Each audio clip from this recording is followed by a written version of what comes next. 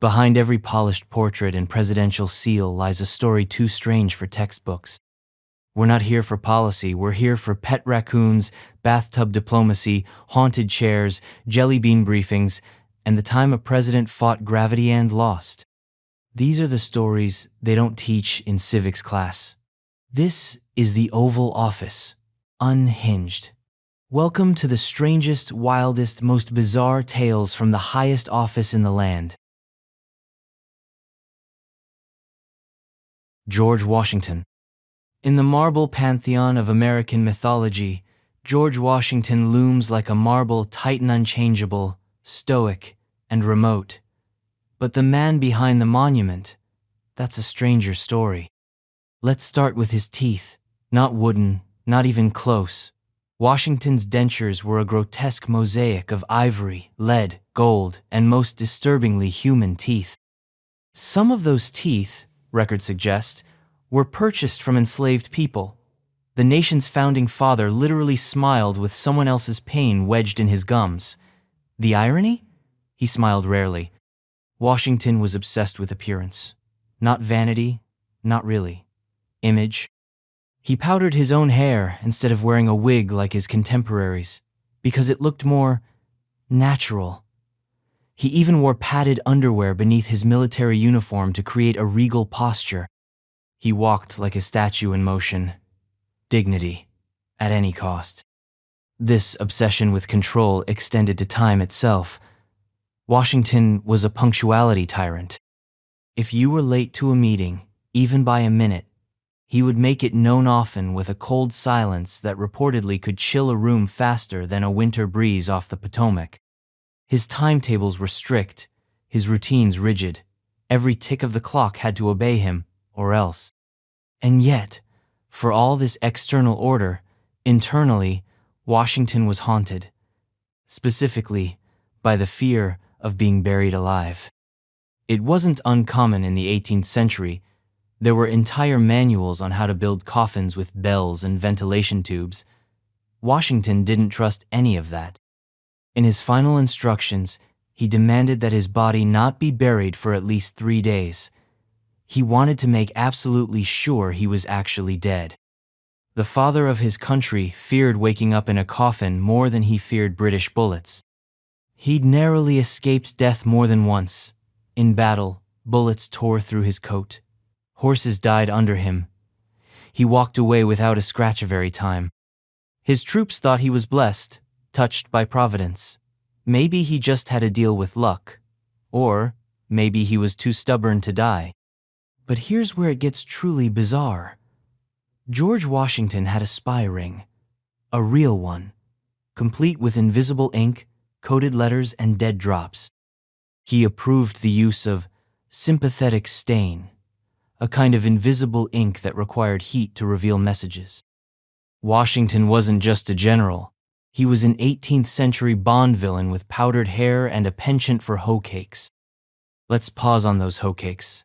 Cornmeal pancakes fried over a fire, drowned in butter and honey. Washington loved them so much, he had them nearly every morning. Not exactly what you'd expect from a man usually depicted riding a white horse into a hurricane of musket fire.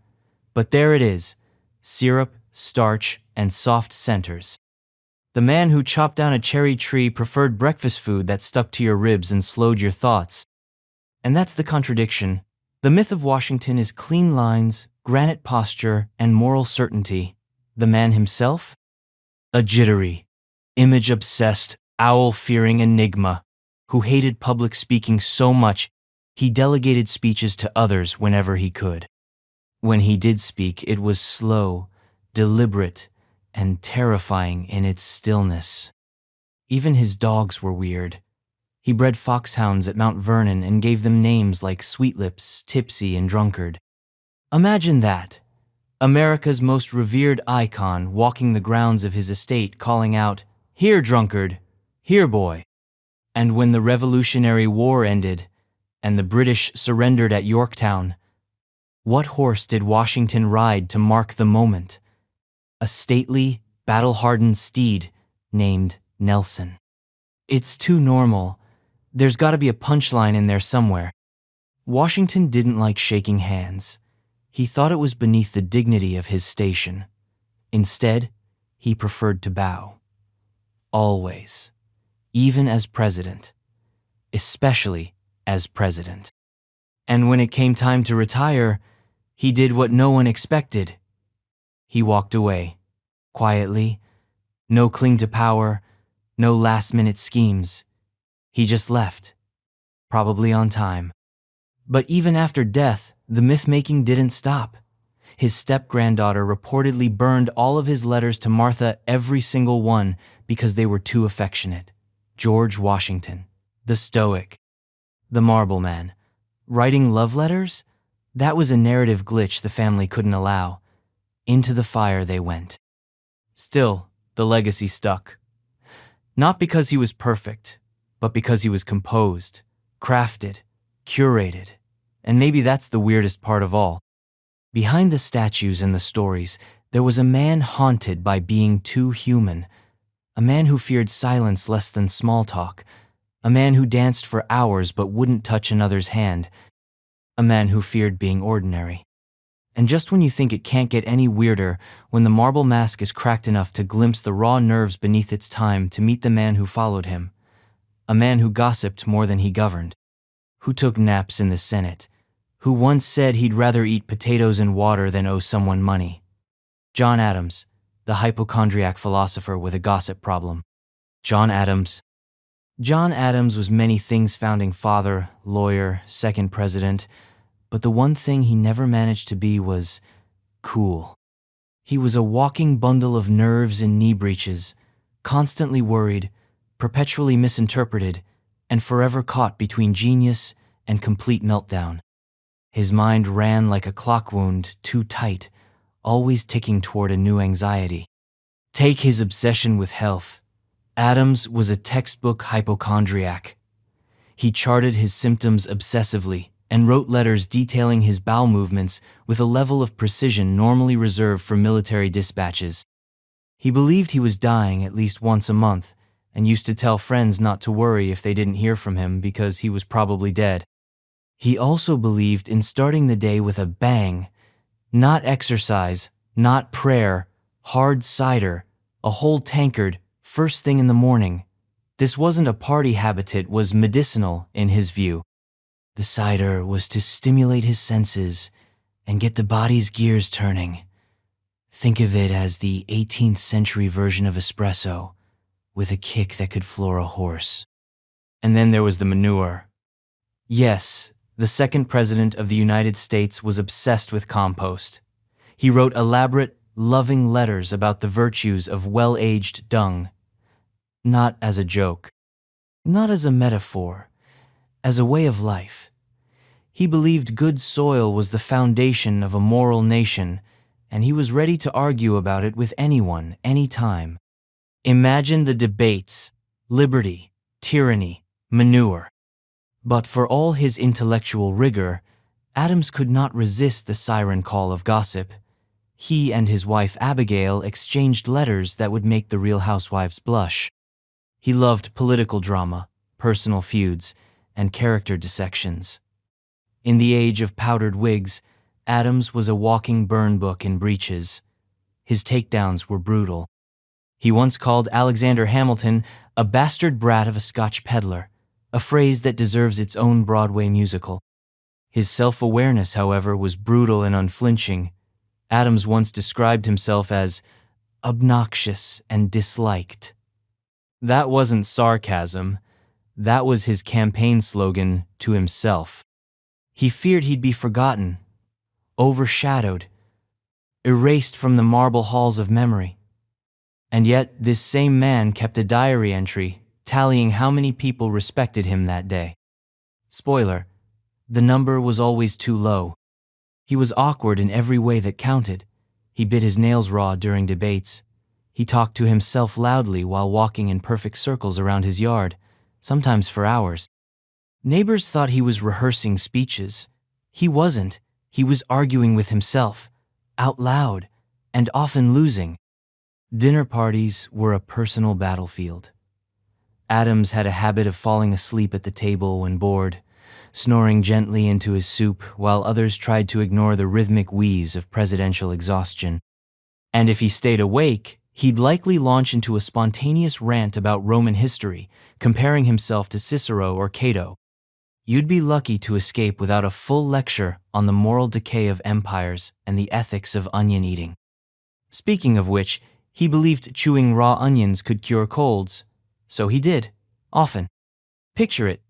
A man who hated physical affection, wore boots older than most of his staff, and chewed onions like apples while correcting people's Latin. He also believed horses could detect liars. According to Adams, his favorite mare once bucked off a dishonest man. From that point on, he used horses as moral barometers. If the horse didn't like you, neither did Adams. And if the horse sneezed mid-conversation, well, that was practically a felony. He kept rocks from locations of political importance and considered them part of his private archive. He collected handkerchiefs embroidered with owls, saw dreams as coded warnings, and used to correct people's calendar math in casual conversation. Because nothing screams life of the party like arguing about leap years over punch. He distrusted nicknames. He hated the word nice. He believed novels made people lazy, and that too much smiling made a man look foolish. He was also fanatically clean by 18th century standards and insisted on washing his hands obsessively, which only reinforced his image as a germ-conscious curmudgeon centuries ahead of his time. And when he died? He did it on cue. July 4th, 1826, exactly 50 years after the signing of the Declaration of Independence. And his last words? Thomas Jefferson survives. Except Jefferson didn't. He had died hours earlier. Adams didn't know. It was a cosmic misfire, an eerie punctuation mark on a life defined by strange timing. Adams was a contradiction in every corner. A man who believed deeply in democracy, but once called it mob rule. A founding father who preferred to be alone in thunderstorms. A president who spoke Latin, chewed onions, insulted monarchs, and graded his daily popularity like a teen tracking Instagram likes. And now, with the gossipy ghost of John Adams still echoing in the annals of American awkwardness, we step into the shadow of a man whose private life was even stranger than his inventions. A founding foodie, a mammoth chaser, and the first White House DJ, Thomas Jefferson, who once shipped a moose across the Atlantic just to win an argument. Thomas Jefferson. Thomas Jefferson is often imagined as the Renaissance man of early America, a philosopher with a quill in one hand and a compass in the other. But beneath the architectural blueprints, Enlightenment quotations, and elegantly penned letters, Jefferson was, without question, deeply, and sometimes spectacularly, weird. Let's begin with the moose. Jefferson once had a moose carcass shipped across the Atlantic to France, not as a gift, not as dinner, as proof. See, Jefferson was locked in an intellectual war with a European naturalist who claimed that animals in the Americas were smaller and inferior. To refute this, Jefferson mailed a whole dead moose to Paris. This wasn't just science, this was patriotism through taxidermy. Somewhere, a French customs agent still hasn't recovered. He was obsessed with size, not just of moose, but of mammoths, too. Jefferson believed that somewhere in the American West, enormous prehistoric beasts still roamed. He encouraged expeditions to keep an eye out for them. Lewis and Clark were told to look for rivers, mountains, and any leftover woolly giants. Jefferson wasn't just expanding territory, he was hunting cryptids. His fascination with knowledge wasn't confined to the living world. Jefferson kept fossils on his desk, a mastodon tooth among them, and he compulsively took notes on everything. Weather, food prices, moods, humidity, dreams, you name it.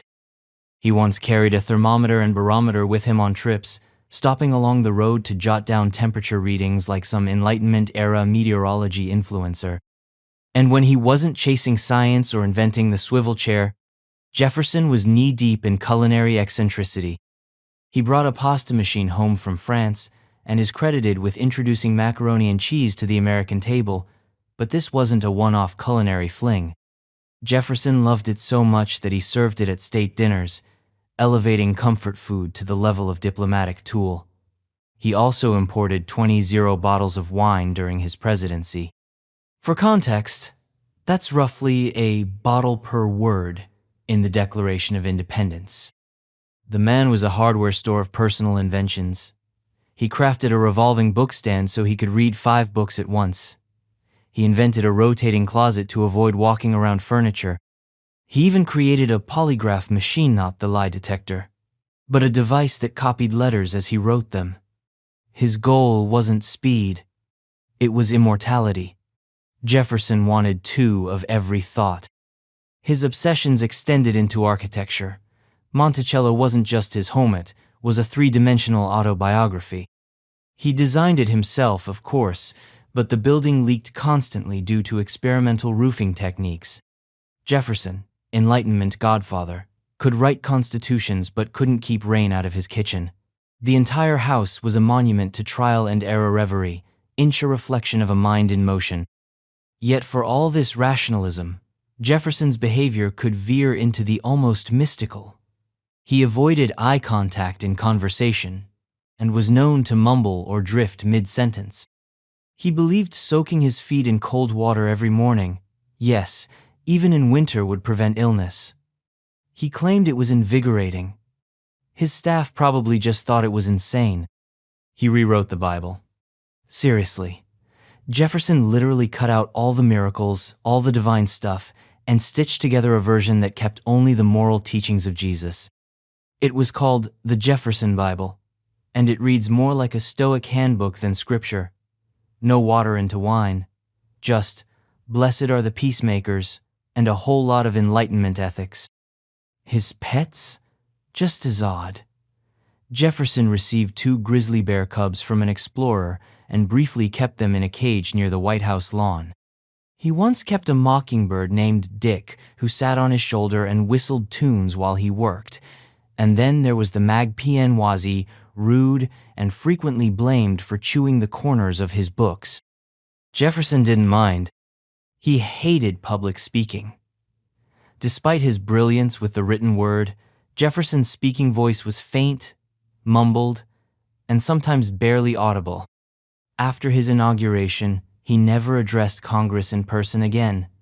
He thought the spectacle felt too much like a king's speech. Instead, he sent written messages and let someone else read them aloud. Even his diet was strange. He once claimed to be a vegetarian, saying he used meat only as a condiment, but his pantry told a different story. He loved ham, venison, and French cuisine. His gardens at Monticello grew over 300 types of vegetables, many of them rare imports. His commitment to variety was so intense that visitors sometimes found his menus overwhelming. He believed in phrenology, the now debunked science of skull shapes determining personality. He was convinced that the bumps on a head could reveal character. He didn't act on it politically, but he did quietly observe guests' foreheads like they were maps of virtue. Jefferson also slept little, 4 to 5 hours a night, tops. He stayed up reading by candlelight into the early hours. He logged temperatures at midnight. He believed ideas came better in darkness. It was as if he lived half his life in some shadowy Enlightenment dream state.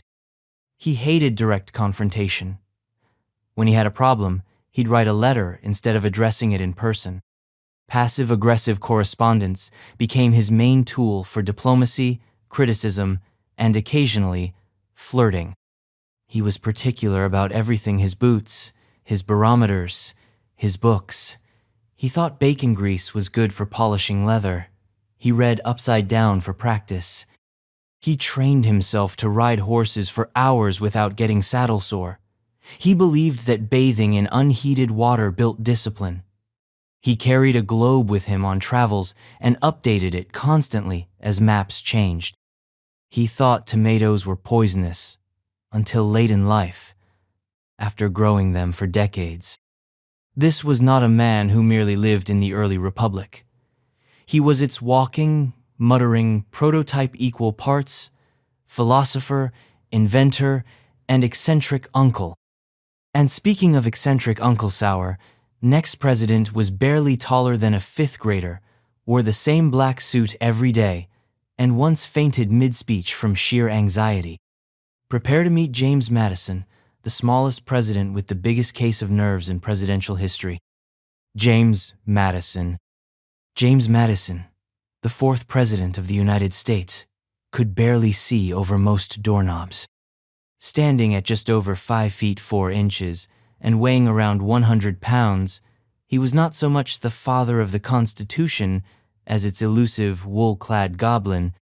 Delicate in health, frail in build, and flinchy in social settings, Madison was the least likely person to command a room and, perhaps the most likely to panic quietly in the corner.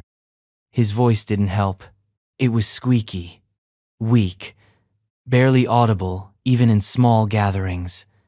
Public speeches were less oratory and more whispered confessions.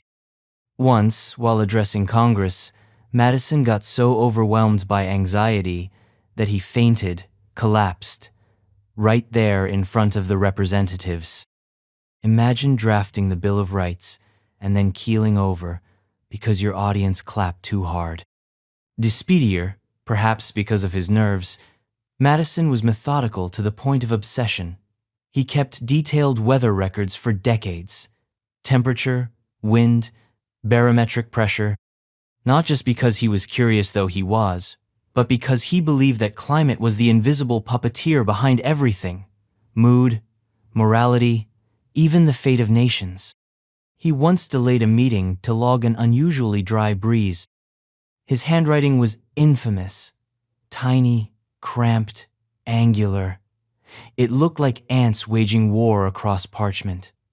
Historians have spent entire careers deciphering his journals. Some pages look more like encrypted ciphers than personal reflections, and perhaps that was the point. Madison didn't just write for himself, he hid from others in the way he wrote. He never had a job outside academia and politics. No law firm, no farm, no business. He was a full-time brain. He spoke Latin, Greek, and Hebrew, and would sometimes sprinkle these languages into letters just to flex or confuse. When feeling extra theatrical, he'd write entire paragraphs switching between languages mid-sentence. Even his friends didn't always know what he was saying, probably on purpose.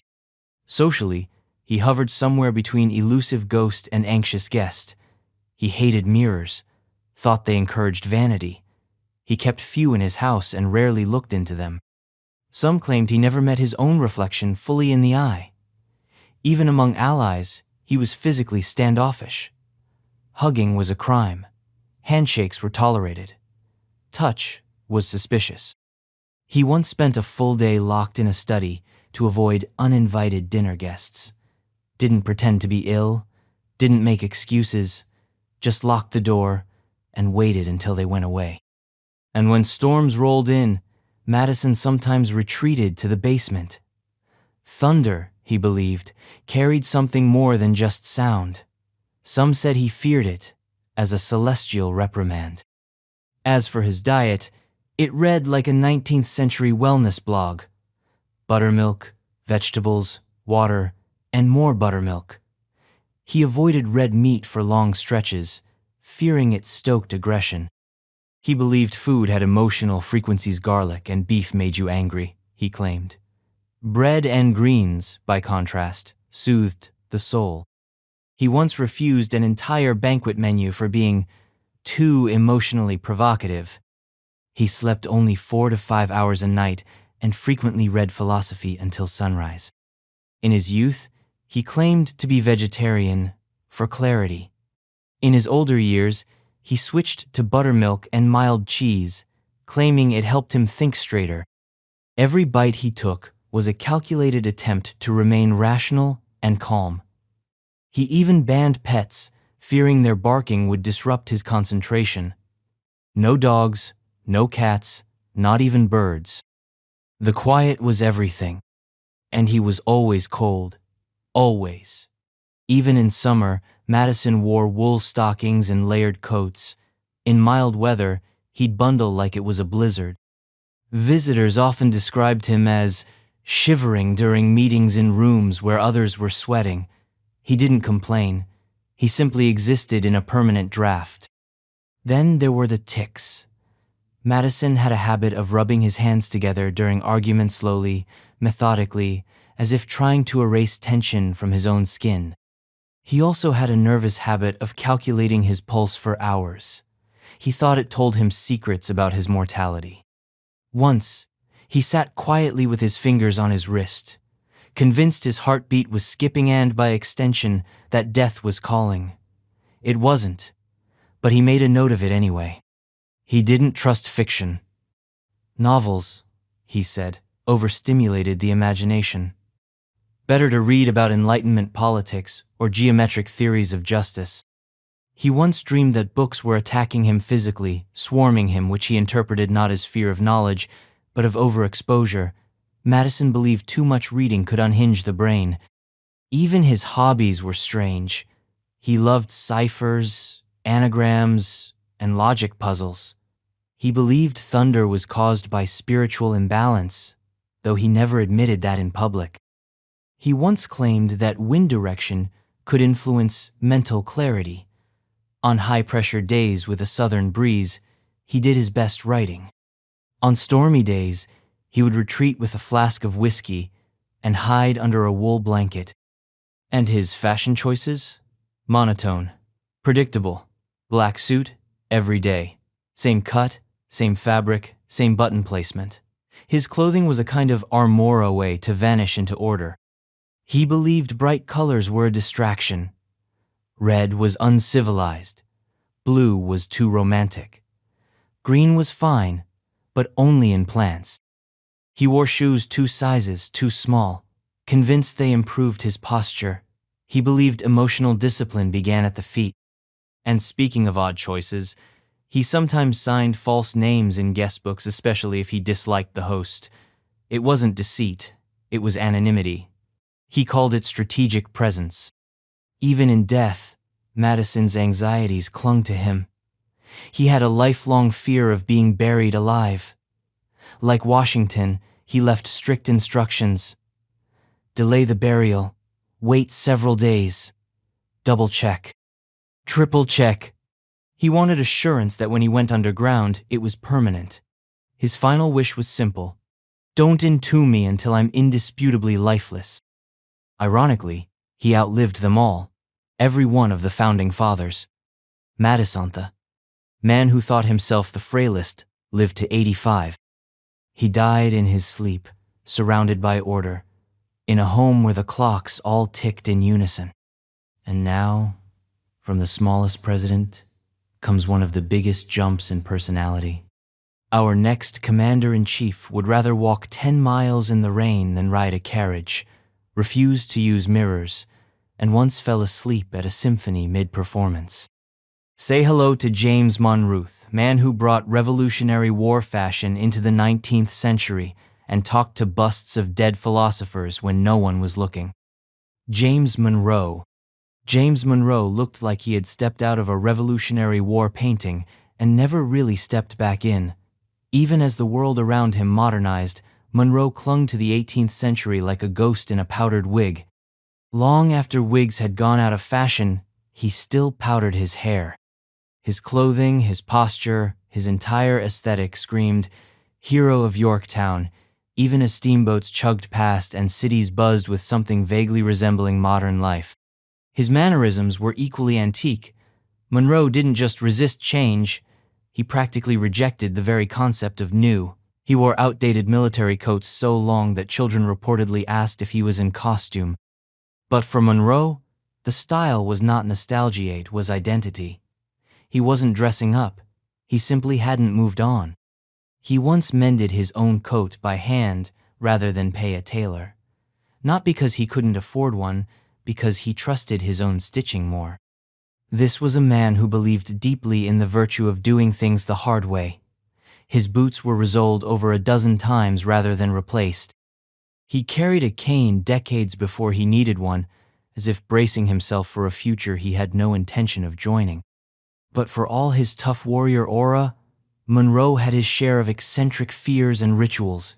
He was terrified of banks and paper currency. He preferred coins, barter, anything tangible. Paper money, he believed, was a kind of phantom wealth, untrustworthy, unstable, just like mirrors, which he kept to a bare minimum in his house. Some claimed he feared that mirrors might hold secrets or worse, judgments. He also disliked eating in front of strangers. He believed it looked animalistic. Dinner, for him, was a private ritual. If guests were present, he often excused himself or arranged meals beforehand. He wasn't shy. He was selective. He believed that the act of chewing could betray thoughts, and Monroe kept his thoughts close. He had odd ideas about health. He believed bathing in hot water weakened the body and only took cold baths, rain or shine, winter or summer. And not for cleansing, believed cold water sealed the soul. As if heat might melt the boundaries between body and spirit, that line had to stay sharp. And his belief in signs shavelly atmospheric, often ominous deep, Monroe hid in his cellar during thunderstorms, convinced they were more than just weather. He counted steps aloud while climbing stairs, calling it a form of spatial governance. He once fell asleep during a symphony and snored so loudly that the conductor reportedly paused in confusion.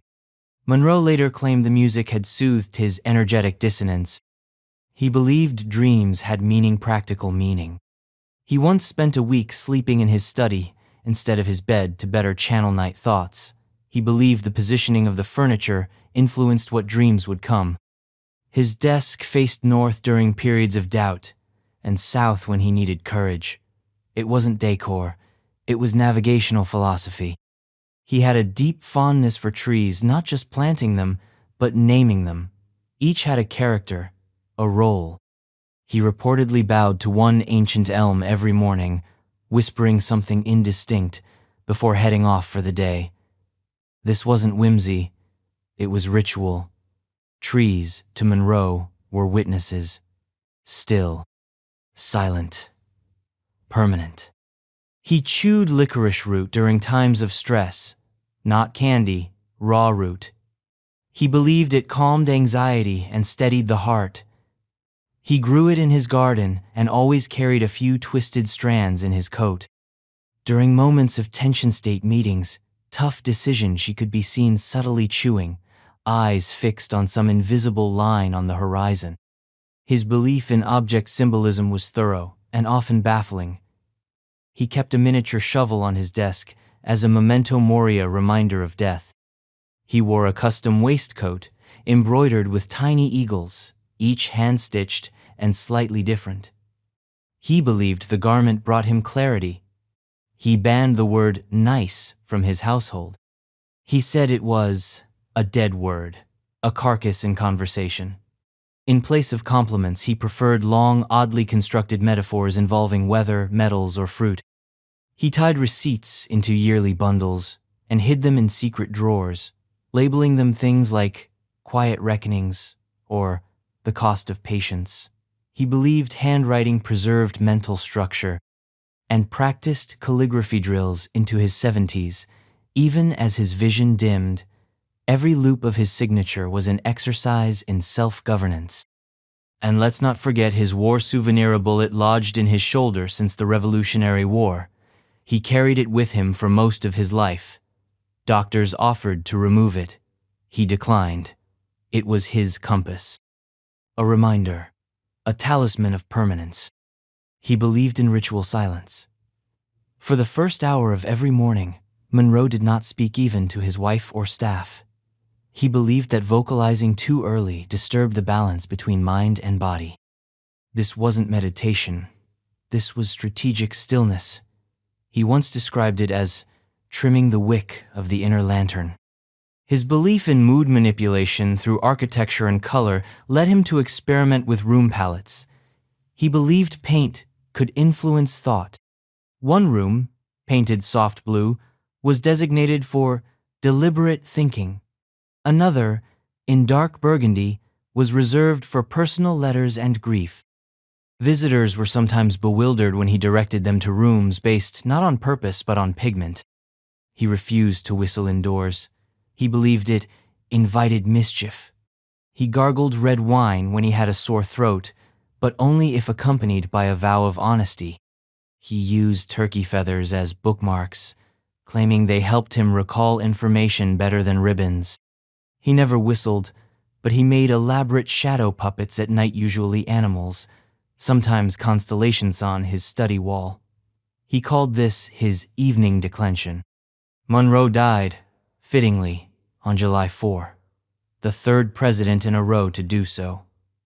Not because of any curse or fate or design, but maybe because the republic he helped shape had its own clock, and Monroe, ever the antique soul, chose to leave as quietly as he lived, facing south, dressed in wool, in a room painted for reflection. And now, from the man who whispered to trees and battled banks with silence, we move to the most perambulatory president of them all.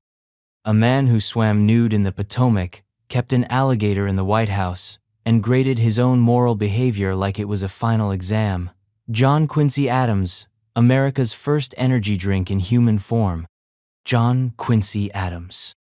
John Quincy Adams began each day in the most literal state of nature, naked, submerged in the Potomac River. Before breakfast, before presidential duties, before speaking a single word, he would strip and wade into the water, not to cleanse, not to reflect, to swim, every morning, even in winter. It wasn't eccentricity to him, it was regimen, discipline, and communion with the elements. One morning, a female journalist attempted to interview him mid-swim. He refused, of course. But the river didn't. It had already published its reply. Adams treated the body like a testing ground for strange theories. He believed that walking barefoot on wet grass improved his eyesight. He practiced walking backward uphill for better posture and mental discipline. He insisted on fasting for spiritual calibration, sometimes for days.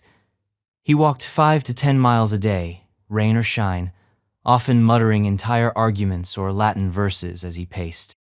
It wasn't rare for passers-by to hear him debating aloud with no one, unless you counted the trees, the birds, or his own internal tribunal. And those birds? He believed they had moral compasses. He talked to them, lectured them, even scolded them if they chirped during his writing. He once refused to cut down a tree because a pair of jays had nested in it. His garden walks became tiny moral symposia. He called birds sky witnesses. What they witnessed, he never said. His diary was a fortress of detail. He kept one for over 60 years, writing nearly every day. More than 15, 0 pages of entries, weather logs, dreams, moral scores, political debates with himself. He graded his own behavior like a schoolmaster. B+ for honesty today, C for temperance, A for silence. He tracked the number of letters he received each year, sometimes disappointed when the total dipped. He viewed correspondence as a barometer of relevance.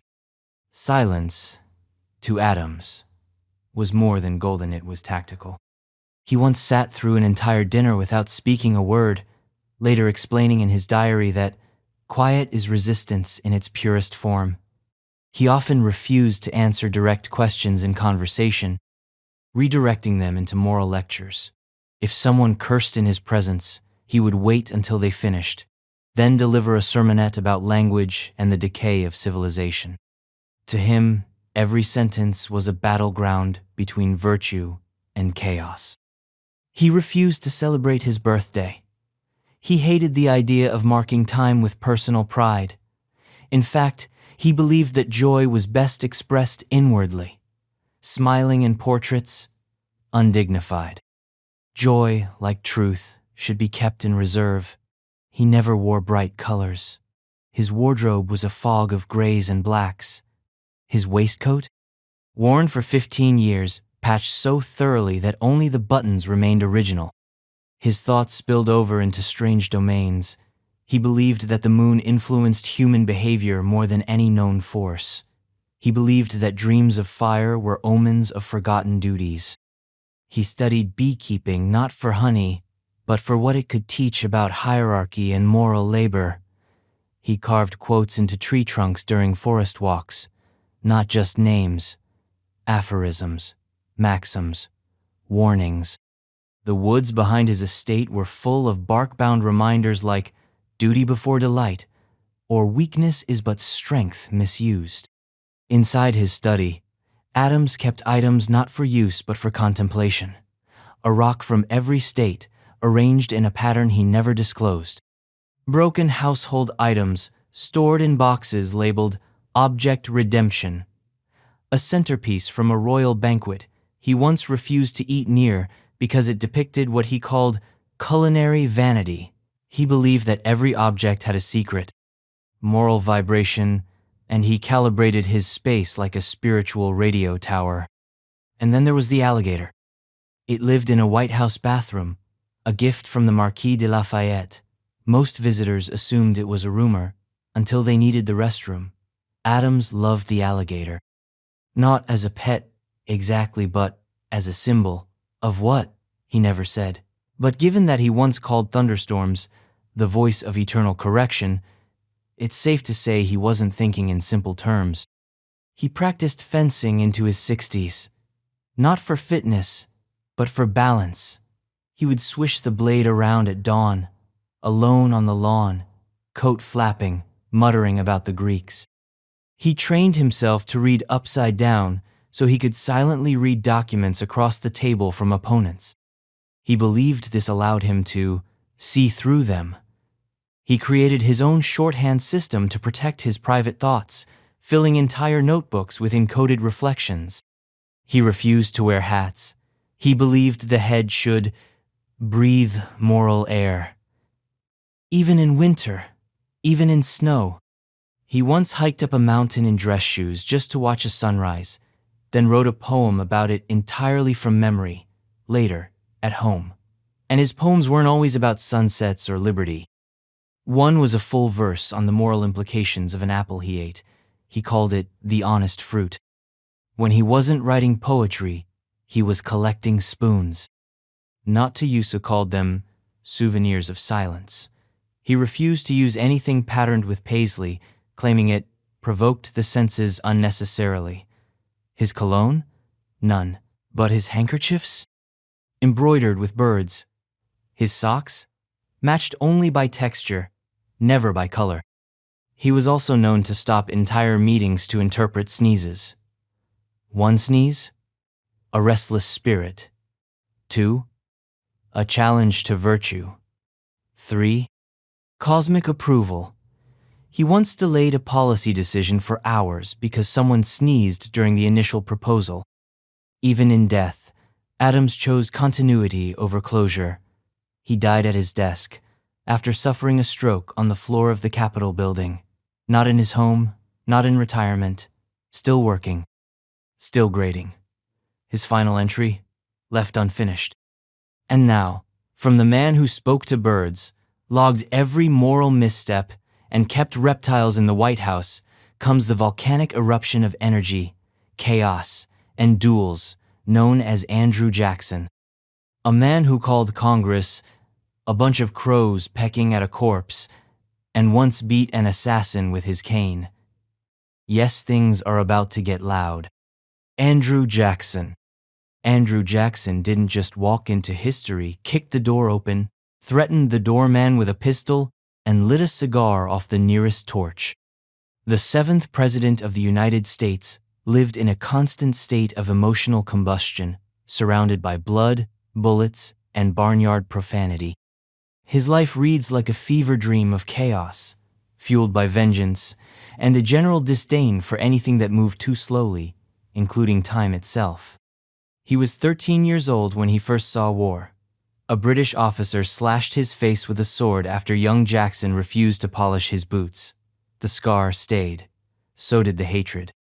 He was captured, orphaned, and nearly starved to death. That was just his origin story.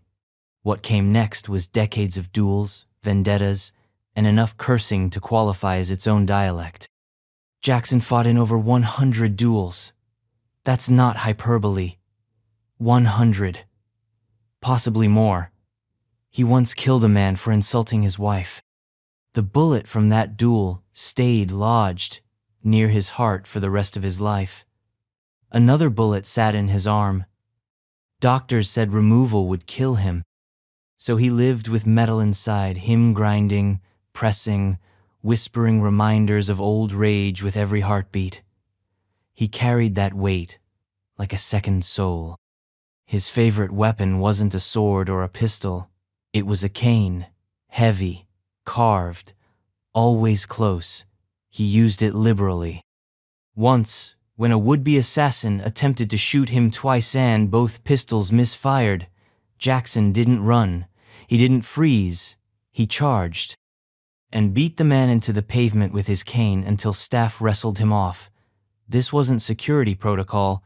This was just Jackson being Jackson. He had a parrot. Of course he did. But not a charming one. This parrot was expelled from Jackson's funeral because it wouldn't stop cursing loudly in English at the clergy. Some say it learned its vocabulary from Jackson himself, which makes sense. He swore so fluently that his staff created special code words to sanitize transcripts. Reading his official memos is like decoding a Morse code of rage. He didn't trust banks, not in the metaphorical sense, in the literal bury your money in a coffee can sense. He kept gold coins in jars, hidden across his property. He bit them to test their authenticity. He hated paper money, called it worthless fiction. He trusted horses more than bankers, probably with good reason. And he had horses. Dozens. One of them was named Sam Patch, after a daredevil who jumped off waterfalls. Jackson liked naming his animals after wild men and folklore figures. His dogs slept in his bed.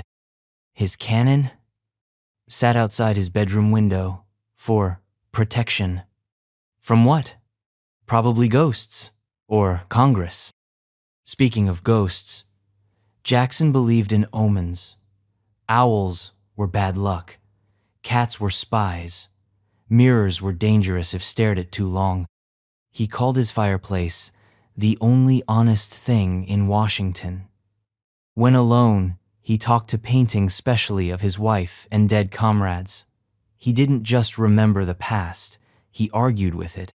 He called dinner parties a waste of bourbon and breath. He once hosted a political meeting in his nightshirt. He drank vinegar and molasses to keep the blood clean. He thought coffee stunted emotional growth, but drank it anyway by the gallon. He chewed tobacco constantly, spat it on floors, and expected others to do the same, at cabinet meetings. He didn't like birthdays, never celebrated his, never acknowledged it in public. When asked about aging, he once said, "Time is a coward's measurement." Whatever that meant, no one asked twice. Jackson slept with a loaded pistol beside his bed every night, even in the White House. He didn't sleep much. When he did, it was often in his clothes, boots on, knife nearby. He considered relaxation a gateway to weakness. He kept enemy newspaper articles in a drawer labeled "Lies and Cowards." He read them aloud to guests, sometimes mockingly, sometimes not. He never apologized for anything, not once, ever. Public apology, he said, was a weakening of the will. He believed animals had instincts people had forgotten. His horse once bit a visitor. Jackson shook his head and said, "That one was no good anyway." He also thought sneezing during a conversation was a sign of lying. He once stopped a treaty negotiation because someone sneezed mid-sentence. He believed names held power. He gave nicknames to everyone, friends, enemies, even his furniture. One chair was called the Judge, another the Liar. He referred to his opponents as buzzards, witches, and, on one occasion, buckets of slop in breeches. He wore the same boots for years out of superstition, same coat, same hat. Even when they frayed or stank, he refused anesthesia for dental work, chewed on leather straps instead. He called doctors guessers in clean coats. Jackson's understanding of dignity was unusual. He believed standing in the rain-built character. He hated umbrellas, called them coward shelters. He refused to be painted unless he could control the pose.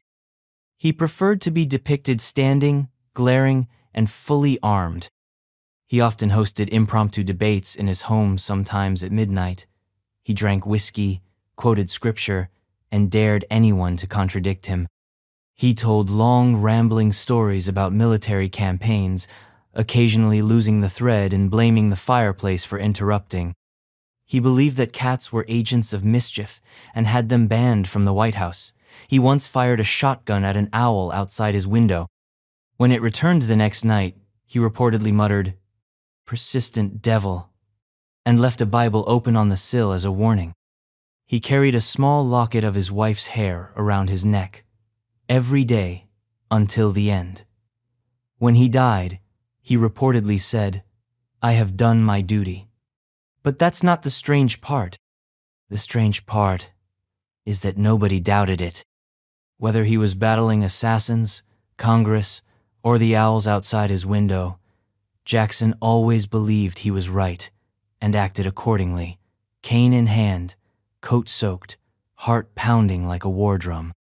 And now we leave the thundercloud that was Andrew Jackson and step into the presence of a far more diminutive but no less strange figure. A man who wore lavender gloves, feared tomatoes after sunset, and once hosted an entirely orange-themed dinner party. Meet Martin Van Buren, the little magician who believed dreams could predict elections and once wrote poetry about buttons. Martin Van Buren. Martin Van Buren stood just 5 feet 6 inches tall, but what he lacked in height, he made up for in an obsessive devotion to style, ritual, and personal quirks that occasionally veered into the territory of performance art. He was the first president born after the American Revolution, a man of the new republic. But Van Buren never truly embraced the modern world. Instead, he floated through it, like a well-coiffed specter who refused to be rushed, ruffled, or misunderstood. He was the only U.S. president whose first language was not English, but Dutch. Though fluent in several languages, he never quite shed the precision and formality of his native tongue. Every sentence, every movement, every item in his wardrobe seemed selected for its ability to project elegance and control. Even his walking style was described as gliding. Critics called it prissy. Admirers called it graceful. Either way, it was deliberate. Fashion was no idle matter. Van Buren wore extra-tight trousers, believing they made his legs appear longer. He spent nearly an hour each day grooming his famously bushy sideburns, tending to them with the care of a horticulturist preparing bonsai. His gloves were always scented with lavender. His handkerchiefs were stitched with his initials in perfect script. He once said, "Disorder in appearance reflects disorder in mind," and lived accordingly. His closet could have doubled as a boutique. Despite the meticulous exterior, Van Buren's behavior was anything but conventional. He once hosted a dinner party where every item, food, drink, tablecloths, even the flower arrangements, was orange. Not burnt orange, not pumpkin, pure, radiant, eye-searing orange. When asked why, he simply replied, "Continuity pleases the soul." The event is still remembered as one of the strangest presidential meals in American history. He despised nicknames and had a particular aversion to Marty. Once, a guest used it in passing. Van Buren responded by having the man's name permanently removed from the guest list.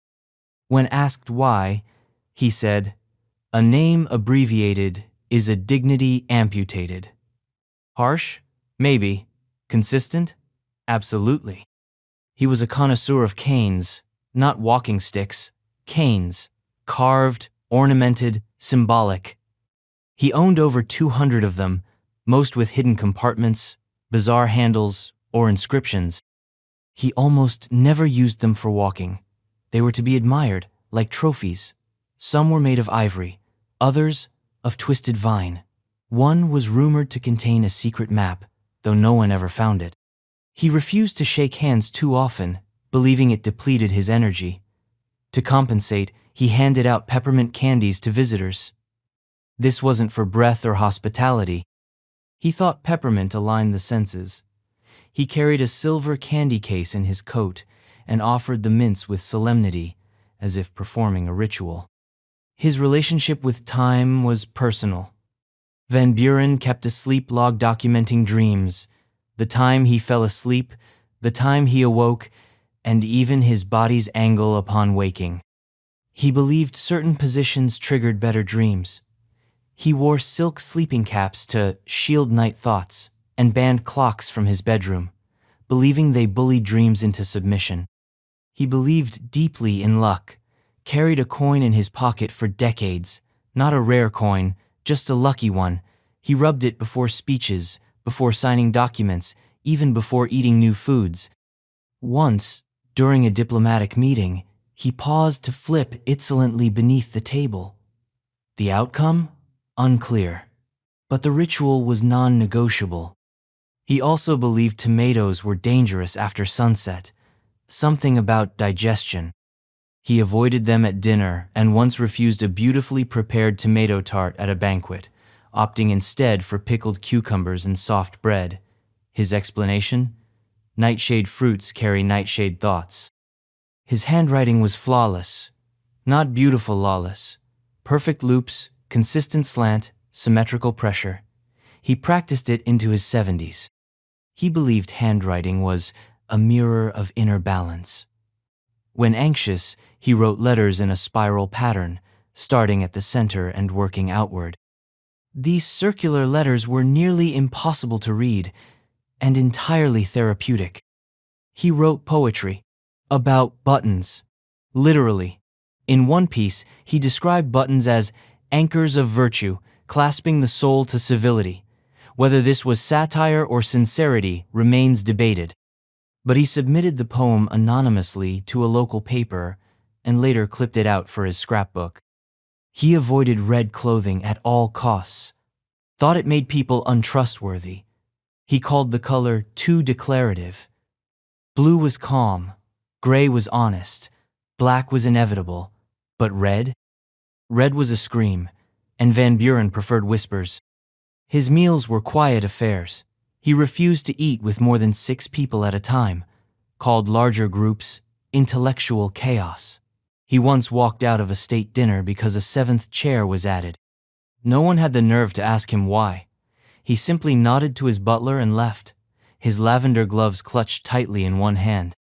He feared stares, not irrationally, but constantly. Every step was gripped with both hands on the rail. Going down took twice as long as going up. He claimed he had a slip dream as a boy and never forgot it.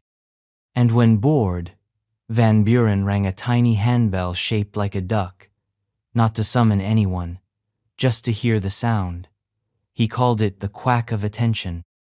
His reading couch was custom built in a half-moon shape. He believed curved furniture encouraged fluid thought. He lay in it like a curled parenthesis, flipping through books while softly whistling badly, but with conviction. He had a toothpick case, shaped like a miniature carriage, and believed using it, before speeches, set the tongue's carriage straight. He wore a wooden pendant carved into the shape of a keyhole. Never explaining what it meant, he referred to his bed as the Parliament of Rest. And perhaps most tellingly, he died believing he would be remembered more for his style than his policies. He may not have been right, but he wasn't exactly wrong, either.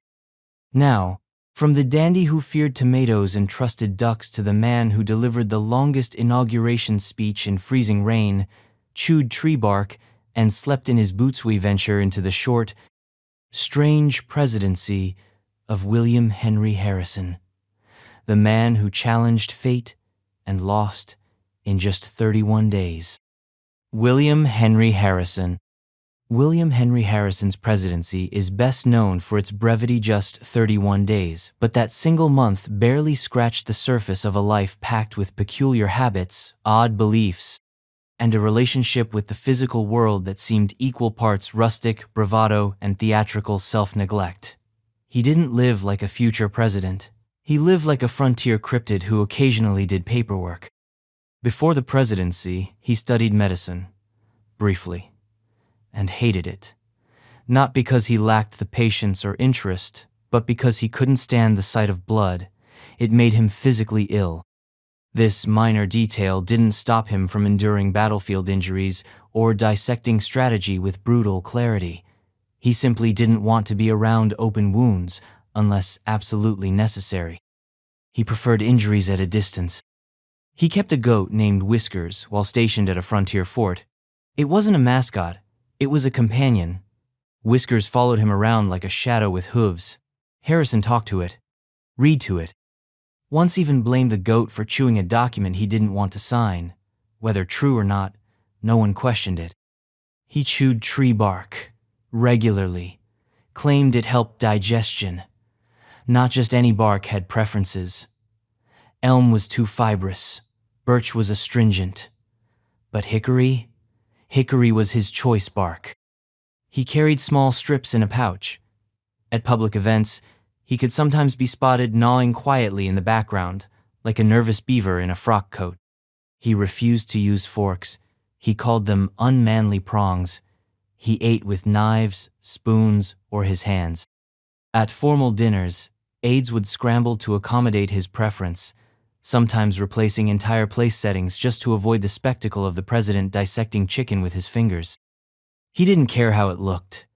That was the whole point. He slept fully clothed, boots on, jacket buttoned. In winter, he added scarves and sometimes his overcoat. He called it prepared rest. He believed you should always be ready to ride, to fight, or to flee. In fact, he often slept on a wooden cot outdoors 7 when indoors was an option. He thought soft beds dulled the mind. Feather mattresses were for the spiritually bankrupt. Harrison rode side saddle as a joke. He was an accomplished horseman, but every so often, especially when greeting new soldiers or at public gatherings, he would swing a leg over in reverse just to see the crowd's reaction. It was his idea of humor. That, and pretending to talk to his hat. He called it the voice of caution. Before speeches, he would hold his hat in both hands, stare into it solemnly, and murmur a few words. No one knew what he said. He never repeated them aloud. Mirrors disturbed him. He covered them at night, not out of superstition but to avoid reflective distortion, as he called it. He claimed mirrors captured too much of a man's soul after dusk. He also feared portraits blinking and once ordered every painting in a guest wing covered during a storm. Something about lightning and eyes. He refused to explain further. He drank onion tea. Strong, bitter, believed it, purified the blood. He brewed it himself, refusing assistance. He would steep slices of raw onion in boiling water until the room stank like a siege tower, then sip it while pacing. He said it made his thoughts sharper. Everyone else said it made his breath weaponized. Harrison refused to own a clock. Time, he believed, should be felt, not seen. He navigated the day by sun, wind, and instinct. When asked the time, he'd often sniff the air, glance at the shadows, and say something like, "It's nearly hoof hour," or "past the point of west, glow." He wasn't joking. He just didn't believe in numbers telling him what to do. He practiced what he called whistling therapy. 10 minutes, every night, right before bed. Just long, slow, meandering whistles. It wasn't musical, it was meditative. He claimed it aligned his lungs and sang the residue of day away. He wore a red ribbon inside his coat always. No one knew why. He never showed it, never discussed it, but it was always there. Some said it was from his wife. Others believed it was part of a private oath. He died with it still sewn into the lining. He hated music, called violins whining wood, refused to allow orchestras at official events. He believed melody distracted from truth. That said, he once gave a 20-minute toast in near silence, occasionally striking a wine glass to maintain tempo. No one knew what he was toasting by the end. He collected shoes from battlefields, not whole pairs, just whatever he found, bloodied, burnt, worn thin. He kept them in a crate labeled March's Memory. When asked, he said, "Shoes no more than men. They remember what's been done." He also wore the same battered boots every day, patched and restitched until they resembled artifacts more than footwear. He feared dreams, not nightmares, dreams. He kept a notebook of them, tried to decode them, believed they contained warnings. Once dreamed of a cactus speaking in Riddlestook, it is a sign to avoid New Mexico. He called his favorite jacket his brain coat and wore it for thinking sessions. Said it made the ideas stick to his ribs. Rain, he said, was the sky's conscience. He refused umbrellas, said they interrupted the moral flow of weather. He stood in storms deliberately, often speaking quietly to the clouds. He once caught a cold doing this. It turned to pneumonia, and then he died. But not before delivering the longest inauguration speech in history, nearly 2 hours, in freezing rain, without a hat or coat. He stood on the Capitol steps, barking rhetoric like a man who didn't believe in mortality. 31 days later, he was dead. His cause of death? Likely the very chill he had stood defying. He died, some said, as he lived, defiantly overdressed beneath the bones of the sky. And now, we pass from the man who spoke to hats and chewed bark, to the man who spoke to furniture, carved faces into fruit, and once assigned his children specific days of the week for speaking at dinner. Meet John Tyler, the president who conducted mock trials for his pets and feared that mirrors might steal his dreams. John Tyler. John Tyler was a man who believed in structure, not just in law or policy, but in his daily life, his dining habits, and even in his silences. He didn't merely follow routines. He enforced them with a quiet intensity that made his home life resemble an 18th century opera run by a neurotic stage manager. Everything had its place. Everything had its time. Even his children were scheduled like pieces of symphonic percussion. He had 15 children. That's not a typo. 15. And they weren't just born over the span of decades, fathered some in his 20s and others in his 70s.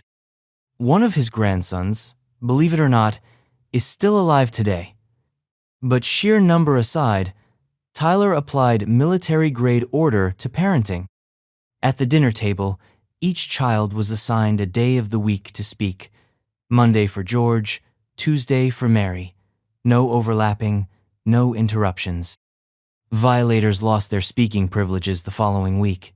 It wasn't conversation. It was a rotating court of appeals. He conducted mock trials for misbehaving pets.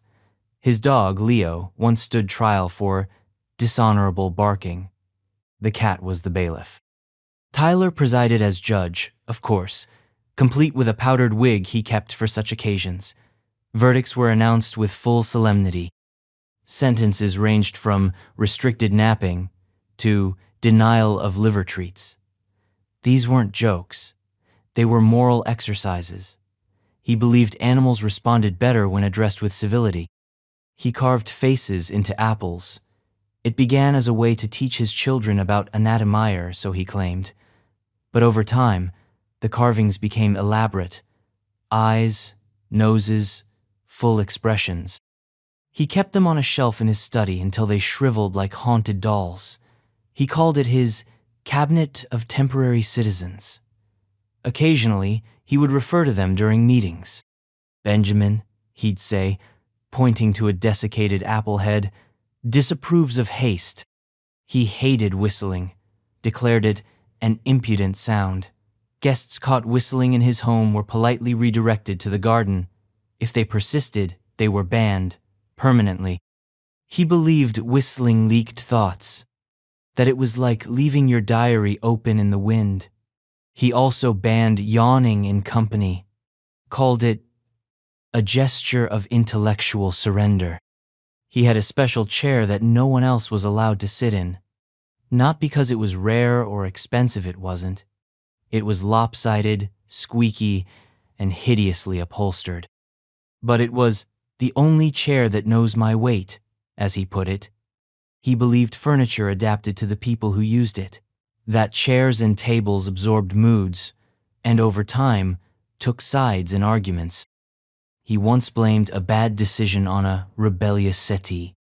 He collected pebbles, specifically round, smooth ones that could fit perfectly in the palm. He called them worry eggs. He had dozens, maybe hundreds hidden in drawers, jars, and coat pockets. During debates or moments of tension, he'd reach for one and rotate it slowly, like winding a mental clock. He believed the motion smoothed thought, calmed the temper, and focused the will. He read, with gloves on, soft white cotton ones, said it kept the pages from absorbing human intention. He believed books held energy, and that too much skin contact created bias. After reading, he would air out the books on the windowsill, letting the wind cleanse presumptions. Mirrors unnerved him. At night, he draped them in cloth. Not out of vanity or superstition, but because he feared seeing himself move when he wasn't. He said reflections were second selves, and didn't trust them to behave when unobserved. During one storm, he nailed a blanket over a mirror rather than risk a lightning strike, activating the glass. He believed silence had weight, that a room with too many words would tip over spiritually. He scheduled quiet hours at home, during which even clocks were muffled and shoes removed. He once canceled a state dinner because he was full of unspent quiet and didn't want to rupture the stillness. The guests were sent home with pears and apology notes written in haiku. He wore rings on the wrong fingers. Always. When asked why, he said it balanced his mental magnetism. His rings were engraved with cryptic symbol sewn, appeared to be a star map, another a chicken mid-flight. He refused to explain. He wore them even to bed. He drank tea with salt instead of sugar, believed it grounded the spirit. Sweetness, he said, was too easy a victory. He brewed the tea himself, always in the same copper pot, which he called the thinker. He believed the pot developed brewing intelligence over time. He once attempted to teach a canary to read, not as a stunt. He was entirely serious. He trained the bird to hop towards specific words on cue cards, rewarding it with seeds.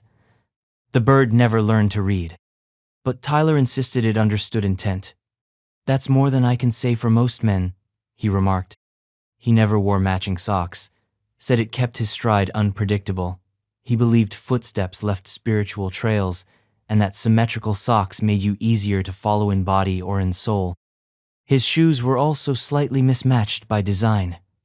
"Perfect symmetry is for statues," he said. When he died, he left behind boxes of handwritten jokes, none of which had ever been told. He called them reserved levity. Some were puns, others were riddles. One simply read, "If mirrors reflect light, what do windows reflect? Possibility?" He never shared them aloud, believing humor should be cultivated like wine and only uncorked when truly aged. And now, from the apple-carving philosopher of silent dinners and whispered chairs, we shift into the whirlwind chaos of America's most combustible president. A man who spoke to bullets, sent duels by mail, and wore sorrow like a second uniform. Say hello to James K. Polk, who kept time by sand, believed in omens, and once measured his own patience in teaspoons. James K. Polk. James K. Polk lived like a man running out of time, not metaphorically, literally. His entire life moved at a dead sprint, his hours carved up into tiny, exacting rituals, His thoughts poured into notebooks with the obsessive precision of a man who feared forgetting something or everything. To outsiders, he appeared composed, formal, efficient. But peel back the layers, and Polk was a clockwork, storm-tight-lipped, meticulous, and quietly, unmistakably, strange. He kept sand timers, dozens of them, tall ones, short ones, ones with red-dyed sand. Each one was for a different task. Reading letters? 15-minute hourglass? Napping? 22 minutes? No more, no less. Writing policy drafts? 40-minute glass? Flipped precisely twice. Polk didn't wear a watch. He orchestrated his day with grains of silica. If the sand ran out before the task was finished, he didn't extend the time, he abandoned the task. If it cannot be done within the allotted drift, he once wrote, then it was not worth doing. He maintained silence with the same intensity other men reserved for speeches. Polk believed talking too much leaked purpose. He rationed his words like water in a desert. Cabinet meetings were sometimes so quiet that aides could hear the scratch of his pencil before he spoke. He would often enter a room, nod curtly, sit down, and begin writing, without a single greeting. His longest speech to staff on record was under 2 minutes. His shortest? A nod and a click of his sand timer. He kept a distraction ledger, a black-bound notebook where he wrote down every interruption that occurred during his day. A fly buzzing too loud, a door creaking open, an assistant clearing their throat at the wrong time. Each was logged like a crime, often with a passive-aggressive footnote. 2. 7 p.m. unsolicited advice, consequences forthcoming. He was afraid of lemons. Not in a panicked sense, but he believed they were bad luck. He would not touch one, smell one, or allow one near his food. He believed they soured thought. If served lemonade at dinner, he would excuse himself. If a guest brought lemon tarts, he sent them home with a different dessert, usually something bland and beige. Polk spoke to his pen before using it. Every time, a small, quiet murmur, not an invocation, not a prayer, just a few words to wake the nib. He had a favorite quill short, chipped, ornately carved, that he called the needle. When it broke, he buried it in a small box in his garden with a note, retired from service with distinction. He avoided eye contact during serious conversations, not out of fear, out of belief. Polk said too much eye contact caused emotional feedback. He preferred to speak while looking at objects, books, clocks, windows. One staffer described being reprimanded while Polk stared intently at a bust of Cicero as though channeling the Roman orator's disapproval. He once fasted for 48 hours to purify his will. Not for religious reasons, for clarity. He believed eating dulled conviction. His diet on most days was alarmingly austere. Dry toast, unsweetened tea, boiled rice. He called heavy meals moral anchors. He carried a pouch of dried oats and sometimes chewed a pinch mid-meeting, slowly, deliberately, like a monk testing patience through blandness. He never drank alcohol, not a drop. He believed it blurred timelines. Clarity bends under wine, he wrote once, and I would not be bent. When offered a glass at events, he simply nodded and passed. He didn't judge. He simply abstained with the air of someone who had already measured the cost and filed the result in a drawer labeled unnecessary. He slept on a hard mattress, under a single sheet, in absolute darkness. His room had no pictures, no books, no writing instruments. He believed the mind should arrive at sleep without stimulation. No nightcap, no dream journal, just the dark and the breath and the gentle tick of a small sand timer on the nightstand. He had an aversion to being touched. Handshakes were fine, but hugs? Absolutely not. Even his wife learned to avoid surprising him.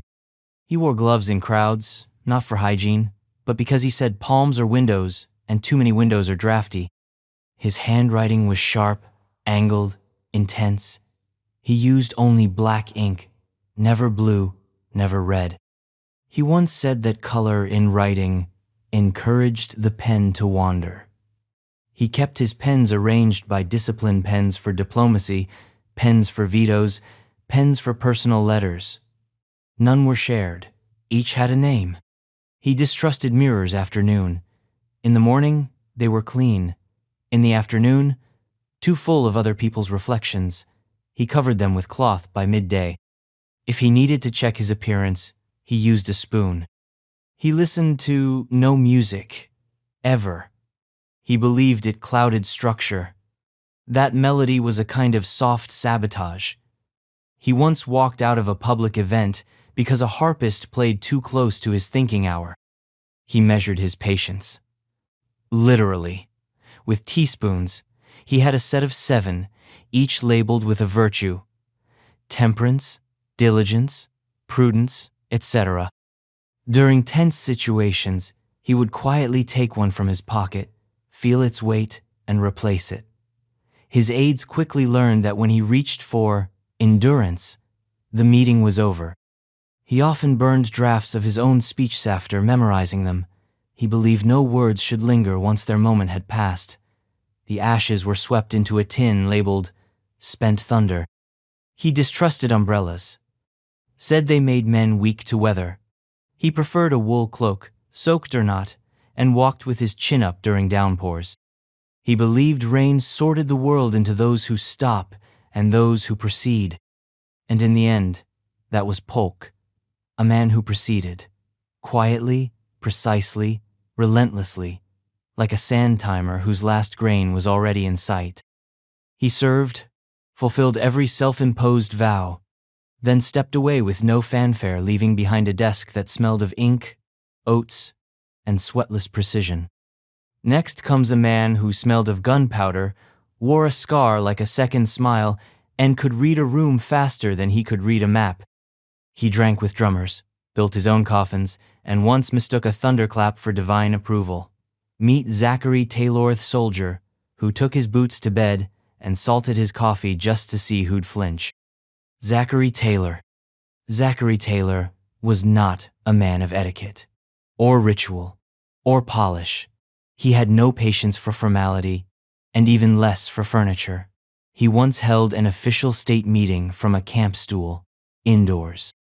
At the White House, when asked if he'd prefer something more comfortable, he said, "Comfort spoils instinct," and continued gnawing on a cold strip of beef jerky.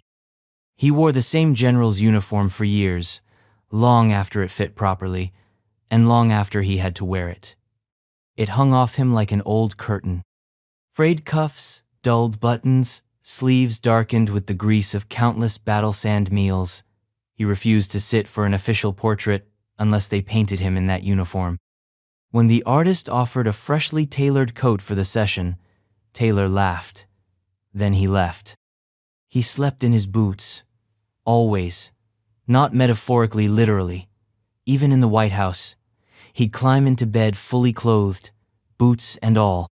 His staff replaced his mattress 3 times during his short tenure because of the mud and oil caked into the fabric. He believed removing boots before sleep was a luxury for the unprepared.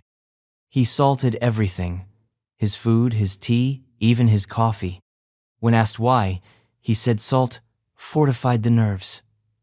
Guests who took coffee with him often recoiled after the first sip, thinking they'd been pranked. They hadn't. That was just Taylor's brew, black as ash and salted like the sea. He called sugar coward's seasoning. He kept his own coffin, not as a symbol, as a practical object. It was a rough pine box he'd commissioned during a yellow fever scare years earlier. It traveled with him from post to post. When stationed at outposts, it doubled as a table. Once, he ate dinner off it, in front of an entire regiment. "No better place to plan a future than where it might end," he reportedly said between bites. He believed storms were warnings, not divine, not mystical, just practical signs that something was about to break. If thunder cracked during a meeting, he'd pause, squint at the ceiling and say, "Weather's watching us." Then continue, slightly louder. He disdained gloves, hated them. He called them hand prisons. Even in the coldest months, he rode barehanded. His knuckles were cracked and permanently stained from years of rains, muskets, and firewood. A visiting diplomat once tried to present him with an ornate pair of ceremonial gloves. Taylor accepted them, nodded once, then used them to polish his boots. He hated speeches, delivered only one major address as Presidentis inaugural, and even then, he butchered half the prepared text, went off script, and muttered parts of it under his breath. His staff begged him to rehearse next time. There wasn't a next time. Taylor kept a journal, but only for inventory. Not feelings, not reflections, just lists. How many cartridges? How much salt pork? How many shirts still had working buttons? He'd sometimes read these entries aloud to guests, assuming they'd be just as interested. One entry, read aloud at dinner. 6 pounds salt pork, 2 knives sharpened, 1 pair socks unrecoverable. He distrusted paintings. He thought artists lied.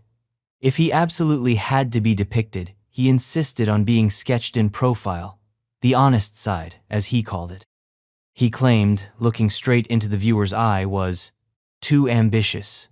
Portraits should remember, not flatter. When he rode, he never used a saddle pad, said it was untrustworthy cushioning. He wore a wool sash under the saddle and steadied so tight it left permanent creases in the leather. He once rode 60 miles in a day with a cracked stirrup and only noticed it when someone pointed it out. His response? It didn't say anything. He carried a nifonot for defense, but for utility. The handle was wrapped in twine, the blade notched from years of use. He cleaned his fingernails with it, cut meat, sharpened pencils. He called it the real signature. He once refused to use a chamber pot on a train, climbed off at a station instead, walked into the woods, and came back 15 minutes later without a word. When someone asked where he went, he said, "West." His tenure in office was brief, a little over a year. But even in that short time, the White House staff developed a nickname for him, Old Dry Thunder, because he moved like a storm that never rained loud, unpredictable, and impossible to pin down.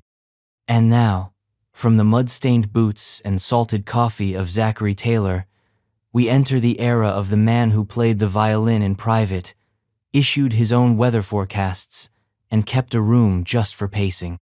Meet Millard Fillmore, who once canceled a meeting over mismatched candlesticks and believed chewing mint leaves could ward off bad ideas. Millard Fillmore. Millard Fillmore was a man of measured refinement, or, as some might describe it, obsessive order cloaked in velvet. He treated his surroundings like a symphony. Every fork, every carpet fringe, every door hinge had its part to play. He wasn't theatrical, not like Tyler or Polk. He was meticulous, and sometimes uncomfortably so. He insisted on absolute symmetry in every room he entered. If a candlestick sat alone on a table, he refused to speak until a matching one was placed on the other side. Once, he canceled a meeting with 3 visiting envoys because their chairs weren't arranged in a perfect triangle. He gave the butler a 3-minute lecture on visual equilibrium and rescheduled for the next morning. He wore white gloves to inspect furniture for dust. At home, in the White House, even in private, his staff knew the drill. Fillmore would run his gloved fingers along the surfaces, sometimes twice.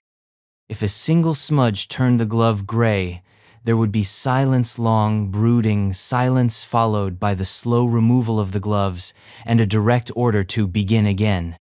He believed certain smells affected decision-making. Vanilla promoted clarity. Lavender induced doubt. Mint, however, was his herb of choice. He chewed mint leaves, constantly fresh ones, never dried. He grew them in small pots placed in sunny windowsills throughout the White House. Guests would sometimes see him pluck a leaf mid-conversation, chew it thoughtfully, and then resumed speaking as if he'd just recalibrated his brain. He issued his own weather forecasts, not metaphorically, literally. He kept a barometer, a wind vane, and 3 thermometers on the south veranda. Each morning, he would inspect them, take notes, and then write out a small bulletin which he titled Atmospheric Considerations. These were not scientific forecasts. They were poetic approximations. Wind courteous today, rain probable by dusk. He kept a logbook of these entries, cross-referencing them with moods and outcomes. He had a dedicated pacing room, not an office, not a study, a pacing room. The floor was inlaid with a narrow wood path, 5 feet wide and 20 feet long. He used it daily. Back and forth, hands behind his back, whispering half-thoughts. His staff was forbidden to interrupt. The rule was posted on the door. Silence maintains velocity. Fillmore believed in hidden compartments.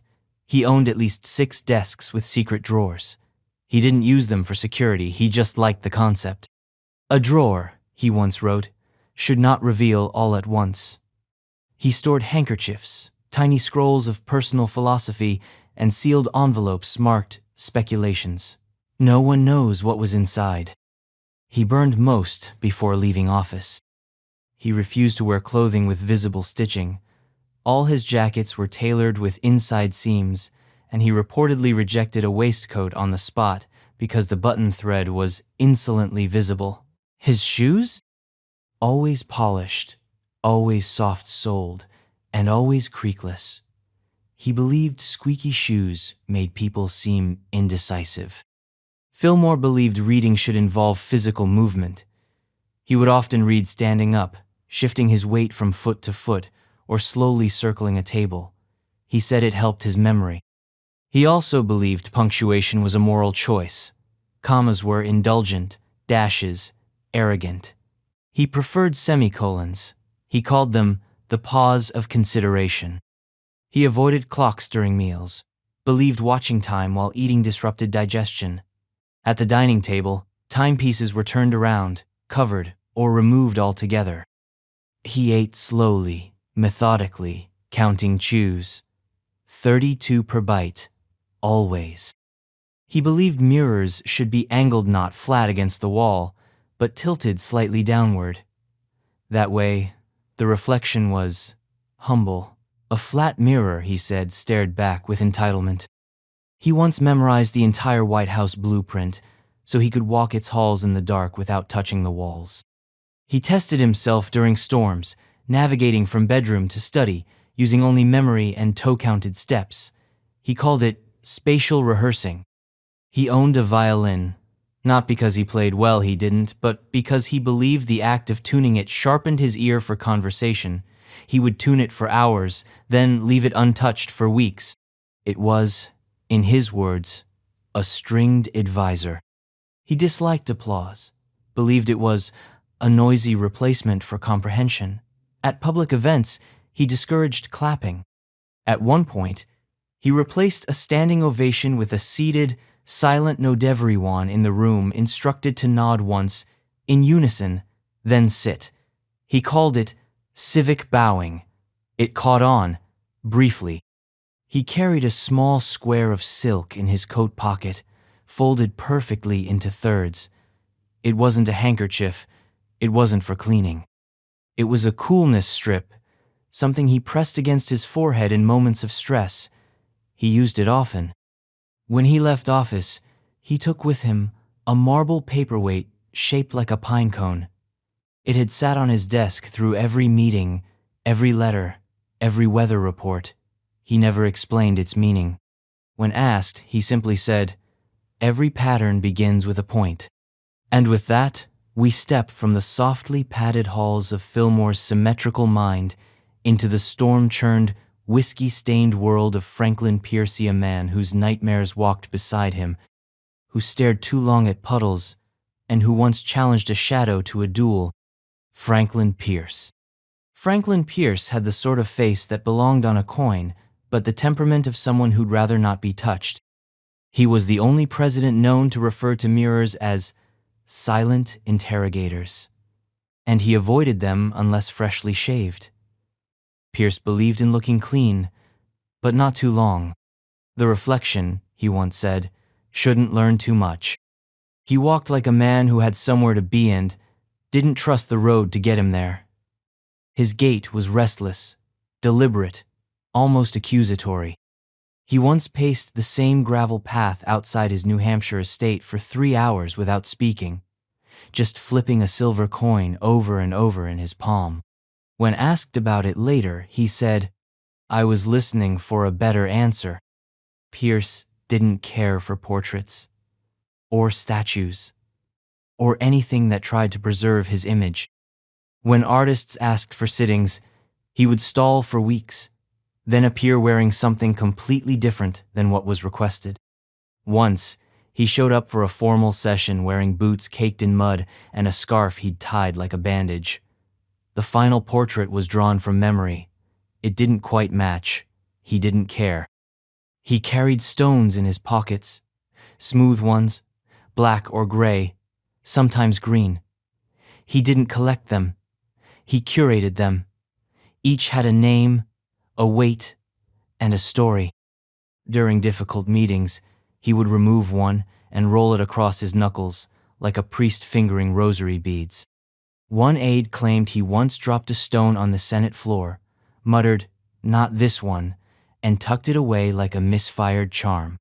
Pierce also believed in watching puddles, not water, specifically reflections.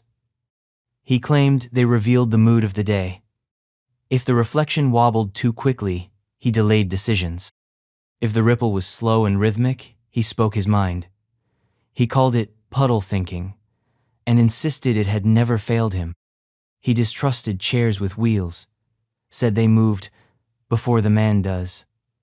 He had them removed from the White House during his tenure, replaced with heavy, antique furniture that groaned when shifted and encouraged stillness. "If a man fidgets," he once said, "his thoughts will follow." He read standing up. Always. Sitting was for meals and sleep. Books were meant to be consumed like storms in your feet, braced, alert. He placed books on lecterns scattered throughout the house and moved between them like a priest, giving sermons to invisible congregations. His favorite volume was a tattered collection of naval logbooks, which he called Weather with Punctuation. Pierce believed in pre-silence. Moments before he entered a room, he would pause in the hallway and go completely still. No sound, no breath, a kind of ceremonial buffering. It unnerved guests, who sometimes thought he had changed his mind and left. Then, suddenly, he'd enter calm, reserved, and impossibly composed. He whistled, but never melodies. Just one long, flat note. No one ever heard it rise or fall. He said it kept the air steady. At state dinners, he could be heard faintly whistling while guests arrived. Most assumed it was a tea kettle. It wasn't. He avoided sugar in all forms. Said it curdled the spine. His idea of dessert was a wedge of lemon, bitten into like an apple. He once served candied almonds at a function, only to stand at the exit afterward and quietly watch who took more than one. "You learn everything from the second piece," he said. Pierce kept a glove in his coat pocket. Just one, always the left. He didn't wear it, he didn't use it, but he brought it to meetings and held it during speeches. When asked why, he said it was for the hand not being used.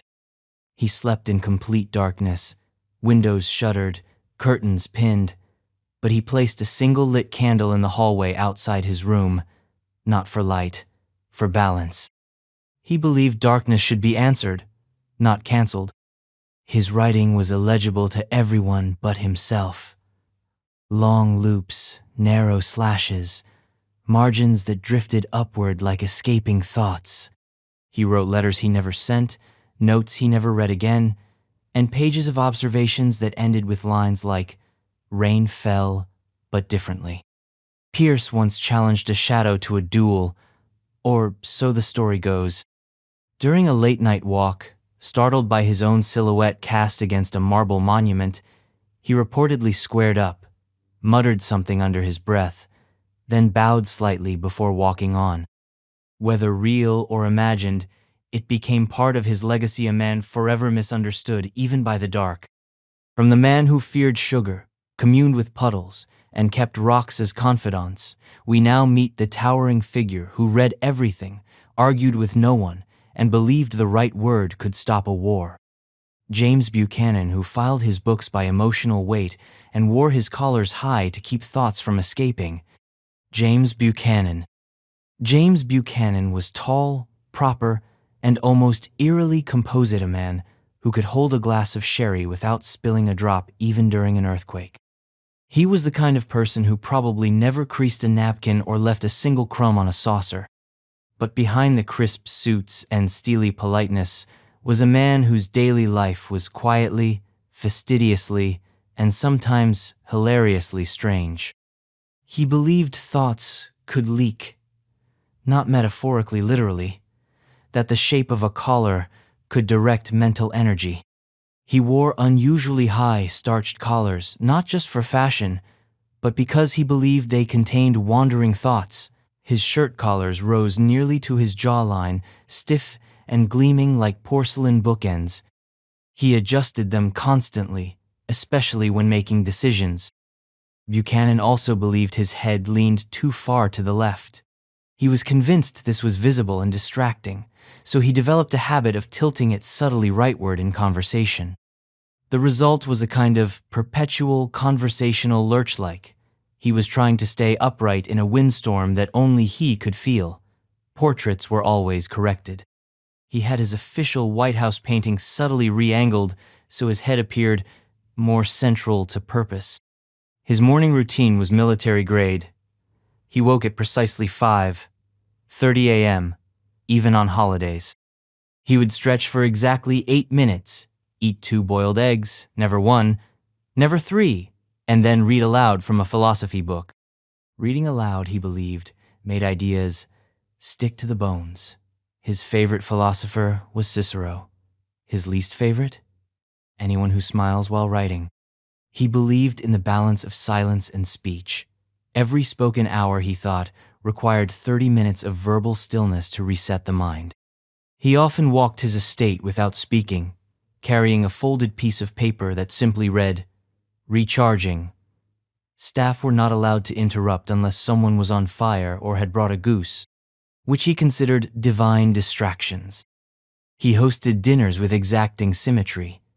Forks had to be equidistant from plate edges. Bread was served in identical portions, measured by a string he kept in a velvet pouch labeled crumb integrity. He didn't like odd numbers of guests. 10 was ideal. 12 was formal. 11 was a catastrophe.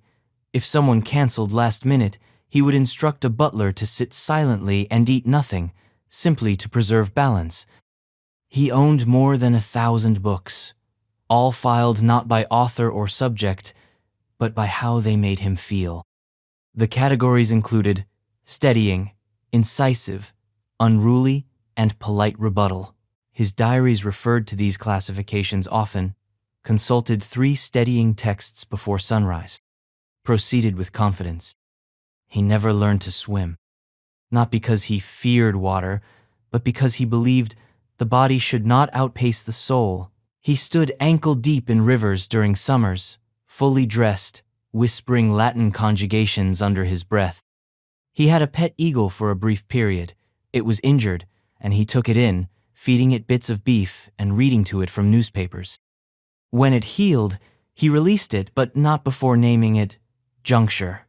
For weeks afterward, he'd pause mid-conversation and say, "Juncture would approve," or, "That's something for the eagle to consider."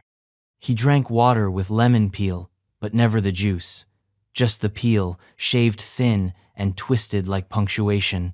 He said it kept his tongue alert but not tart. His beverages were always lukewarm. Cold drinks, he insisted, were emotional shocks. He wore gloves inside his own home, not because he was cold, but because the oils of the hand betray intention. He had different gloves for different tasks, gray for writing, black for eating, ivory for holding books. He cleaned them himself and stored them in labeled wooden drawers. Action, reflection, and polite refusal. He disliked music with lyrics. He called them interference. Instrumentals were acceptable, but only piano, and only in minor key. At White House events, he once had a band escorted out because they included a flute. He later wrote, "A flute in F major is a compromise I cannot afford." He believed the moon affected moral clarity. He scheduled important decisions for moonless nights and postponed meetings during full moons, citing untrustworthy luminance. His telescope, positioned on the balcony, wasn't for stargazing. It was for lunar timing. He had a chart to match lunar phases with behavioral suggestions. His final year in office, he began wearing a ring set with a piece of coal, not a jewel, just polished coal. He said it reminded him that all brilliance begins in pressure.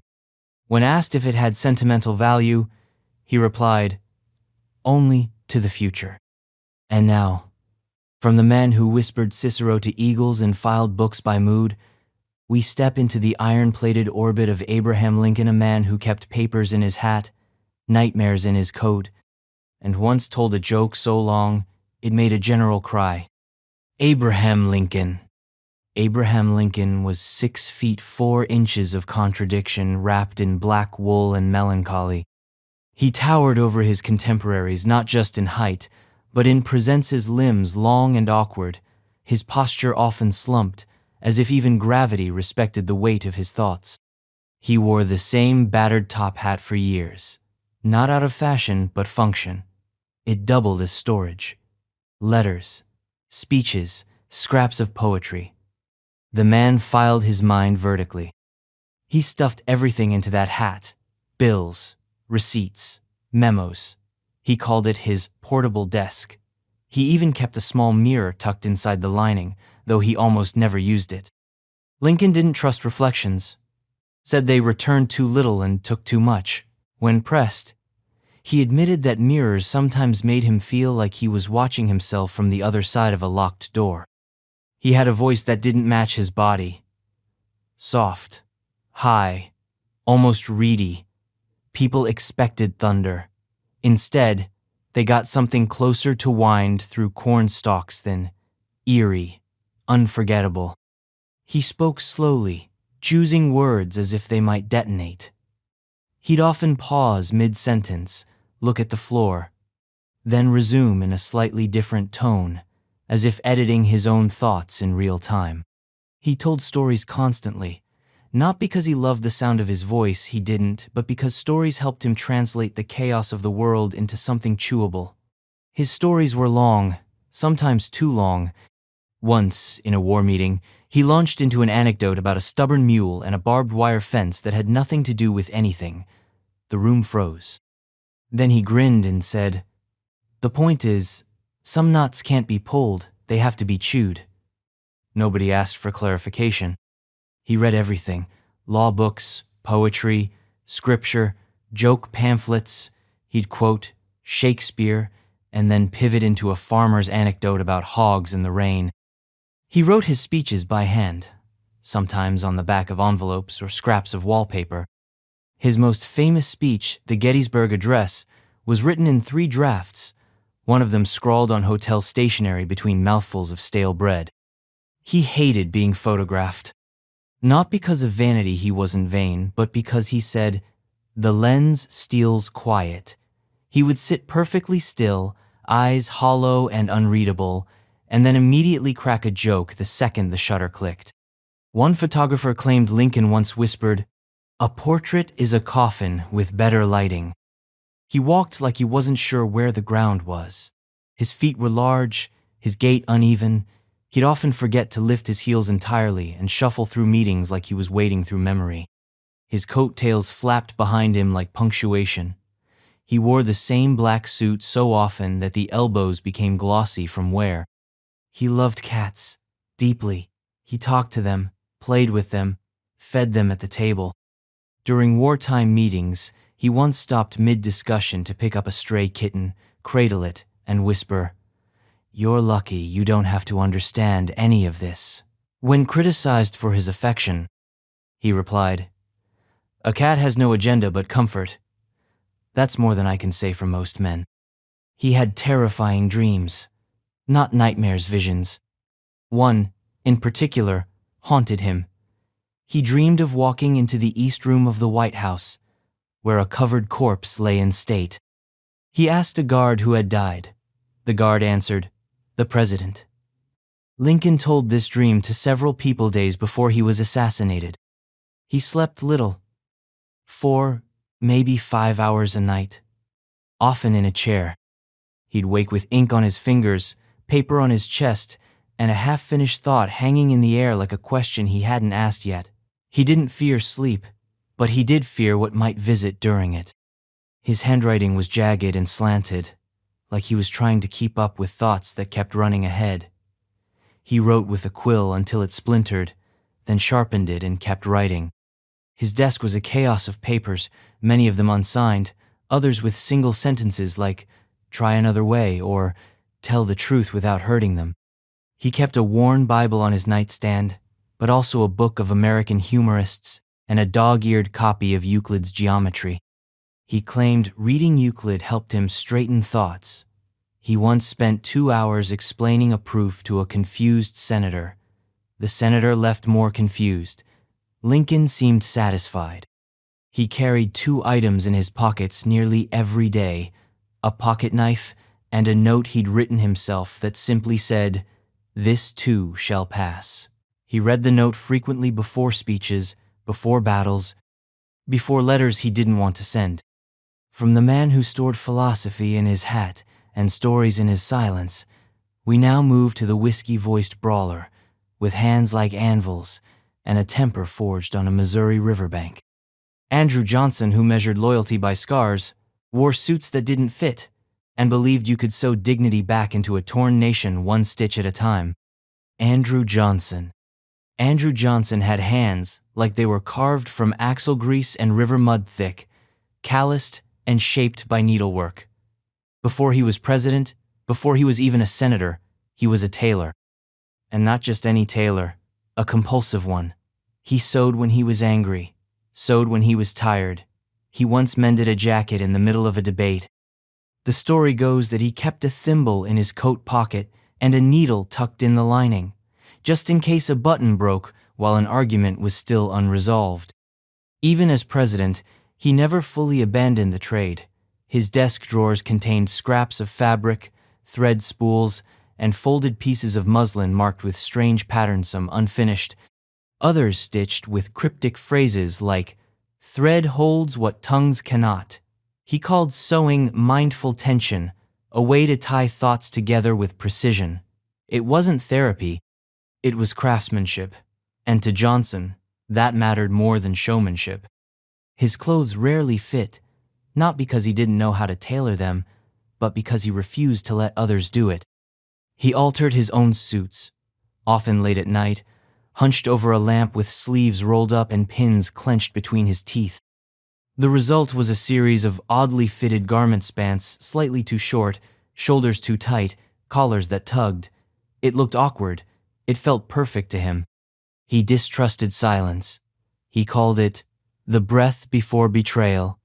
When rooms went quiet, Johnson filled them not with poetry or stories, but with low, muttering, humming, and sometimes just the rhythmic thump of his hand against a table.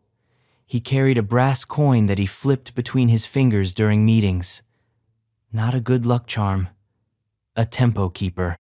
He rarely smiled in public, and when he did, it was brief, lopsided, and usually followed by a cough or a shift in posturias. If he'd accidentally let something slip, he didn't laugh much either. But he had a snort he reserved for disbelief. It came sharp and fast, usually followed by the phrase, "That's rich," or simply, "Try again." He hated hats, refused to wear them, claimed they smothered the sky. Even during cold weather, he'd walk bareheaded through the streets of Washington, coat flapping, face set like an unfinished carving. People often mistook him for a laborer. He didn't correct them, Johnson believed windows should never be shut completely. He kept one cracked open at all times 7 in winter, said it kept his thoughts from growing stale. The White House staff complained about the drafts. He said, "If a man can't handle the wind, he has no business steering the ship." He drank his coffee cold, not room temperature, cold, left it out overnight, said it helped his gut instincts. He once offered a cup to a visiting dignitary who gagged after the first sip.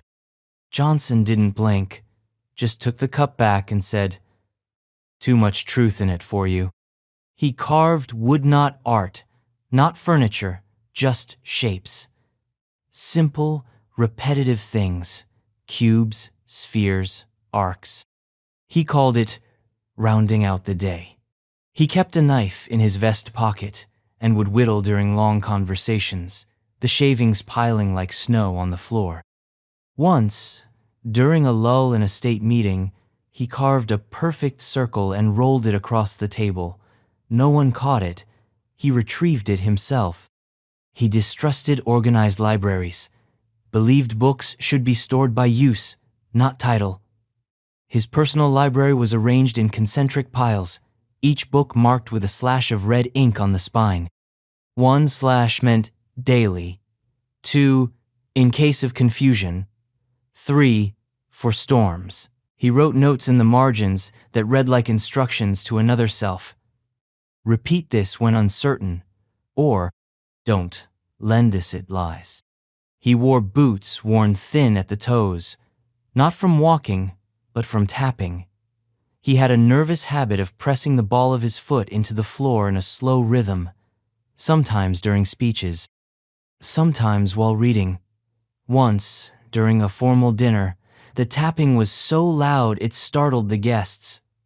Johnson didn't stop. He just said, "Better rhythm than regret." He believed dreams were lies wrapped in smoke. He didn't talk about them, didn't write them down, didn't interpret them. But he did keep a small leather pouch beneath his pillow. Inside it, a string, a key, a pencil stub, and a swatch of red thread.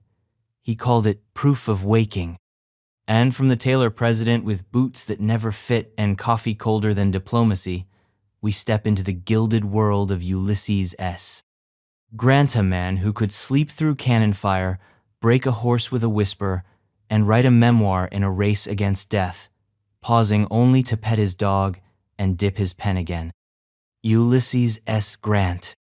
Ulysses S. Grant was a man who hated noise, loved horses, and barely tolerated fame. He had the gait of someone trying not to bother the floor and the handshake of a person who wished he were holding reins instead. When people met him, they often expected thunder. Instead, they got stillness, a deep, heavy quiet that felt like the moment before a storm or the breath before a cavalry charge. Grant could break a wild horse in less time than it took to tell the story. He didn't shout, didn't yank the reins. He just stood there, calm, let the animal burn itself out, and then moved in slow, deliberate motions. It was patience turned into muscle memory. He didn't dominate the horse. He made it feel like chaos was too much effort. He slept like a myth. Once, during a battle, artillery shells were screaming overhead, and Grant took a nap beneath a tree. He folded his coat under his head, lay flat, and was out in seconds. An officer asked how he could possibly rest with death breaking the sound barrier around them. Grant opened one eye and said, "I was tired," then went right back to sleep. He couldn't stand the sight of blood. Even after years of war, his stomach turned at open wounds. He didn't flinch in combat, but he never looked too closely afterward. When injuries were discussed in detail, he'd excuse himself or stare at his boots until the subject changed. He once said, "I have seen too much to find it interesting." Grant never raised his voice, even when giving orders, even when furious. He spoke in a low, even tone, barely louder than a whisper. The kind of voice that made people lean in and wonder if they'd missed something important. And usually, they had. He didn't waste words. Once, After a particularly long meeting, he said, "All that could have been said in a letter." He wasn't much for speeches, but he wrote letters like they were surgical tools, precise, sharp, and occasionally devastating. His punctuation was minimalist. His tone was clean. He kept a stack of blank paper with him at all times and a pencil sharpened to near invisibility. He wrote standing up, usually at a table no one else used, sometimes on his knee, if he had to. Once, during a dinner, he excused himself to write a note on the back of a menu. "An idea won't wait," he said. "A meal can." He was a terrible dresser. His clothes always looked slept in, wrinkled at strange angles, boots scuffed, gloves mismatched. His hat was often tilted too far back or too far forward. He didn't care. When someone pointed out that his trousers were two different shades of blue, he shrugged and said, "They fit." He didn't drink often, but when he did so alone. Not in sadness, in silence. He believed drinking was like confession, private, brief, and better left unspoken. He once ordered a bottle of whiskey during a hotel stay, drank exactly one glass, then locked the bottle in a drawer and threw away the key. He didn't enjoy crowds. At parades, he'd wave once, then spend the rest of the event staring off into the distance. His idea of celebration was a quiet walk with his dog, a loyal creature named Faithful, who once followed him from the White House to a bakery and waited outside for 2 hours. He liked bananas, not as a fruit, but as an idea. He carried one in his coat pocket, occasionally not to eat, just to hold. When someone asked why, he said, "It keeps my hand busy without making noise." He believed maps were best read upside down, said it gave him a better sense of where we were headed, not just where we were. He marked his maps with small dots of ink, each one representing not a location, but a moment quiet, decisive, often forgotten. Grant had no patience for ceremony. At his inauguration, he showed up 5 minutes late and refused to wear a sword. When asked where it was, he said, "On a shelf, where it belongs." At dinner parties, he ate quickly, offered one compliment, and then fell silent. Not rudely, just absolutely, completely done. He died slowly, writing faster than ever. Throat cancer stealing his voice, hand moving like it could outrun fate. He finished his memoir just days before his death, hundreds of pages written under the weight of silence, pain, and history. When asked how he managed to write through it all, he whispered, "There wasn't time not to." And from the silent writer who tamed chaos with a glance, we now turn to a man with mutton chops like wildfire, who argued with alarms, built speeches like mountain ranges, and believed no problem was so big it couldn't be tackled with a louder voice. Rutherford B. Hayes, who cataloged complaints, walked like a librarian with secrets, and once tried to teach a squirrel the alphabet. Rutherford B. Hayes looked like a man carved from walnut and philosophy. Tall, bearded, perpetually composed, he walked with a precise shuffle and the gaze of someone always about to suggest a better way to organize the pantry. His eyebrows moved independently of the rest of his face, and his voice clear, direct, a little too crisp, sounded like someone reciting tax codes with conviction. He wasn't exactly warm. He was methodical. Hayes kept a complaint journal. Not for his complaints, those he filed mentally and permanently, but for other people's. Visitors, staff, guests, family members. He'd listen carefully, then excuse himself, retreat to his study, and write down the grievance in a leather-bound book titled, in gold ink, Grumblings and Miscellaneous Dissatisfactions. He never referred to the entries again. The act of recording was enough. As if the complaints, once inked, could be respectfully ignored. He labeled everything, not just his books or letters, everything. Drawers were tagged with small brass plates, his umbrellas were numbered, his gloves stitched with tiny initials RBH for the right hand, LH for the left. He even labeled his windows. South Breeze Portal. Sunrise Vigil. His house functioned like a museum curated by a librarian with mild insomnia. He had a thing for squirrels, not just watching them, training them.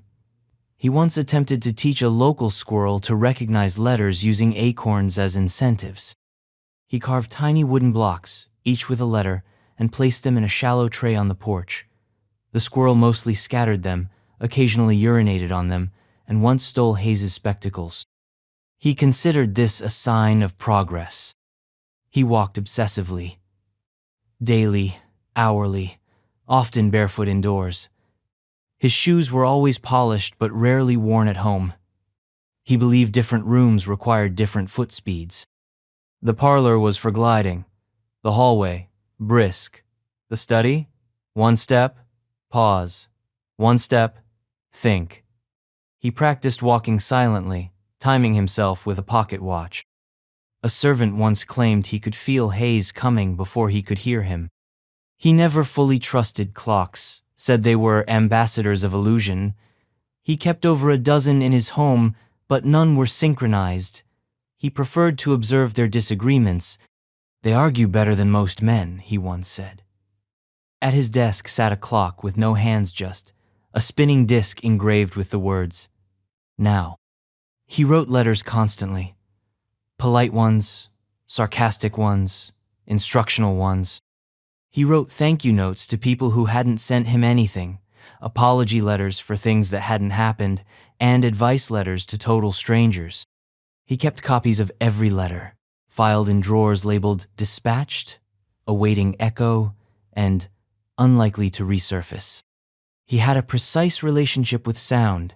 Wind chimes annoyed him, too optimistic, he said, but he adored the scratch of a pen, the click of a latch, the knock of shoes on tile. During dinners, he'd sometimes fall silent, just to listen to the silverware, not in admiration, in analysis. Rhythm reveals tension, he once remarked, to a very confused soup course. He believed breakfast was the only honest meal. Lunch was a disruption, and dinner, he said, carried too much theatrical baggage. He liked his eggs cold, his toast unsalted, and his coffee brewed 12 hours in advance. Coffee, he claimed, requires regret to reach full potential. He kept a drawer of broken objects. Buttons, teaspoons, cracked spectacles, snapped pen nibs. He called it the archive of overuse. Every few weeks he'd open it, examine its contents, nod solemnly, and close it again. Nothing was thrown away. Everything deserved a second glance. Hayes wore gloves in summer not for warmth, but for symmetry. He preferred wool, even when the temperature soared. He had a dozen pairs, each labeled by season and occasion. Tuesday garden. Evening constitution. Letter. Writing. Formal. He claimed the gloves helped him contain gestural excess. He also feared abrupt noises. Alarm bells, door slams, sneezes. He once redesigned a guest bedroom after a door hinge creaked too sharply. Cacophony invites rashness, he wrote in a memo to his staff. His home operated like a monastery, with better lighting and more punctuation. His dog, Grim, wore a tiny cape embroidered with the phrase, "Observe and endure." Hayes claimed the dog responded better to philosophical imperatives than commands like sit or stay. Grim once attended a meeting with the cabinet, sat quietly for 45 minutes, then fell asleep under a radiator. Hayes called it a perfect attendance. When he traveled, Hayes brought 3 things: a blank journal, a second blank journal in case the first offended him, and a folded map of his own invention. The map included roads, rivers, and blank sections labeled possibility. He said it helped him navigate more honestly. From the man who filed complaints like fossils and taught squirrels the alphabet, we move now to a president who fought with pens, memorized punchlines, and once spent a week trying to determine if his mustache made him more trustworthy. James A. Garfield, the bearded mathematician, who wrote ambidextrously in Greek and Latin at the same time and believed every question deserved at least 3 answers. James A. Garfield. James A. Garfield had a mind that ran like a relay race on thought, passing the baton to the next before the first even finished breathing. He could recite Homer before breakfast, debate decimal coinage at lunch, and solve complex calculus problems for dessert. He once wrote simultaneously in Greek with one hand and Latin with the other, not because anyone asked, but because he wanted to know if he could. His desk was a battleground of paper, not Stack's landslides. Letters, pamphlets, folded diagrams, half-solved math equations, and doodles of stars with faces. He didn't file them. He lived inside them. Aides tried to impose order. He said, "If I can't see it, it's not thinking with me." When he needed to find a document, he'd pause, squint at the chaos, then reach straight into the mess and pull out exactly what he wanted. Every time. He spoke in layers. First the point, then the metaphor, then a joke, then the moral. Listening to Garfield was like unpacking a suitcase where someone had hidden a joke under every sock. He had a dry, rolling laugh that sounded like a well-oiled wheel turning once. Sometimes he'd test jokes on his staff. Not with delivery, just the punchline. If no one laughed, he'd say, "Too advanced," and jot it down for later. He believed pens were personalities. His collection included quills, dip pens, and early fountain pens. Each was assigned a task: philosophy pen, diplomatic pen, correction pen. He stored them in carved wooden boxes labeled certainty, negotiation, and maybe. He rotated them daily. He believed too much consistency bred intellectual sloth. He had a thing for ambidexterity, not just as a skill, but as a philosophy. "Both hands," he once said, "deserve a share of the truth." He wrote with both equally, ate with both, even gestured with alternating arms in speeches. At one reception, a guest asked which hand he preferred. He said, "The one closest to the question." He loved puns, painfully so. He once crafted a 40-word sentence entirely built around a pun involving fish, Congress, and latitude. The response was silence, followed by polite applause, and one aide coughing into his handkerchief. Garfield nodded and said, "Needs revision." He believed chairs had moods. His favorite was a high-backed, slightly lopsided armchair he named Perplexity. He claimed it made him think harder. When he sat in it, he'd cross one leg over the other, stare into the corner of the room, and start whispering historical events in reverse chronological order. Rewind until reason, he called it. He feared stagnation more than pain. His daily schedule was a jigsaw puzzle of micro-appointments, 5 minutes of reflection, 10 of problem-solving, 7 of walking with questions. He believed every hour should have a theme. He labeled his days Tuesday tension, Friday form, Sunday unravel. Garfield collected errors, literally. He kept a notebook labeled mistakes and maybes.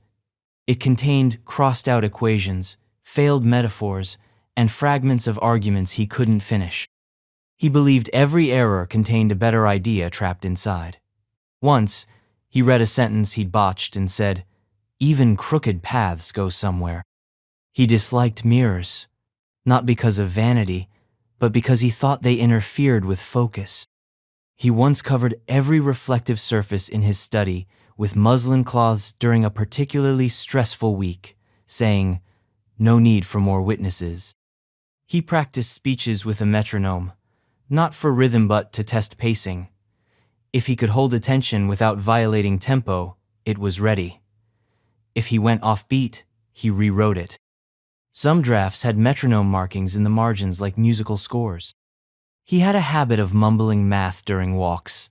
Long division, prime factorization, square roots. It relaxed him.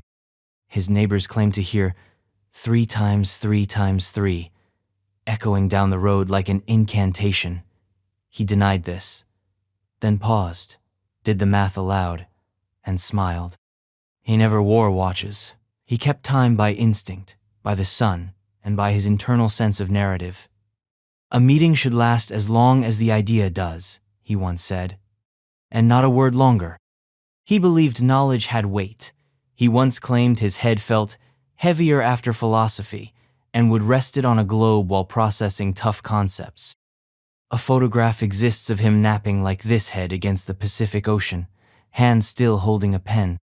His last months were a blur of pain, fever, and dictation. He wrote through the haze, letters to friends, drafts of lectures, puzzles for his sons. On one especially bad night, he whispered, "If you can't speak clearly, write clearly." And he did. Now, from the ambidextrous philosopher with a joke in every pen, we move to a mustachioed enigma with a mouth full of silence and a vault full of secrets, Chester A. Arthur, who changed his wardrobe more often than his mind, polished his shoes like they were witnesses, and once threw out 24 chairs for squeaking too early in the morning. Chester A. Arthur. Chester A. Arthur did not walk into rooms she appeared in them, already immaculate, as if conjured from a burst of cologne and silk. Everything about him was polished, his shoes, his sentences, even his silences. He kept 3 mirrors in his dressing room, each at a different angle, and claimed that true dignity required triangulation. His mustache was trimmed daily, not weekly, and he oiled it with a mixture of bergamot and cedar. He didn't style his image, he engineered it. He changed clothes more than most presidents changed policy. Morning suits for breakfast, mid-morning jackets for correspondence, afternoon attire for walking, never riding. And the evening? That required velvet, tailored within a hair's breadth, and a waistcoat with buttons so delicate they had their own drawer. He owned over 80 pairs of pants and referred to each pair by nickname. His favorite, storm gray, he wore during particularly intense meetings, for luck perhaps, or intimidation. He slept on monogrammed pillows C. A. Embroidered in gold thread. He had 8 sets, no 2 identical. He selected them based on mood and moon phase. He claimed the wrong pillow could produce a noisy dream, and he didn't care for dreams. Sleep, he once said, should be an exit, not a story. Arthur had a hatred for squeaks. He once ordered 24 chairs removed from the White House after one of them squeaked during a meeting. Not just the offending chair, all of them. He said, "A chorus of doubt begins with a single note." He replaced them with hand-carved walnut seats lined in silent velvet. At night, he walked the halls, pressing his foot down on floorboards to find any creaks. He kept a bottle of oil in his coat pocket for emergency application. He adored cigars, smoked them like punctuation. After a thought, a puff. After a decision, a longer one. He kept a cabinet of over 200 cigars sorted by nation, leaf age, and emotional tone. A Dominican for reflection, he said once. A Havana for retribution. He never stubbed them out.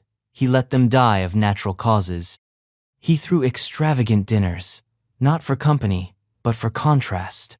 The more absurd the meal, peacock breast, lavender sorbet, oysters on golden plates, the more quietly he would eat. He claimed conversation should feel like a whisper in a ballroom. His place settings were symmetrical to the millimeter. He once sent back a soup course because the parsley garnish leaned left. Balance, he said, is not suggestion. He had a fascination with furniture, particularly the emotional impact of upholstery. He believed colors carried temperature, and that textures sounded different when sat upon. He banned certain fabrics, outright no satin, no wicker. He once described a chair as opinionated and had it sent to storage. Arthur believed pens were too loud. He wrote with pencil whenever possible, not mechanical carved graphite, shaved with a penknife he kept in a sheath strapped to his ankle. He never let anyone else sharpen his pencils. "How you sharpen," he said, "reveals how you resolve." He carried a small velvet pouch at all times. Inside, a mirror shard, a thimble, and a broken watch hand. He refused to explain. When asked, he would press the pouch once in his coat and say, "Some things are carried, not understood." He spoke rarely during meetings. When he did, it was in carefully measured bursts, exact phrases, perfectly weighted, often with a pause before the final word. "I have considered," he'd say. Or, "We." Continue. Subordinates learned to dread the pause. It meant the sentence had already happened inside his mind. He believed in the chill of consequence. His office was always 10 degrees colder than the rest of the White House. He claimed it hardened thought. Visitors often left with frozen fingertips and sharpened regrets. He walked alone at night, always in black, usually beneath trees. He believed the branches filtered decisions. He carried a cane tipped with silver not because he needed it, but because it clicked a rhythm into the pavement. That rhythm, he said, sorted the hours into usable shapes. He hated telephones, said they invited careless words. When one was installed in the White House, he had the ringer silenced and told staff to treat it like a whispering ghost. He never answered it himself. Letters, however, he answered daily, with handwriting so crisp it looked forged. His signature was always underlined once, cleanly, no flourish. In his study, he kept one painting. A snowy forest, no path, no sky. He stared at it during pauses, sometimes mouthing words as if asking it for advice. One aide swore he once bowed slightly to the painting before signing a bill. No one mentioned it. And now, from the ghost-walking aesthete with a velvet pouch of secrets, we step into the dry wit and mustache-etched logic of Grover Cleveland, a man who named his hat, measured his naps by barometer, and once spent an entire afternoon trying to teach a goldfish to react to a whistle. Grover Cleveland. Grover Cleveland moved through life like a question mark that had learned to walk upright. Heavy-set, stern-faced, and perpetually squinting, he gave off the air of someone who had recently been interrupted in the middle of something he neither enjoyed nor wanted to explain. He spoke rarely, ate efficiently, and once stared down a reporter for 17 seconds straight because he believed the man had overused adverbs. He had a habit of naming inanimate objects, not whimsically strategically. His walking cane was named argument, his hat was reason, his armchair, suspension. When asked why, he explained that if people could be called by name, so could things that outlived them. "A good hat," he said, "keeps more secrets than most men." He measured naps by air pressure, not clocks, not minutes. He kept a barometer beside his bed and swore that ideal nap weather existed somewhere between 29.88 and 30.03 inches of mercury. He once postponed an entire meeting because the air was too indecisive for rest. His staff learned not to question his meteorological instincts. He refused to write with black ink, believed it was funeral fluid, used green, instead sharp, acidic, and hard to ignore. His correspondence looked like the forest had taken up law. He also believed the color green improved memory, and once had a suit tailored with green stitching on the inside seams to align the thoughts that wear it. Cleveland didn't trust shoes with heels, called them ladders for liars. His footwear was flat, plain, and aggressively broken in. He refused to polish them, said the shine, distracted from the stride. He believed how a man walked was more important than how he arrived. He had an obsession with the sound of clocks, not the ticking the tone. He kept over a dozen different clocks in his office, each chiming in a unique pitch. Some were high and fast, others low and ponderous. He claimed each one matched a different part of his thought process. "When the low one rings," he once said, I'm deciding. When the fast one chimes, I'm already regretting it. His dog Hector wore a vest, not for warmth, for designation. Cleveland believed dogs, like people, worked better when they had titles. The vest said, Sentinel, embroidered in gold thread. Hector stood at the door during meetings, staring unblinking at guests. One diplomat once asked if the dog had been trained. He trains you, Cleveland replied. He believed windows should never be opened all the way. Half open is full consideration, he said. Anything more lets in presumption. In the White House, staff were instructed to open windows to exactly 16 inches, no more, no less. One aide used a ruler. Cleveland never noticed, but would have approved. He didn't care for music, claimed it spoiled silence. The only tune he reportedly tolerated was a church hymn he called mathematically sound.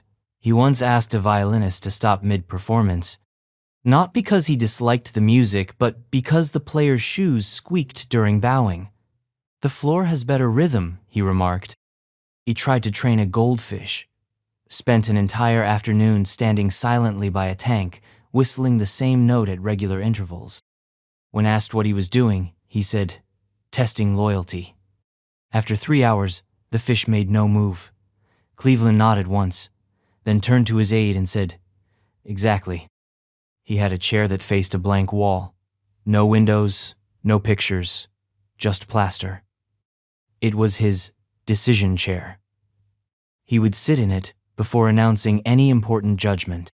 When asked how staring at nothing helped, he said, that wall is the only thing that doesn't ask for something.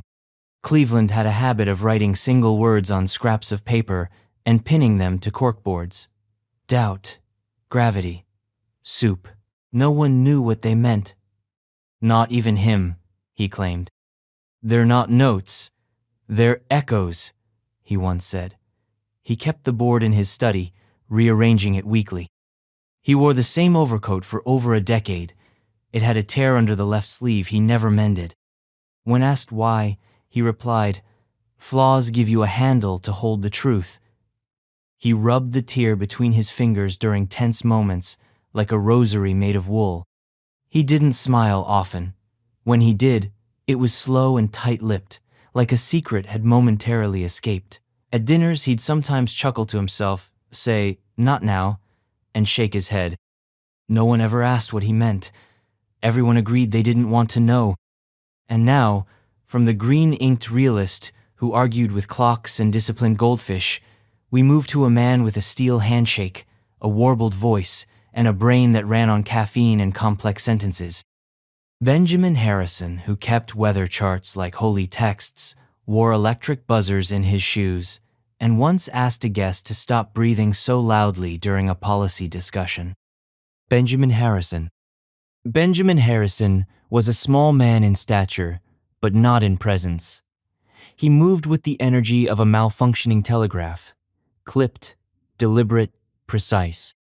His voice wobbled like it had been ironed flat by nerves, and then folded at the edges. Yet when he spoke, people listened not because his tone was loud, but because it sounded like he was trying to will truth into being by sheer enunciation. He had a handshake that was stronger than expected, like a pressure test hidden inside courtesy. People often recoiled slightly, not from pain but from surprise. He maintained direct eye contact the entire time, unblinking. One journalist claimed it was like being inspected for hidden meaning. He believed in charts, weather charts, star charts, electoral maps. He redrew himself with custom color coding. He once spent an entire evening cross-referencing a barometric pressure graph with voting patterns in Ohio. No one knew why. He didn't explain. Correlation is a patient teacher, he said. Harrison had a personal barometer he consulted every morning before making major decisions. Not a pocket-sized novelty a full, mounted, brass and glass device that he referred to as the counselor. Staff grew used to hearing him mutter, "Steady, that's good. That's promising," while squinting at the mercury. He wore electric insoles in his shoes. They buzzed faintly. Not enough to shock, but enough to stimulate awareness, as he put it. He believed the low-level current kept his posture sharp and his thoughts quicker. Occasionally, he'd pause mid-walk, adjust a dial in his boot, and resume as if nothing had happened. Guests sometimes mistook the sound for a distant hornet. He had a deep mistrust of loud breathing. He once asked a staffer to step out of the room because the man's exhalations were interfering with concentration.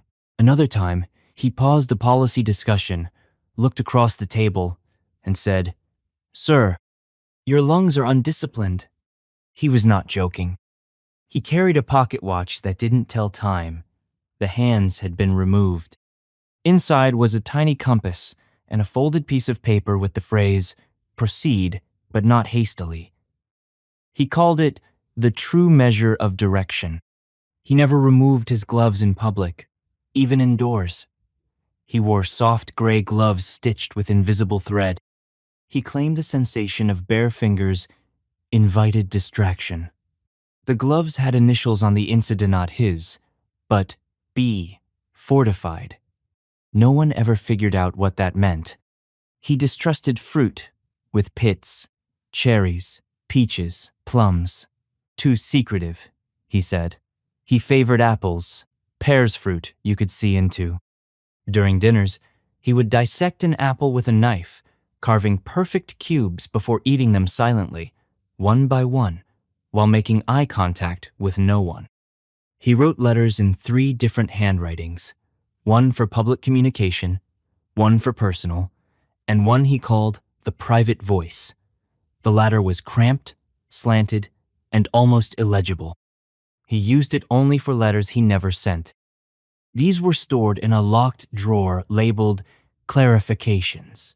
After his death, more than 200 were found, most ending with a variation of the phrase, "As you can see, it was always this complicated." He had an aversion to rugs, said they muffled accountability. His office floors were bare, polished wood. Footsteps echoed. He liked that. "A thought should have footsteps," he once told a startled visitor. He believed in testing chairs before committing to them, not just sitting, but evaluating. He'd ease down slowly, bounce once, press the arms, lean back, then rise again. If a chair creaked, it was rejected. If it tilted, it was banished. He kept a list titled "Acceptable Seats" in his journal. He didn't sleep much. 4 hours on average. He preferred sitting in a dark room with a single oil lamp and reading aloud to himself in a whisper. Biographies, technical manuals, ancient histories. Once, he read an entire book on the construction of lighthouses and then wrote a metaphor comparing them to the human spine. He collected shadows. Not literally, but he drew them.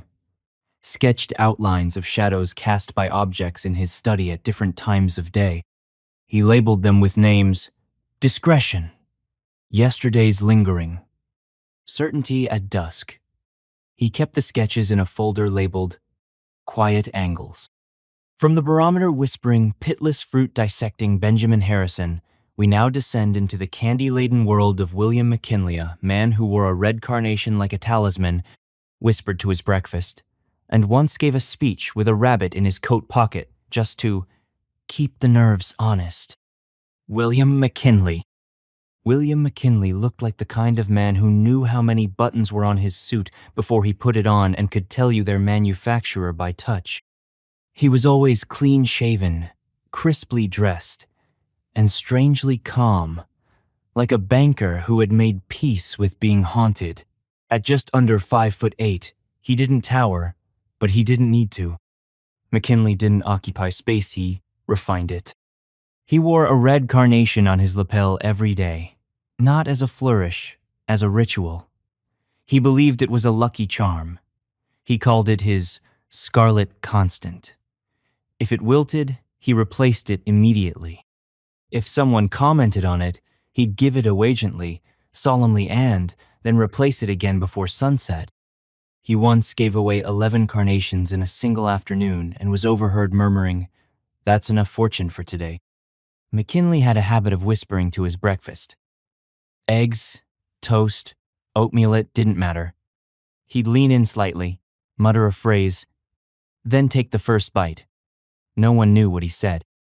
One aide claimed it was a prayer. Another swore he was giving motivational speeches to his food. Begin with courage, he might say. End with resolve.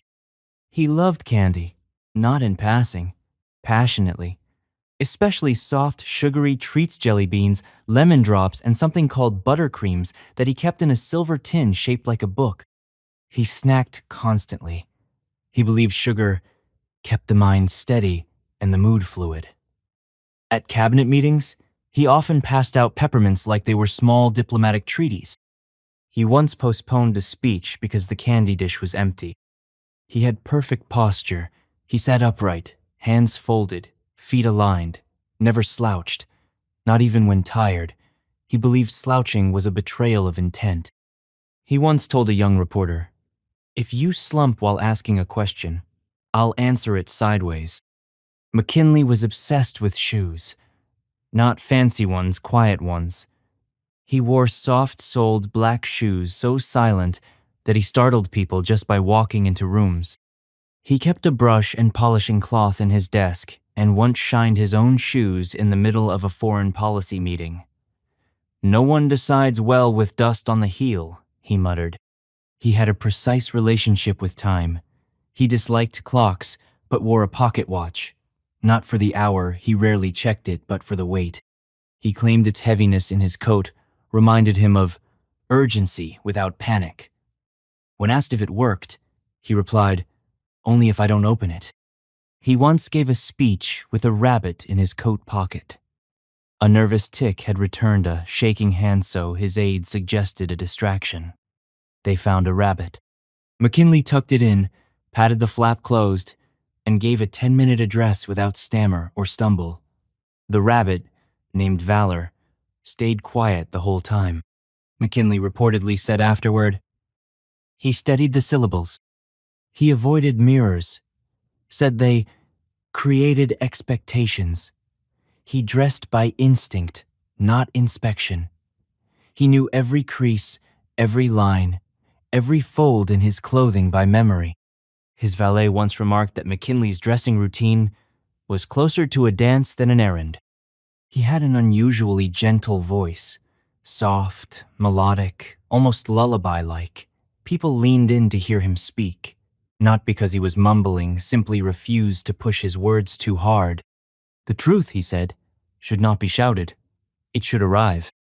He kept handkerchiefs embroidered with numbers, one for each day of the week. "To match the mood," he said. Mondays was plain. Wednesdays had little stars. Sundays was edged in crimson thread and never used, just folded, perfectly, placed beside the bed. McKinley never snapped his fingers, never cracked his knuckles, never raised his voice. He communicated displeasure through stillness. If he disapproved, he'd go quiet, entirely, like a paused film. No blinking, no breathing, just pause. Aides described it as like standing near a teacup about to crack. He believed in early evenings. He called it dusk discipline. He preferred to stop working just after sundown and retreat to a room with one lamp, one chair, and a single envelope he would open slowly. The envelope never changed. It contained a single phrase, "Balance by restraint." From the red carnationed whisperer of breakfasts and silent-souled decisions, we turn next to a whirlwind of energy, teeth, and volume Theodore Roosevelt.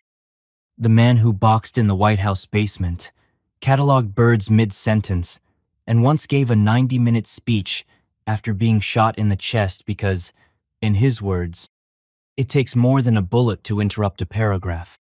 Theodore Roosevelt. Theodore Roosevelt didn't enter a room so much as detonate into it.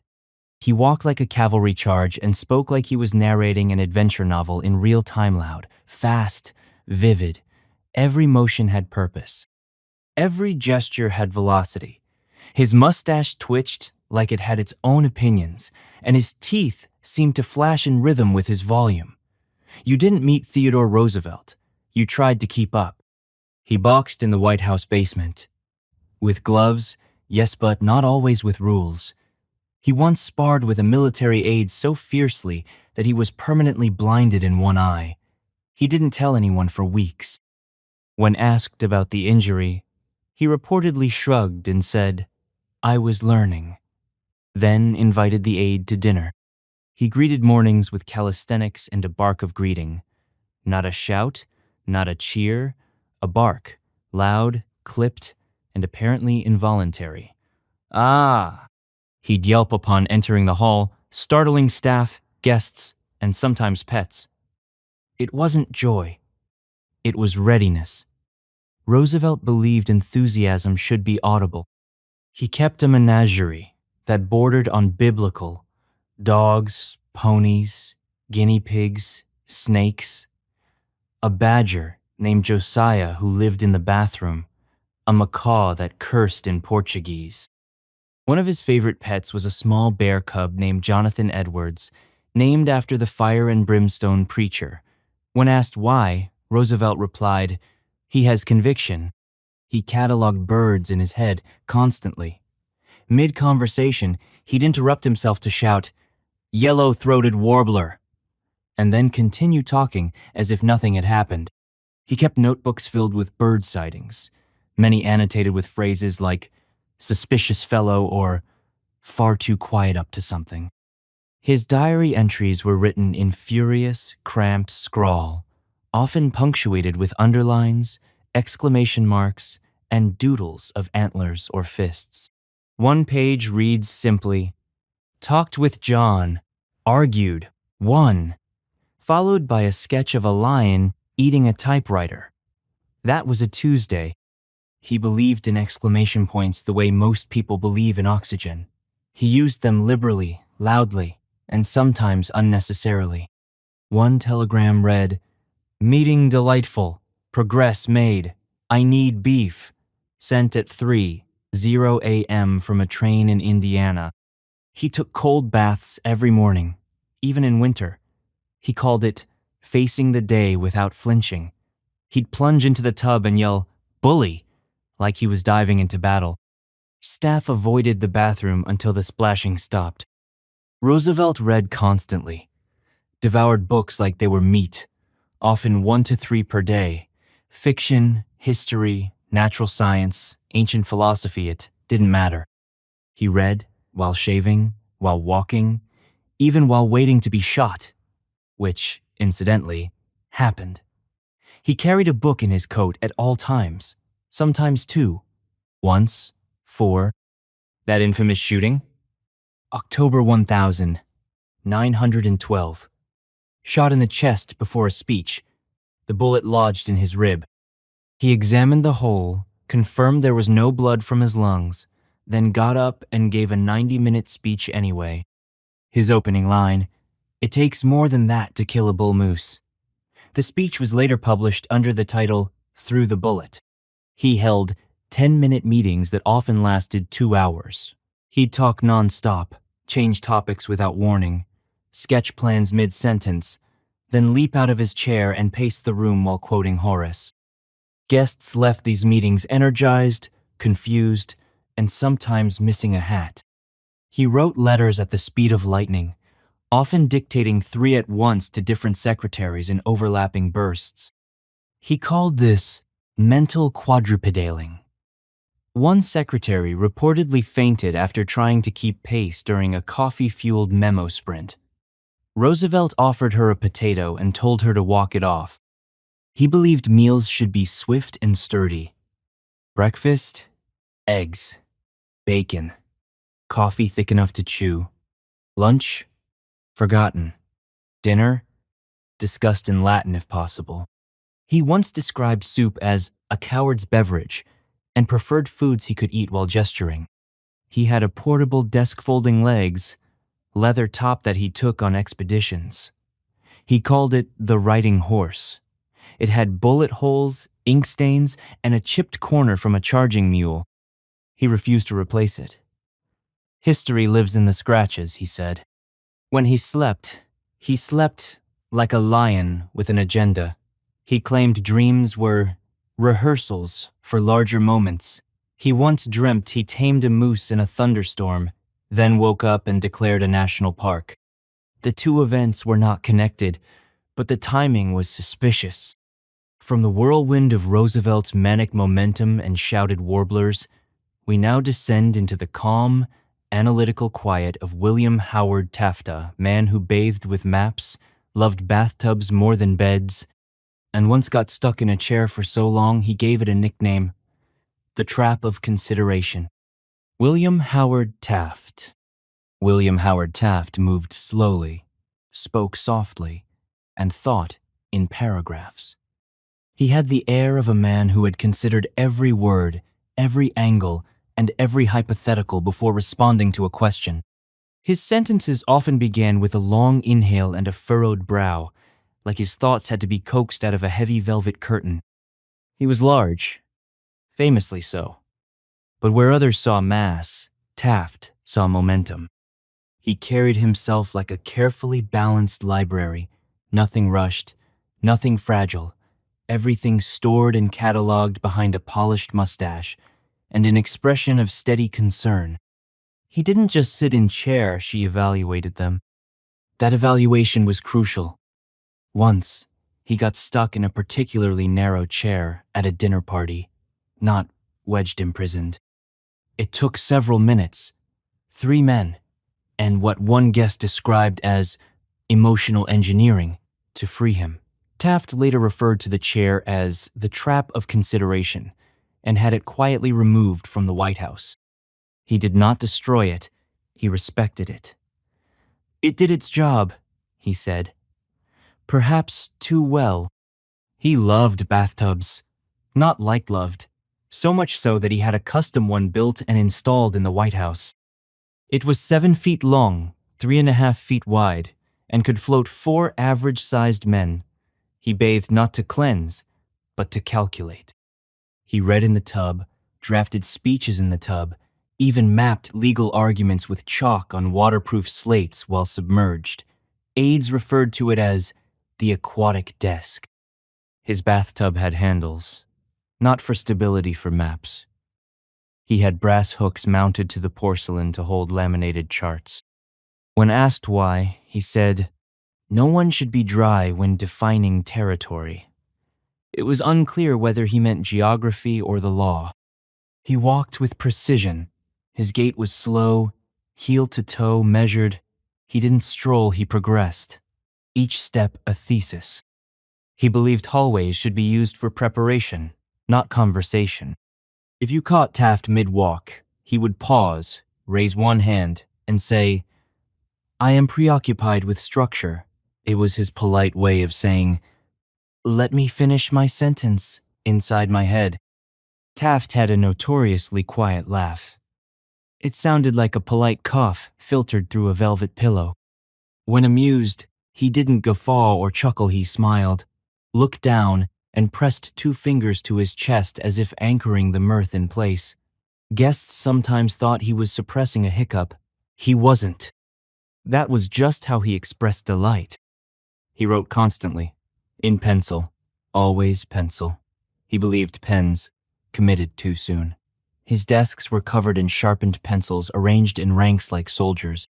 He used different hardness levels for different moods, soft for reflection, hard for argument. He stored them in drawers labeled preliminary, revised, and resolved. Taft didn't trust windows without curtains.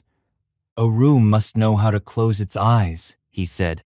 At home and in the White House, he preferred thick velvet drapes, drawn halfway to simulate partial candor. He would open them fully only during sunrise, never at sunset. The light should enter, not escape. He despised neckties that made noise. He called them chattering ribbons. All his ties were hand-pressed, smooth silk, tied in a method he devised himself one loop longer than the other, for what he called asymmetrical humility. His collar was always slightly too tight. He believed discomfort kept a man alert. He had a pocket watch that didn't tick. He had it specially made with a silent movement because time should not interrupt thought. He wore it on a gold chain but rarely looked at it. He said, "I prefer the weight of time to its precision." Taft didn't whistle, but he did hum, slowly, mostly in the key of D. His hums were long, contemplative, and usually emerged during breakfast or when reading judicial opinions. He claimed they were tonal outlines of internal conclusions. When he presided over the Supreme Court years later, as Chief Justice, he used 2 gavels, not simultaneously, one for opening, one for closing. The closing gavel was heavier, with a deeper tone. He believed rulings deserved resonance. He nicknamed them begin and end, and kept them polished on matching pedestals. He believed bedtime was not an hour, but a decision. He would retreat at inconsistent times, depending on what he called the settling of turbulence. He slept with a notepad on his nightstand, often waking to scribble phrases like residual ambiguity or sandbags are not pillows. And from the deep-thinking, bath-dwelling, pencil-whispering Taft, we now rocket into the high-collared thunder of Woodrow Wilson, a man who edited his own speeches in his dreams, had debates with his furniture, and once rewrote a dictionary entry because the word compromise lacked backbone. Woodrow Wilson. Woodrow Wilson treated language like a chessboard, each word a piece, each sentence a strategy. He didn't speak, he delivered. Every phrase emerged with measured gravity, as though a misplaced syllable might unhinge the entire republic. He wore high collars so stiff they could slice bread. He buttoned his jackets to the top, and his shoes were always shined to courtroom standards. He didn't dress to impress, he dressed to structure the moment. Wilson edited everything: speeches, letters, memos, restaurant menus, sometimes. He once rewrote a thank you note sent to him, corrected the grammar, and returned it with a marginal note. "You are welcome." Consider the subjunctive. The man who received it reportedly framed the note and never sent another. He wrote standing up, at a slanted desk tilted exactly 23 degrees. Sitting, he said, made his ideas lazy. The desk had 3 inkwells, black for facts, blue for persuasion, and red for doubt. The red was used sparingly, but he claimed it was the most honest color. He believed compromise was an unsatisfying synonym for surrender. He said this often, to staff, to guests, to his own reflection. He once rewrote the dictionary definition of compromise in a margin of his journal, crossing out words and replacing them with hesitation dressed in manners. His study was arranged not for comfort, but for confrontation. 2 chairs faced each other across a small table, 1 inch too close for true comfort. He called it the crucible. Guests called it the interrogation zone. No one relaxed in the crucible. That was the point. He debated furniture, not metaphorically directly. He'd walk into a room, glare at a chair, and say something like, "You represent too much concession," then move it 3 inches to the left and continue speaking as if nothing had happened. Once, during a long night of revisions, he asked a table, "Do you bend or do you endure?" Staff learned not to interrupt. He carried a card in his pocket with the words, "Ask better questions," written in ink so faded it looked like it had been whispered. He checked it before meetings, speeches, and meals. He believed questions shaped reality. Answers, he said, were merely the bones left behind. He despised weather that couldn't commit. Drizzle, fog, mist, these, he called atmospheric mediocrity. He liked storms or sunlight. He once delayed a speech because the clouds haven't decided. When a reporter laughed, Wilson said, "Would you trust a man who can't choose a hat?" He paced, endlessly, in straight lines, always 12 steps, then turn. He had this measured in every room. If the room was smaller than 12 paces, he simply shortened the stride. He claimed it helped him breathe rhythm into logic. Aides often saw his shoes wearing grooves into carpets. Wilson slept with a pencil under his pillow, not for notes, but because he believed ideas could arrive in graphite. If he dreamt of a phrase or a line, he'd write it without opening his eyes. He once woke to find "Democracy must not whisper" written across 3 pages of his bedside journal. He used that phrase for 5 speeches. He was a master of silence, not the absence of speech-strategic silence. In meetings, he would pause mid-sentence, tilt his head, and let the room hang. Once, during a negotiation, he went 42 seconds without speaking. The other party panicked and conceded. He called it letting silence testify. He refused to read fiction while in office. He claimed imagination distracted from consequence. Instead, he read classical histories and philosophical treatises. His favorite author was Cicero. He kept 5 translations and cross-referenced them obsessively. One aide claimed Wilson had memorized entire sections. Wilson denied this, then proceeded to quote 50 lines flawlessly. His handwriting was almost architectural, tight, upright, severe, like letters under surveillance. He used a straight edge to guide lines, even on personal notes. He said handwriting should reflect the spine. Wilson never chewed gum, said it was thoughtless muscle. But he did chew cloves, constantly. His desk drawers were filled with little cloth bags of cloves. He called them thinking seeds. He believed the bitterness sharpened his mind. Visitors often left with the taste in their mouth and fewer assumptions. He marked his books. Not just underlined, commented, argued, challenged. Too convenient, he scrawled next to one author's quote. "You're pretending to be brief," he wrote in the margins of another. His books look like battlegrounds. From the man who paced with Cicero in his pocket and edited the weather with his stare, we step now into the jazz-flecked charisma of Warren G. Harding, a man who wore silk socks to poker night, named his chinchilla coat Diplomacy, and once gave a speech so long it confused his own telegraph operator into thinking the message had looped. Warren G. Harding. Warren G. Harding was less a man and more a well-dressed radio broadcast waiting to happen. His voice, deep, warm, and syrupy smooth, was once described as a leather armchair in sound form. He could charm a crowd with a syllable, lull an argument into a nap, and sell silence with the same enthusiasm he sold speeches.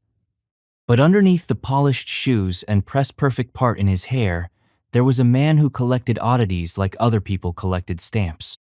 Harding loved clothes, not in passing gentimately.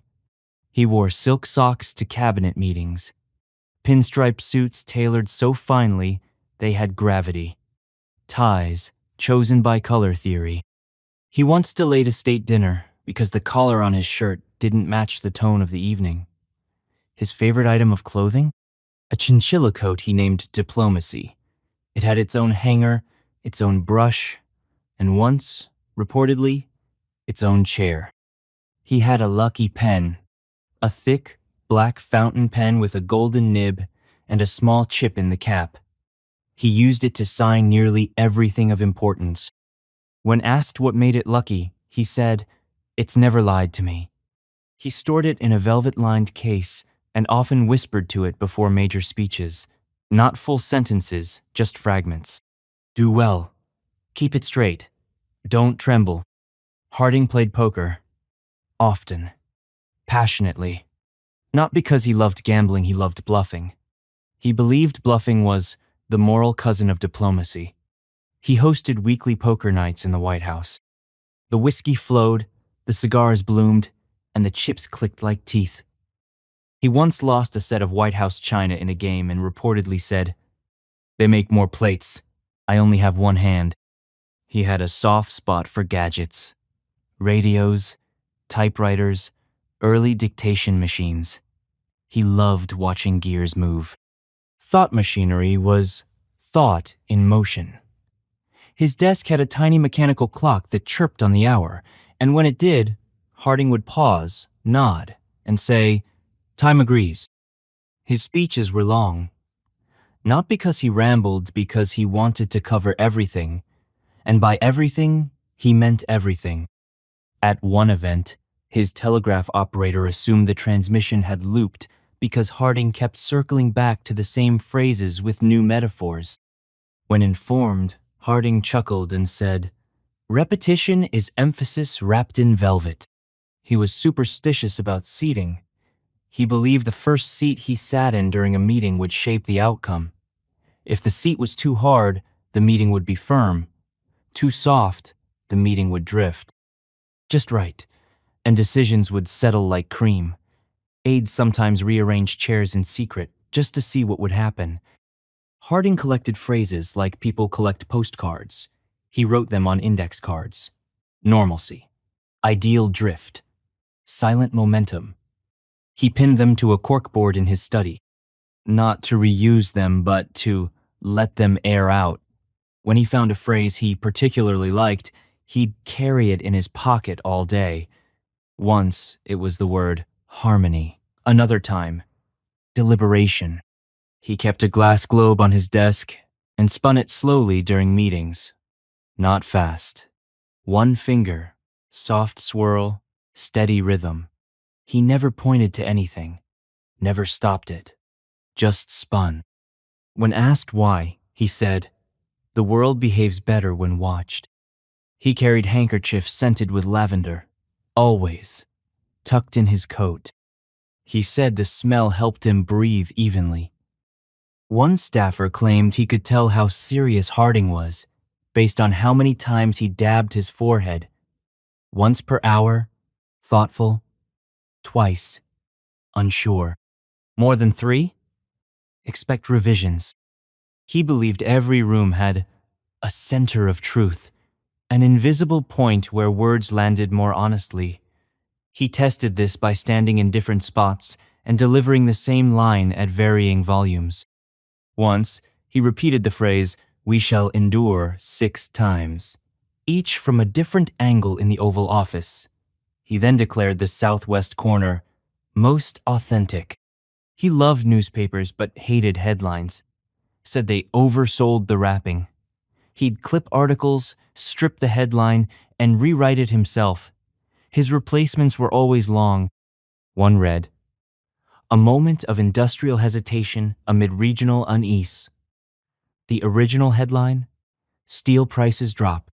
Harding once sent a letter to himself.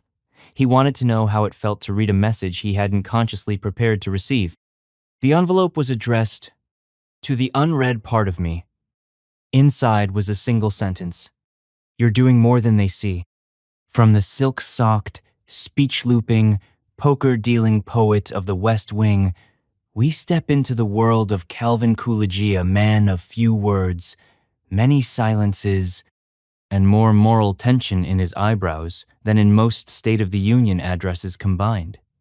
He spoke like punctuation, walked like a shadow, and once refused to finish a meal because the peas were too enthusiastic. Calvin Coolidge. Calvin Coolidge was an exclamation point hiding inside a period. He did not speak often, and when he did, it sounded like punctuation short, sharp, deliberate. He once said, "You lose," to a man who bet he couldn't utter more than 3 words in a day. And then he said nothing else. For the rest of the day, Coolidge didn't walk through room. She passed through them like a thought you weren't sure you had. He wore suits so quiet they absorbed light. Gray, crisp, wrinkleless. His shoes made no sound. His presence was felt in the absence of his voice.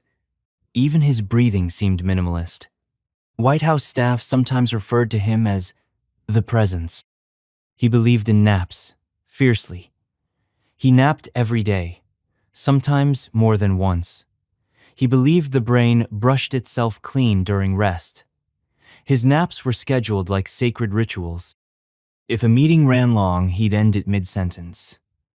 "This requires stillness," he'd say, and vanish behind a closed door. Once, he reportedly fell asleep in the middle of a cabinet briefing.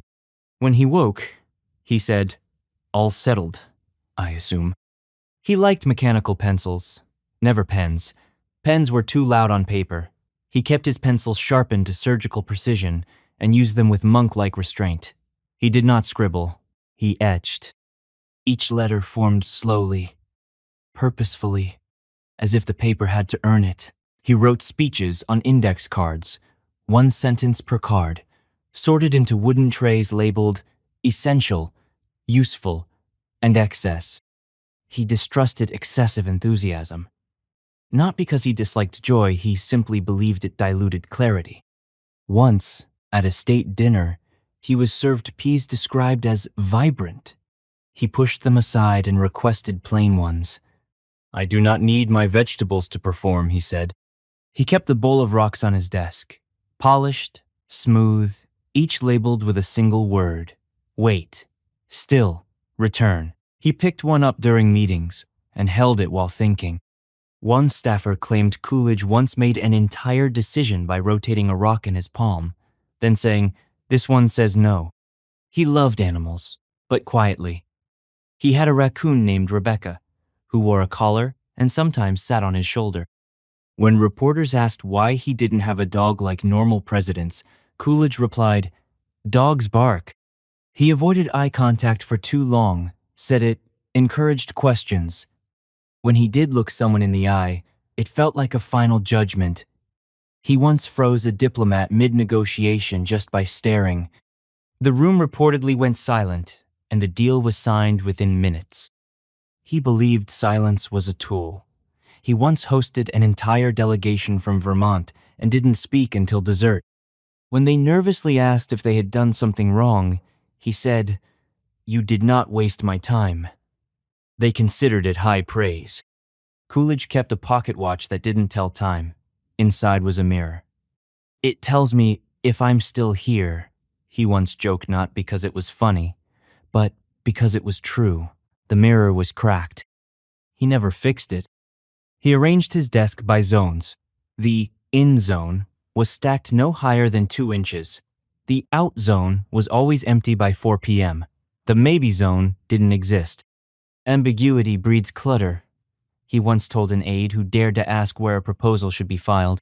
Coolidge didn't whistle, hum, or tap, but he did fold napkins into sharp triangles. It was his one fidget, and he performed it with origami-like precision. During tense meetings, you could measure his discomfort by the sharpness of the creases. Once, during a foreign policy debate, he made 7 perfect napkin triangles. The meeting ended with a treaty. His daily calendar was sparse. He scheduled nothing back-to-back. Each event had a margin of reflection built in. Sometimes, these margins were longer than the meetings themselves. "A rushed mind misfiles its wisdom," he wrote in a journal entry. That journal was titled Intervals. He read slowly, very slowly. Not because he struggled, but because he believed skimming was intellectual rudeness. He once read a 3-page report over 2 hours, then asked the writer, "Why did you hide your best point at the bottom?" The writer fainted. From the nap-bound, triangle-folding whisper of a president who answered questions with stillness and kept rocks as advisors, we march now into the confident stride of Herbert Hoover, a man who hoarded facts like currency, indexed his thoughts in cross-referenced notebooks, and once insisted that silence was a commodity best used in bulk. Herbert Hoover. Herbert Hoover had the mind of an engineer and the soul of an archivist. He didn't merely think, he sorted, indexed, cross-referenced, and filed. Every fact had a drawer. Every opinion had a label. Every sentence he spoke felt like it had passed through 3 internal proofreaders and a cost-benefit analysis. If you asked him a question, his eyes would scan the air in front of him like he was flipping through an invisible Rolodex. He kept notebooks, dozens of them, each dedicated to a different topic. One for minerals, one for rivers, one labeled Situations Likely. He once had a notebook devoted entirely to types of silence: polite, tense, negotiatory. He cross-referenced that with a second book called Auditory Decision, Making Environments. He distrusted adjectives, believed they distorted data. He once revised a speech by removing every descriptive word, leaving behind a list of nouns and verbs that read like the minutes of a meeting with a calculator. Precision, he said, is not eloquence. It is honesty with fewer costumes. His handwriting resembled blueprints singular, disciplined, unambiguous. He used a special fountain pen with a custom nib ground to a square point. It made his letters look like they had been printed by machine. He referred to cursive as ornamental noise. Hoover collected dictionaries not for definitions, but for discrepancies. He would compare entries across editions, circling contradictions. His favorite was the word efficiency. He believed it had been diluted by overuse. In one margin, he wrote, modern, eager haste, original, measured purpose, restored definition. He measured thoughts by time, literally. He kept an hourglass on his desk and flipped it before answering questions. If the sand ran out before he was done speaking, he stopped mid-sentence. The idea will either survive the silence or deserve it, he explained. Staff called the hourglass the final word. He didn't raise his voice. Ever. His calm was immovable. Once, during a chaotic press conference, a reporter shouted a question. Hoover paused, looked directly at the man, and said, "Volume does not imply clarity." The room fell silent. He proceeded to answer the question in a voice just loud enough to be heard by the first row. He had a personal filing system with over 300 categories. Not just the obvious ones, economy, foreign affairs, infrastructure, but deeply specific ones. Unreliable forecasts, redundant committees, persistent misunderstandings. If a document didn't fit a category, he created a new one. Disorder, he once said, is just unfiled information. He loved tuna fish sandwiches, ate them nearly every day, but not store-bought. He canned his own tuna in the White House kitchen. Personally, he once gave a guest a sandwich and proudly said, "Pacific, 1927. The guest didn't ask questions. He just nodded and chewed. Hoover kept a globe in his study that spun automatically, powered by a small electric motor. It turned once every 24 hours, perfectly synchronized with the Earth's rotation. He claimed it helped him maintain planetary perspective. He called it the objective axis. He disliked metaphor, found it distracting. He preferred analogies drawn from systems and machinery. Instead of, "A rising tide lifts all boats," he'd say, "Increased input pressure stabilizes multivalve systems." People stared. He didn't mind. He had a wristwatch that ticked louder than normal. He said it kept his thoughts on schedule. At meetings, the ticking filled pauses. When someone spoke too long, Hoover would gently lift the watch from his wrist, place it on the table, and tap it once. He never interrupted with words. He believed in informational hygiene. He never ate while reading, never wrote while listening, never listened while walking. Each channel deserves full fidelity, he said. He once declined a phone call because he was eating a fig. The caller was told, "The president is currently occupied by fruit." When he slept, he wore earplugs, an eye mask, and gloves. He claimed it helped him reset cognitive load. He slept on a firm mattress, no pillow. He kept a notepad on the nightstand, labeled "Interruptions Worth Waking For." It was usually blank. From the man who engineered his own sentences and believed that silence came in categories, we now hurtle forward into the fireside glow of Franklin D. Roosevelt, a man who spoke in metaphors, wrote in steel, collected stamps like a philosopher, and once convinced an entire country that fear itself was the only thing worth fearing out loud in real time. Franklin D. Roosevelt. Franklin D. Roosevelt talked like a magician pulling rabbits out of top hats only. The rabbits were metaphors, and the hat was history.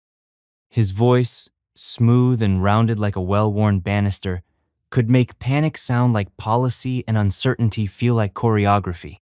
He was a master of calm articulation, the kind of speaker who could tell you the house was on fire while handing you a warm blanket and making you feel clever for noticing the smoke.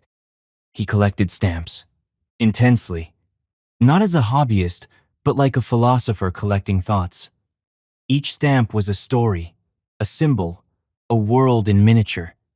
He had thousands, organized not by country or date, but by emotional resonance.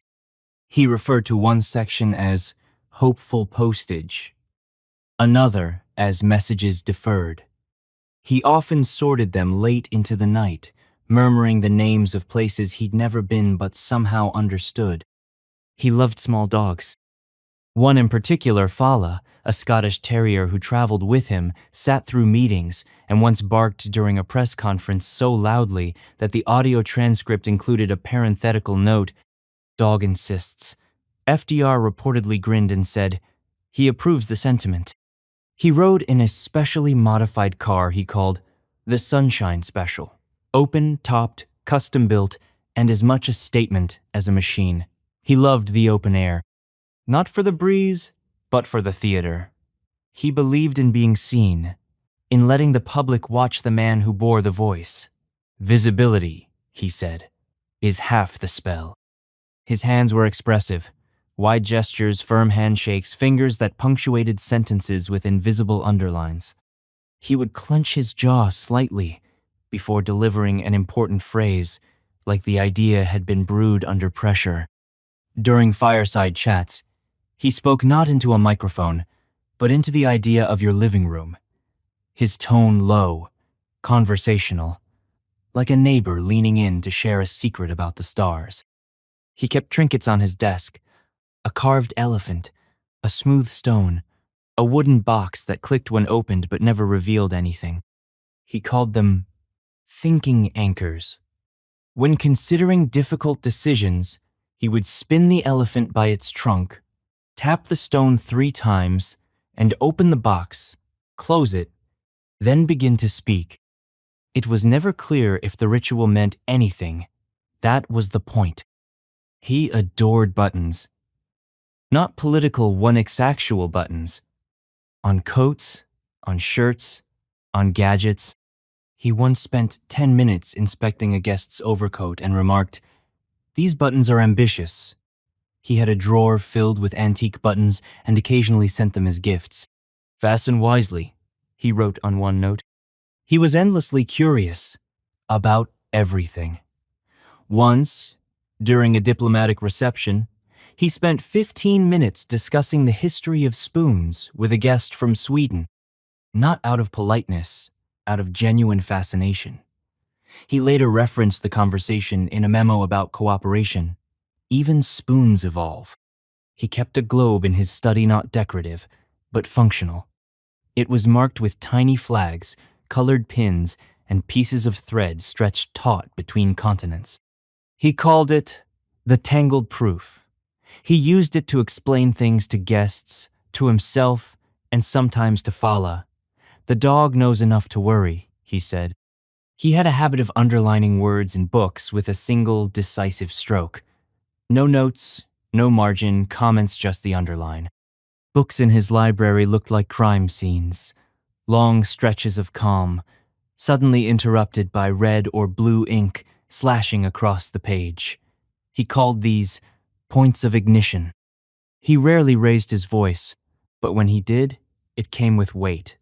Like a velvet curtain being yanked off something heavy, his temper was measured, controlled but unmistakable. Aides called it the baritone shift. If he paused before a sentence and his voice dropped an octave, the room tightened. He wore a cape, not theatrically, not daily, but often enough that people noticed. Black, flowing, and fastened with a silver clasp. He said it discouraged assumptions.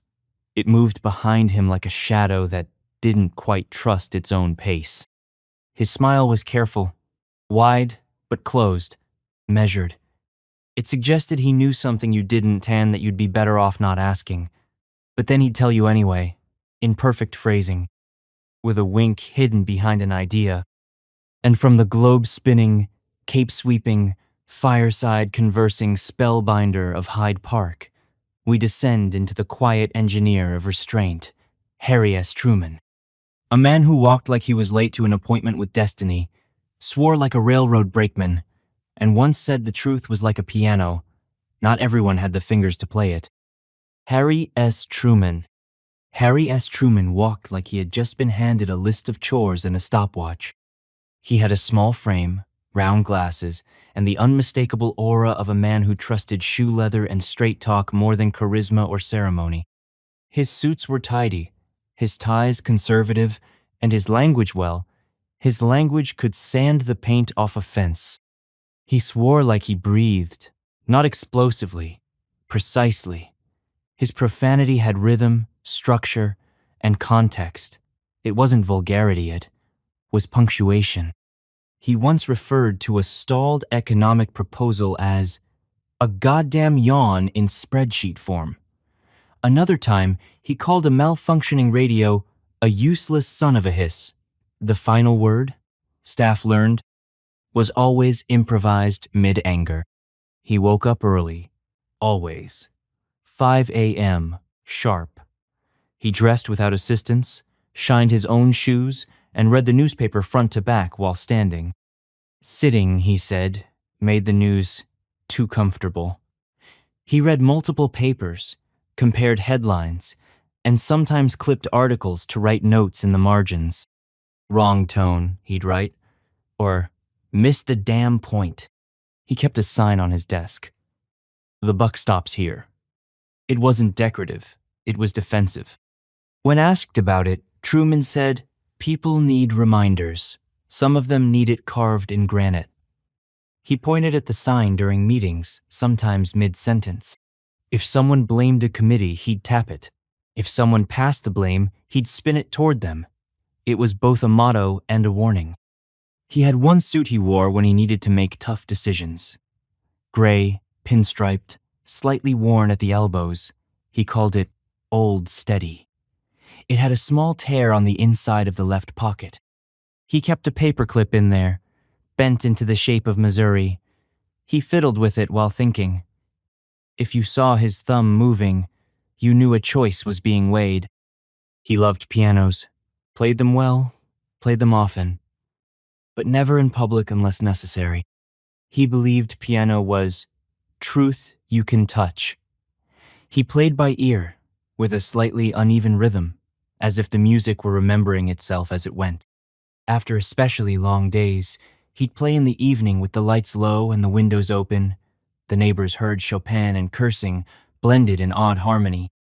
He carried a small notebook in his coat, filled with names, people he met, people he owed, people he'd promised something to. The notebook was worn, pages dog-eared and smudged with ink. He checked it daily, crossed names off, added notes. Once, when someone tried to claim he'd forgotten a promise, he pulled out the book and said, "You're right, here page 42. I even underlined your damn name." He despised wasted space physically and conversationally. His office was sparsely decorated. No unnecessary chairs, no decorative rugs. He arranged things geometrically, with angles aligned to the edge of the room. When a new aide moved a lamp, Truman moved it back 1 inch and said, "Symmetry is respect." He had strong feelings about hats, wore them often, removed them always indoors.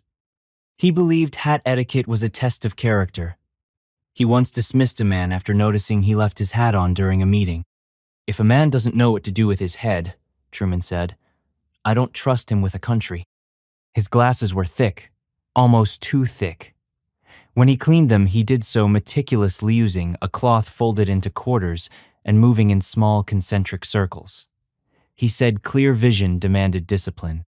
One aide claimed Truman once stared through a smudge for 20 minutes just to punish himself for forgetting to clean it. He liked to walk, fast, long strides, sharp turns, head slightly forward. He didn't meander, he navigated. He walked through problems, through moods, through fog, rain or shine. His security detail hated it. He'd ditch them with quick turns in alleys, then reappear at the front gate. "They get exercise," he said. "I get peace." He believed in blunt endings, speeches, conversations, letters, no lingering, no fluff. He once ended a letter to his wife with, "Don't forget to buy milk, that's all." Staff learned not to wait for a closing line. If he stood up, it was over. Meeting done, thought concluded. Time to move on. From the piano plunking, profanity-slinging pragmatist who walked truth into submission and filed names like receipts, we now swing into the theatrical precision of Dwight D. Eisenhower, a man who planned invasions like dinner parties, carried golf tees like pocket crosses, and once solved a dispute with a flowchart so elegant it was framed as modern art. Dwight D. Eisenhower. Dwight D. Eisenhower looked like he'd been sculpted out of practical decisions and wartime clarity. His smile was tidy, his hair was evasive, and his gaze had the weight of 5 contingency plans behind it. He didn't speak to impress, spoke like an engineer giving a weather report. And yet, everything about him carried the echo of orchestras beneath precision. He loved flowcharts, not metaphorically, literally. Eisenhower solved problems with boxes and arrows. Staff meetings would sometimes begin not with conversation, but with a diagram sketched on a blackboard titled "Decisions in Progress." He once ended a standoff between 2 advisors by drawing a perfect triangle, circling the apex and saying, "We start here. No more debate." He carried golf tees in his pocket. Always. Even indoors. They weren't for the course, they were for focus. During tense discussions, he'd roll a tee between his fingers like a rosary made of intent. The more serious the issue, the slower the spin. "It keeps my hands from arguing," he once said. His caddies called him the silent spinner. His desk was immaculate. 3 pens, 1 calendar, a lamp that faced away from the center. He believed clutter-clouded strategy. If someone left a document on his desk out of order, he would move it 2 inches to the left and sigh. "Even maps need discipline," he muttered once while adjusting a misaligned memo. He wrote letters constantly. Longhand, in looping, deliberate script that leaned slightly right, like a soldier in conversation. He used a special blue ink he called command color. Letters to friends often ended with a strange little signature flourished 2 dots and a dash. Morse code for you. No one ever figured out if it stood for you, unfinished, or understood. He believed food should be bland and consistent. A meal, he said, should never distract the mind. His favorite dish was meatloaf, served with unbuttered peas. He ate at the same time each day, with the same utensils, and once reportedly sent back a plate because the gravy was too emotional. Eisenhower had a calendar system that bordered on spiritual. He divided time into zones of responsibility, with color codes, buffer windows, and fallback contingencies. He called them decision tides. His secretary once joked that his calendar could invade Normandy by itself. He hated wasted energy. He didn't fidget. He didn't pace. He thought before he blinked. During pauses, he'd sit still, hands folded, staring just past the edge of the conversation. One staffer called it watching the future land. He painted in secret, landscapes mostly. Fields, barns, sunrises. He used tiny brushes and painted in short, rapid strokes like a general laying down troop formations. He never signed them. When asked why, he said, "The point is in the doing, not the declaring." He had a temper, but it was buried under layers of politeness and process. When frustrated, he'd grip the edge of a table until his knuckles whitened, then release slowly and say something like, "Let's reevaluate the perimeter of our understanding," which was his version of yelling. Eisenhower believed shoes should be shined to reflect, but never dazzle. He polished his own, every night. In silence, he used circular strokes and humming. The humming was always the same Tunian old marching song with no lyrics. Shining shoes is planning with your feet, he once told a bewildered aide. He played poker like a philosopher. Not to win money, but to study men. He watched eyebrows, posture, tapping fingers. He'd fold a strong hand just to observe reactions. The bluff, he said, is a test of trust more than strength. He didn't believe in lucky charms, but he did keep a small metal coin in his drawer, a replica of a 5-star insignia. He never carried it. He never touched it. But if a day went particularly well, he'd glance at the drawer, nod once, and move on. He had a personal library sorted by operation, not genre operation. Information dominance, moral force, logistics, and the will. One shelf simply said, when not to speak. His personal annotations were surgical. Bullet points, timestamps, citations of himself. From the golf tee-fingering, meatloaf-loving master of decisions whose paintings were quiet and calendars could conquer, we now rocket into the briefcase-swinging, saxophone-slinging, traffic-stopping world of John F. Kennedy, a man who quoted poetry like prophecy, wore cologne like confidence, and once debated foreign policy from a sailboat with one hand on the tiller and the other writing history. John F. Kennedy. John F. Kennedy moved through space like it was designed for him, hair perfectly in place, tie knotted just so, suit never wrinkled, but somehow always relaxed. He didn't walk breezed, and he didn't speak delivered lines with the exact timing of someone who knew the punchline, the pause, and the headline before he even opened his mouth. He loved poetry, quoted it constantly, not pretentiously, but instinctively, like it bubbled up out of his bloodstream. Yeats, Frost, Lowell. He once ended a foreign policy briefing by reciting a line of Beern and saying, "That about covers it." His aides nodded, unsure whether he meant it literally or metaphorically. They never asked. Kennedy kept notebooks then, leather-bound, and nearly filled with one-liners. Not speeches, not plans, just observations. Confidence is quiet because it's already home. Some truths feel like secrets because nobody dares to say them clean. If I die mid-sentence, let it be a declarative one. Most were never read aloud. They lived in drawers, behind folders, like backup batteries for charisma. He was famously restless, couldn't sit still for long. He leaned on lecterns, perched on desks, rolled his shoulders during press conferences. Even when seated, his hands would drift to pens, paper clips, cufflinks. Movement, for him, was part of the sentence. He wore cologne sparingly, but distinctly.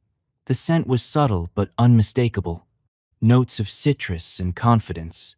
"I like to smell like I've just solved something," he joked to a friend. The White House dry cleaners referred to the scent as victory pre-scandal. Kennedy used a rocking chair in the Oval Officeno for drama, but for his back. Still, it became iconic. He'd rock slightly as he thought, as if weighing options on a seesaw of global consequence. Reporters came to recognize the tempo. Fast rocking meant discomfort. No rocking meant war. Slow, steady rocking meant diplomacy was winning. He carried a briefcase with no lock. Not because he didn't value secrecy, because he didn't believe a lock would stop the determined. Inside, he kept 3 things consistently: a pair of Ray-Bans, a pack of pencils sharpened to varying degrees, and a dog-eared copy of Profiles in Courage. He claimed the book was to remind me of who I wanted to be before I got here. Kennedy swam every day, like it was his reset button. Salt water, ideally. Chlorinated water in a pinch. His strokes were long, smooth, methodical. He said swimming helped him think. Not about politics, about cadence. "You can hear the rhythm of a sentence in a lap," he once said.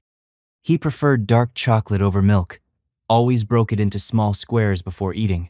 "Control the pleasure," he'd say, smiling like it was both a joke and a warning. He never finished a full bar. One square left behind. Always. He wrote notes to himself in all caps. Not for emphasis, for focus. Don't chase the moment. Let them finish. Say it backwards in your head first. These notes were scribbled on index cards and tucked into books, coat pockets, and once, allegedly, the inside flap of a violin case he never learned to play. He once gave an entire policy talk from a sailboat. The wind was rough, the water choppy, but Kennedy stood at the helm, one hand on the tiller, the other gripping a sheet of notes. Aides begged him to postpone. He refused. "If they can't trust me in a storm," he said, "they won't follow me in calm." He believed shoes should never squeak. He had all his pairs pre-scuffed by staff to ensure silence. Squeaks implied doubt, he claimed. His favorite pair was a worn set of black Oxfords he called campaign legs. They carried him through every tight corridor, narrow escape, and overcooked lunch in New Hampshire.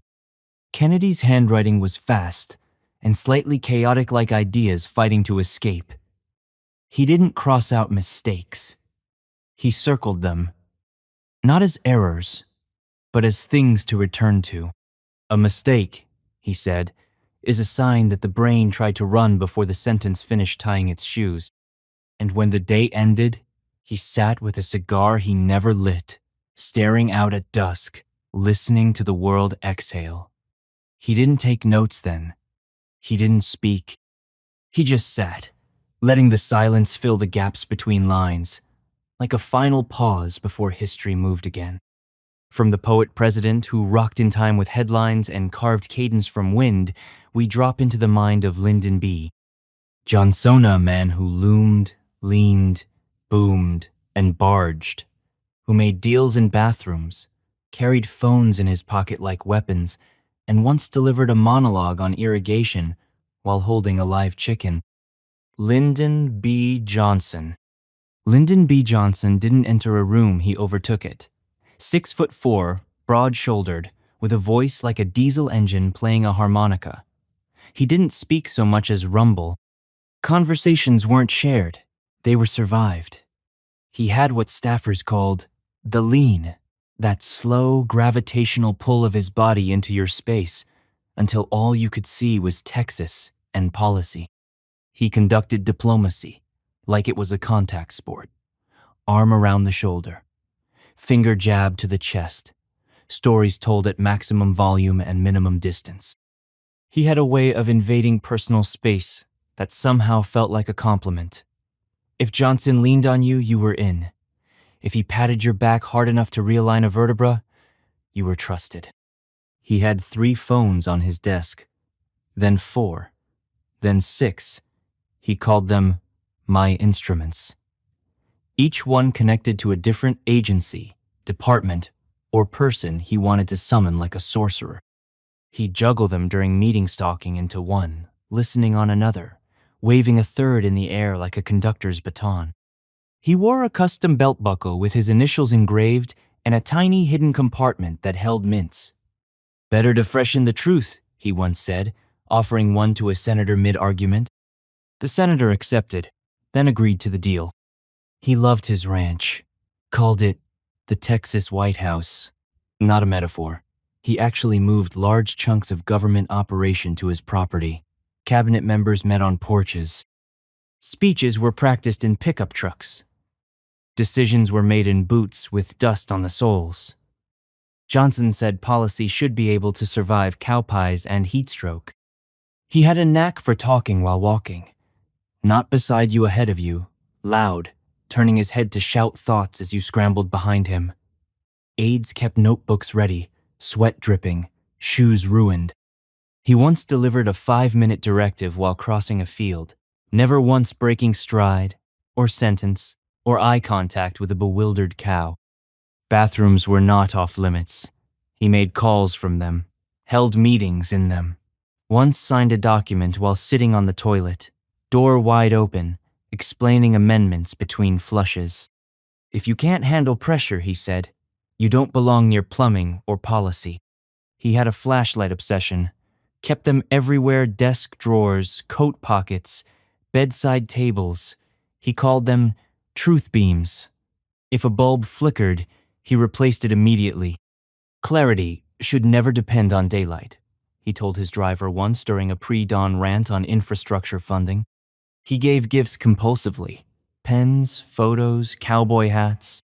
He once gave a staffer a pair of boots 2 sizes too large and said, "Grow into 'em or grow out." Another time, he handed a reporter a cactus and said, "This one tells the truth once a year."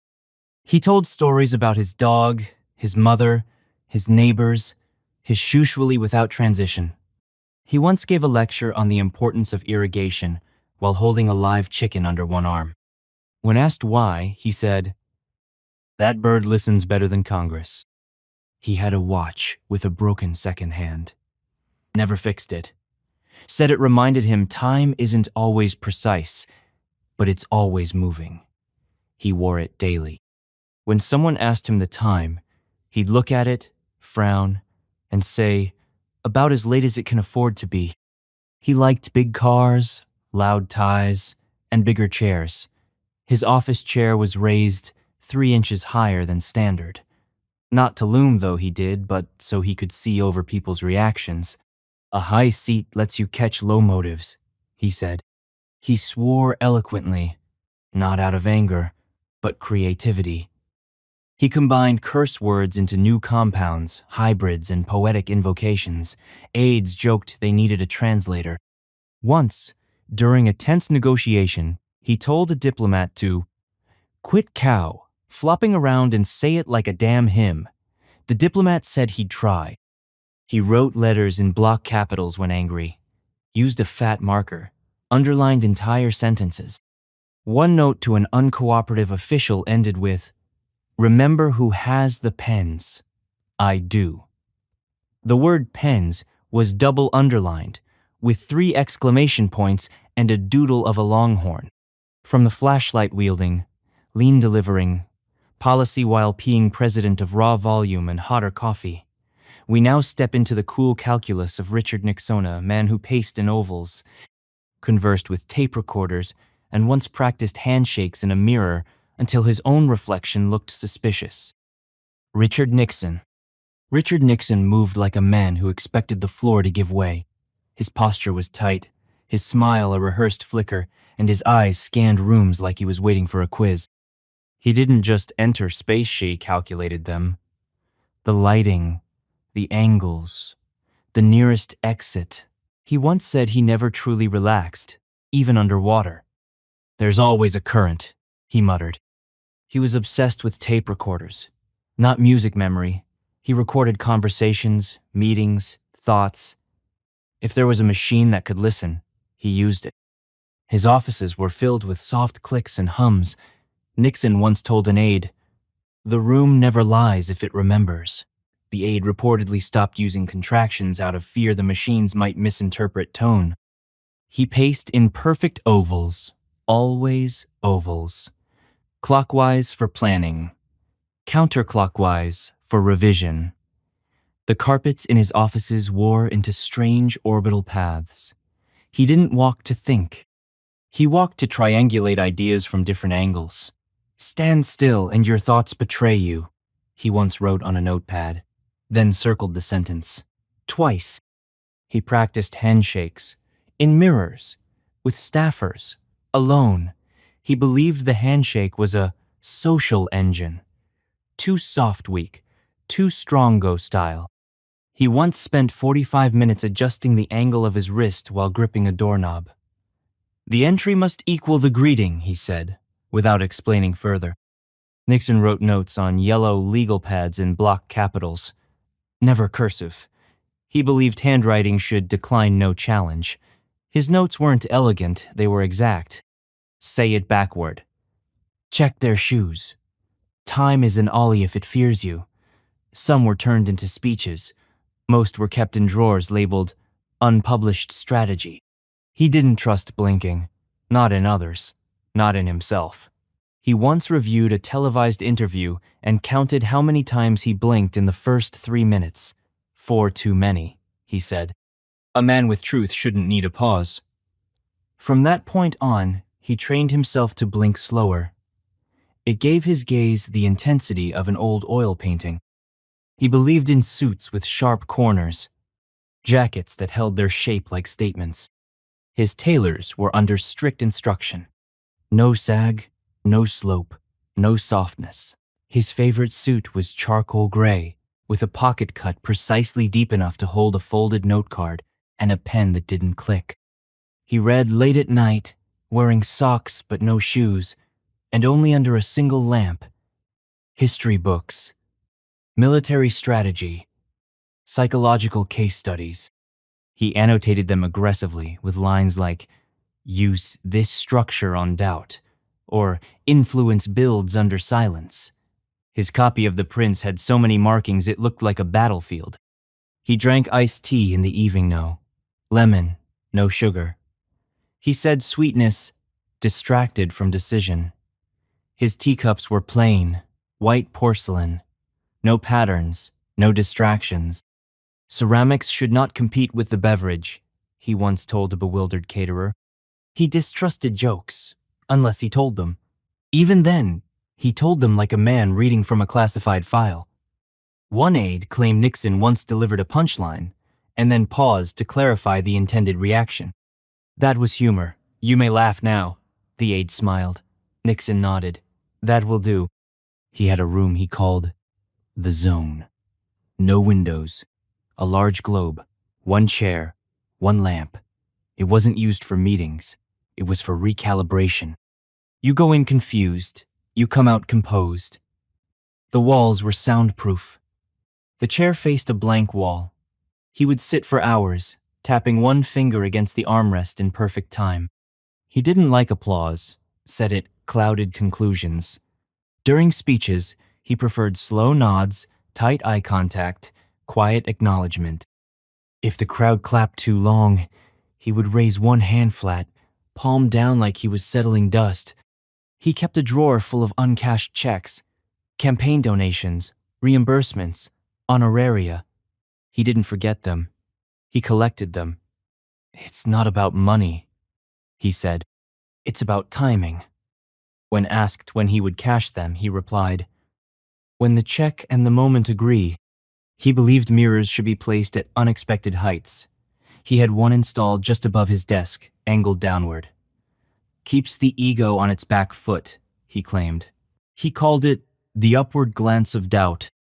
From the shadow-circling, silence-harvesting, tea-sipping strategist of saturation tape and studied handshakes, we now land in the folksy roar of Gerald Ford, a man who tumbled with dignity, toasted with humility, and once pardoned a turkey with more ceremony than most royal weddings. Gerald Ford. Gerald Ford moved like a linebacker in a museum, careful, broad-shouldered, and constantly aware that the floor might be more fragile than it looked. He was a man built for stability, yet often remembered for imbalance. He once tripped coming down the stairs of Air Force One and turned it into a kind of performance art. When asked later about it, he said, "I was reminding everyone that gravity still works." He shook hands like he meant it, big, warm grips. No showmanship, just presence. He didn't do half handshakes or finger touches. If you got the Ford handshake, your wrist might buzz for an hour afterward. He once broke a pen while shaking someone's hand. No one blamed him. They just gave him better pens. Ford loved to toast. At dinners, at brunches, at informal gatherings with 3 people and a coffee pot. He kept a mental library of toasts for every occasion. One aide claimed Ford once toasted the start of a meeting with nothing more than, "To beginning always underrated," then sipped orange juice like it was champagne. He played football in college and never stopped thinking like a quarterback. Every decision was a huddle. Every policy was a play. His notepads were filled with diagrams boxes and arrows and squiggles that no one could decipher. He called them thought routes. One staffer swore he had a plan labeled Hail Mary Domestic Version. Ford had the kind of smile that suggested he'd help you move furniture or bail your cousin out of jail, but he'd prefer if you didn't talk about it afterward. His expressions were uncomplicated. Relief, looked like relief. Doubt looked like doubt. He didn't rehearse reaction, she just had them. He pardoned a turkey with such solemnity that journalists thought he was joking. He wasn't.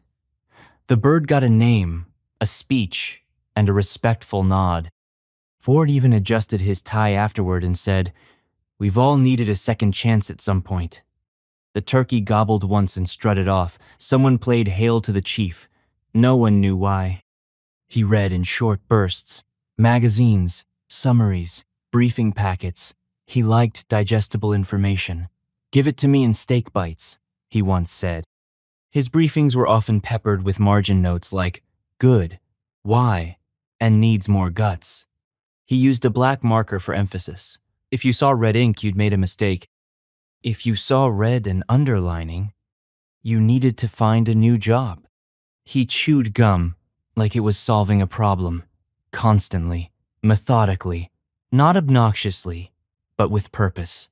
Aides could tell his mood by the tempo of his chewing. Fast meant frustration. Slow meant calculation. No gum at all? That was serious. That meant the decision had already been made. Ford's wardrobe was classic and utilitarian. Navy blazers, striped ties, sturdy shoes. He once wore the same pair of brown Oxfords for 8 years. When asked why, he said, "They still know where to take me." His suits had deep pockets not for style, but for objects. Handkerchief, pocket constitution, breath mints, a tiny screwdriver. Yes, really. He loved mustard. More than ketchup, more than mayo, more than most condiments deserve to be loved. He once asked a visiting diplomat if the mustard in the White House mess came from Michigan. When the answer was no, he asked to see the procurement forms. The forms were changed. He had a habit of narrating his thoughts out loud while walking. "Let's see. That goes there. That man was too nervous. I'll call him tomorrow. Must refill the stapler." Staff learned to record everything. Once, while muttering through a hallway, he said, "We'll move the launch point to Tuesday," and then didn't mention it again. Tuesday came. The launch happened. No one questioned it. Ford's favorite pen was a cheap ballpoint. Click top. He loved the sound it made. Click to start a decision. Click to end a conversation. The click became a cue. Staff said you could track the arc of policy by the number of clicks in a meeting. He played golf like a man trying to have fun but being followed by responsibility. He wore plaid, cursed under his breath, and once accidentally hit a spectator with a drive. He ran over, apologized, handed the man a signed glove and said, "You've taken a bullet for democracy." And from the gum-chewing, toast-raising, policy-by-football Gerald Ford, we descend now into the peanut-flavored precision of Jimmy Cartera man, who measured thermostat settings like doctrine, built furniture in his spare time, and once used a smile and a screwdriver to fix a diplomatic clock. Jimmy Carter. Jimmy Carter looked like the kind of man who would mow your lawn and then leave a note apologizing for trimming the azaleas too short. He spoke softly, with a southern lilt that made instructions sound like invitations, and invitations sound like promises. He smiled often, but never unnecessarily. His grin wasn't for show, it was part empathy, part precision. He was a trained engineer, and it showed in everything. He measured decisions like blueprints. Thought in volts, resistance, balance. He once recalibrated the thermostats in the White House himself, personally. One by one. "Efficiency," he said, "starts at the dial." When staff asked what temperature he was aiming for, he replied, "Just shy of wasteful." He built things, not metaphorically. He built actual things. Bookshelves, benches, cabinet boxes. During meetings, his mind would wander not toward distraction but toward construction. He'd sketch shelf joints on the back of memos. His tools were kept in labeled boxes in the White House basement. Fasteners, strain control, Gentle persuasion. The last one held clamps. Carter's handwriting looked like it had been trained by a ruler. Tight loops, sharp ascenders, no slouch. He signed his name with equal parts flair and humility, the J slightly oversized, the Y pulled in, almost sheepish. He wrote letters to citizens daily, often by hand. Once, when asked why, he said, "Ink is a handshake you don't have to wait in line for." He loved peanuts, not as a gimmick, as a fact. Grew them, understood them, discussed them like some people discuss wine. "You want a good boilin' peanut," he said once. "Start with the dirt, not the shell." He gave peanuts as gifts, jars, bags, tins, to guests, to staff, to visiting diplomats. One king received a can with a note that read, "Rooted in humility." He carried a Bible that was smaller than most wallets, leather-bound, corners worn down like beach stones. He kept it in his jacket pocket during trips, often with a folded note tucked inside. The note was rumored to read, "Don't forget why you started."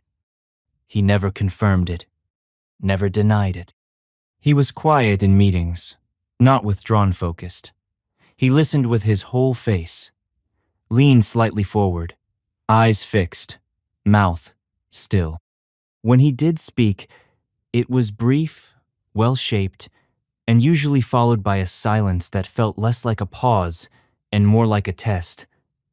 "Let the room catch up," he once advised a junior aide. He wore cardigans, often, unapologetically, in the Oval Office, in photographs, to world summits. To him, they weren't symbols. They were insulation, physical and philosophical. He believed warmth shouldn't require combustion. The cardigans were always earth tones. One was patched at the elbow. He liked it best. Carter maintained his schedule like it was a promise kept to time itself. Every minute logged. Meetings started exactly on the hour. Never early, never late. Lunch was 31 minutes, not 30. "The last bite takes longer," he explained. His desk calendar looked like a jigsaw puzzle completed in real time. He was fascinated by timepieces, not luxury watches, practical clocks. He once fixed a broken grandfather clock in the East Wing himself, using a screwdriver and a diagram he drew from memory. "It just needed someone to believe it still kept time," he said. He cleaned the gears with a Q-tip and patience. He didn't drink alcohol, not out of piety, out of preference. He said it dulled the edges of conversation. During toasts, he raised a glass of apple cider. He once gave a toast in silence, then explained, "Words can't improve this moment." The room didn't know whether to clap or sit still. They did both. He believed in writing things down, everything, dreams, expenses, mileage, bird sightings. He kept journals with tabs for categories. One aide claimed he once found an entry labeled "Fence Post Philosophy" with the line, "If the gate swings both ways, it better close true."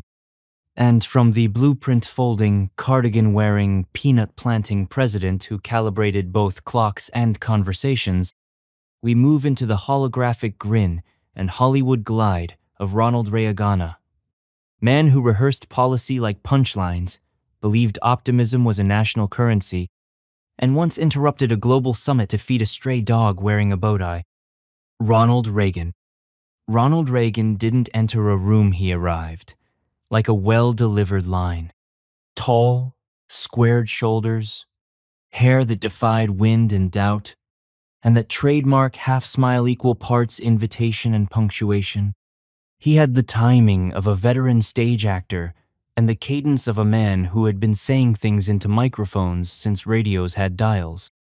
He rehearsed everything, not obsessively professionally. Speeches, jokes, asides. He practiced inflection like it was a lever that controlled the mood. "Tone," he said once, "is just trust made audible." Before major addresses, he'd stand in front of a mirror and recite opening lines as if warming up a crowd of ghosts. The mirror didn't clap, but Reagan nodded at it anyway. He kept jelly beans in a crystal jar on his desk, always within reach. Not for show, for rhythm. He'd pop one between sentences, between meetings, between decisions. It wasn't a snack. It was punctuation. The flavor rotation changed often, but cinnamon was a constant. "Reminds me not to speak too sweet," he said. He had a natural gift for charm, but he knew it was a skill. He sharpened it, maintained it. He'd remember names with mnemonic tricks, rewrite jokes to match the room, and once edited a speech 3 times to make a single metaphor land better. The metaphor? America is a canvas. The edit? Adding still drying. Reagan didn't rush. He paused before answering questions. Looked up, tilted his head, as if consulting a celestial teleprompter, then delivered the answer with the soft gravity of a bedtime story about economics. His pauses weren't hesitations, they were set dressing. He loved dogs, deeply. His favorite was a Cavalier King Charles Spaniel named Rex. Rex wore a collar with a gold tag and once had his own Christmas tree in the White House. During a particularly tense meeting, Reagan once paused mid-sentence, bent down, and fed Rex a biscuit, then stood up and finished the thought without missing a beat. "Even in diplomacy," he said later, "sometimes the dog knows best." He collected stories like baseball cards, human interest tales, anecdotes, little slices of Americana. He'd sprinkle them into speeches, sometimes completely unprompted. One moment you'd be talking trade policy, the next he'd be telling a story about a 92-year-old rancher in Wyoming who still shoehorned his boots. "He reminded me that age and grit ride the same horse," Reagan would say, eyes twinkling. He believed in handwritten notes, brief, neat, often delivered with a wink. He'd scrawl "thanks a million" on briefing memos, hang in there, on press releases, and once wrote, "Don't forget who pays the lighting bill," on a particularly lengthy report about energy consumption. The staff kept them like souvenirs from a traveling optimism act. Reagan wore suits like they were old friends, comfortable, tailored, with just enough shoulder to command, but never enough to intimidate. His pocket squares were usually crisp, sometimes casually askew. He preferred brown shoes to black, said they made him feel more on the level. He loved ranch work, real work, chainsaws, fencing, riding horses that didn't pose for cameras. He once cleared brush for 3 hours, then walked into a policy meeting without changing. "Let's trim a few things in here too," he joked. His hands were calloused. His jeans were actually worn. The Secret Service reportedly carried hand lotion for emergencies. He had a clock in his office that chimed every hour with a soft, musical tone. He called it the moment reminder. When it rang, he'd glance at it, smile slightly, then return to his notes. "It's not to mark time," he said. "It's to remember you're still in it." Reagan never forgot the power of silence. He could freeze a press room with a pause, let tension breathe. He once stared at a journalist for 5 full seconds after a loaded question, then responded with, "Now that we've both had a moment to think." The room laughed. He didn't. George H.W. Bush. George H.W. Bush operated like a compass with a handshake. Tall, wiry, impeccably polite, and always slightly underdressed for how important he actually was. He carried himself with the humility of a man who had already climbed the mountain, planted the flag, and didn't feel the need to mention it unless you asked. Twice. He wrote thank you notes constantly. Not form letters, actual, hand-penned, sincere notes. "Thanks for the book. Appreciated the chat. Sorry about the weather." He carried note cards in his briefcase and wrote them on planes, in waiting rooms, between meetings. Once, he sent a thank you card to a man who had held an elevator door open for him at the United Nations. It read, "You didn't have to, but you did." He used the phrase kinder, gentler, like some men use salt lightly, but on everything, in memos, in conversations, even in margins of his own speeches. Kinder tone, he'd scribble. Gentler, close. His speechwriters learned to expect it. They kept a list of synonyms just in case he ran out of ways to say it. He had a voice that was half whisper, half apology, and somehow still presidential. When he raised it, it was more of a firm clearing of the throat than a shout. He didn't bark orders. He made suggestions with the gravity of someone who knew submarines, oil rigs, and how to jump out of a burning plane.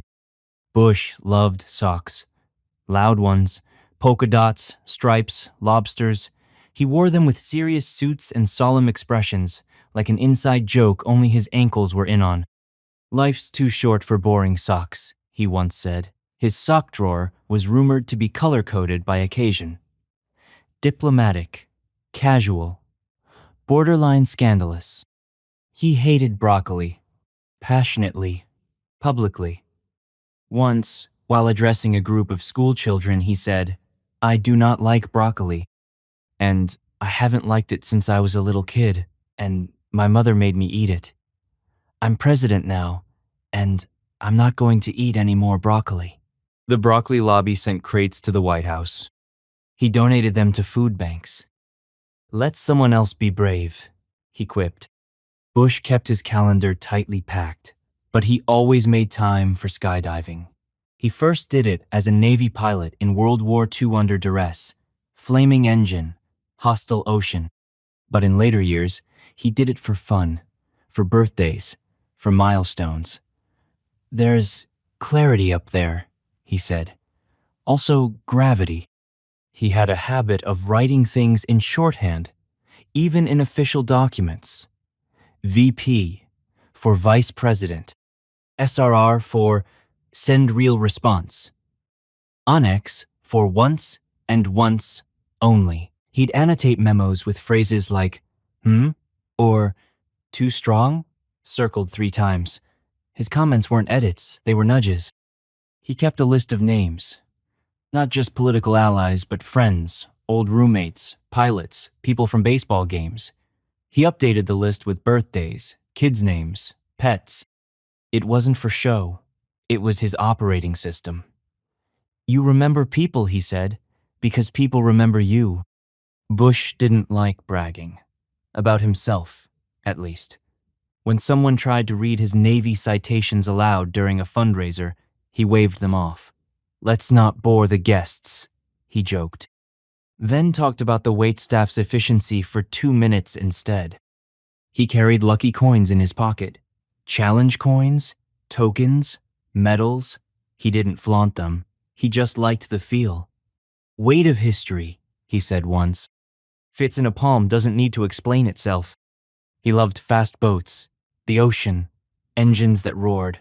He captained his own speedboat into his 80s. It was named Fidelity. He drove it like he flew plane-sight turns, quiet focus, a grin that said he was definitely going faster than he was supposed to. "Still got the throttle," he once told a reporter, patting the dash like it was a loyal dog. He wasn't much for speeches, but when he gave them, he laced them with unexpected detail. "The little guy in Wisconsin, that thing we saw at the paper mill." He grounded policy in postcards, made the abstract personal. Even when the room was full of suits, he'd tell stories that made it feel like someone's granddad had wandered into a think tank with a memory full of metaphors.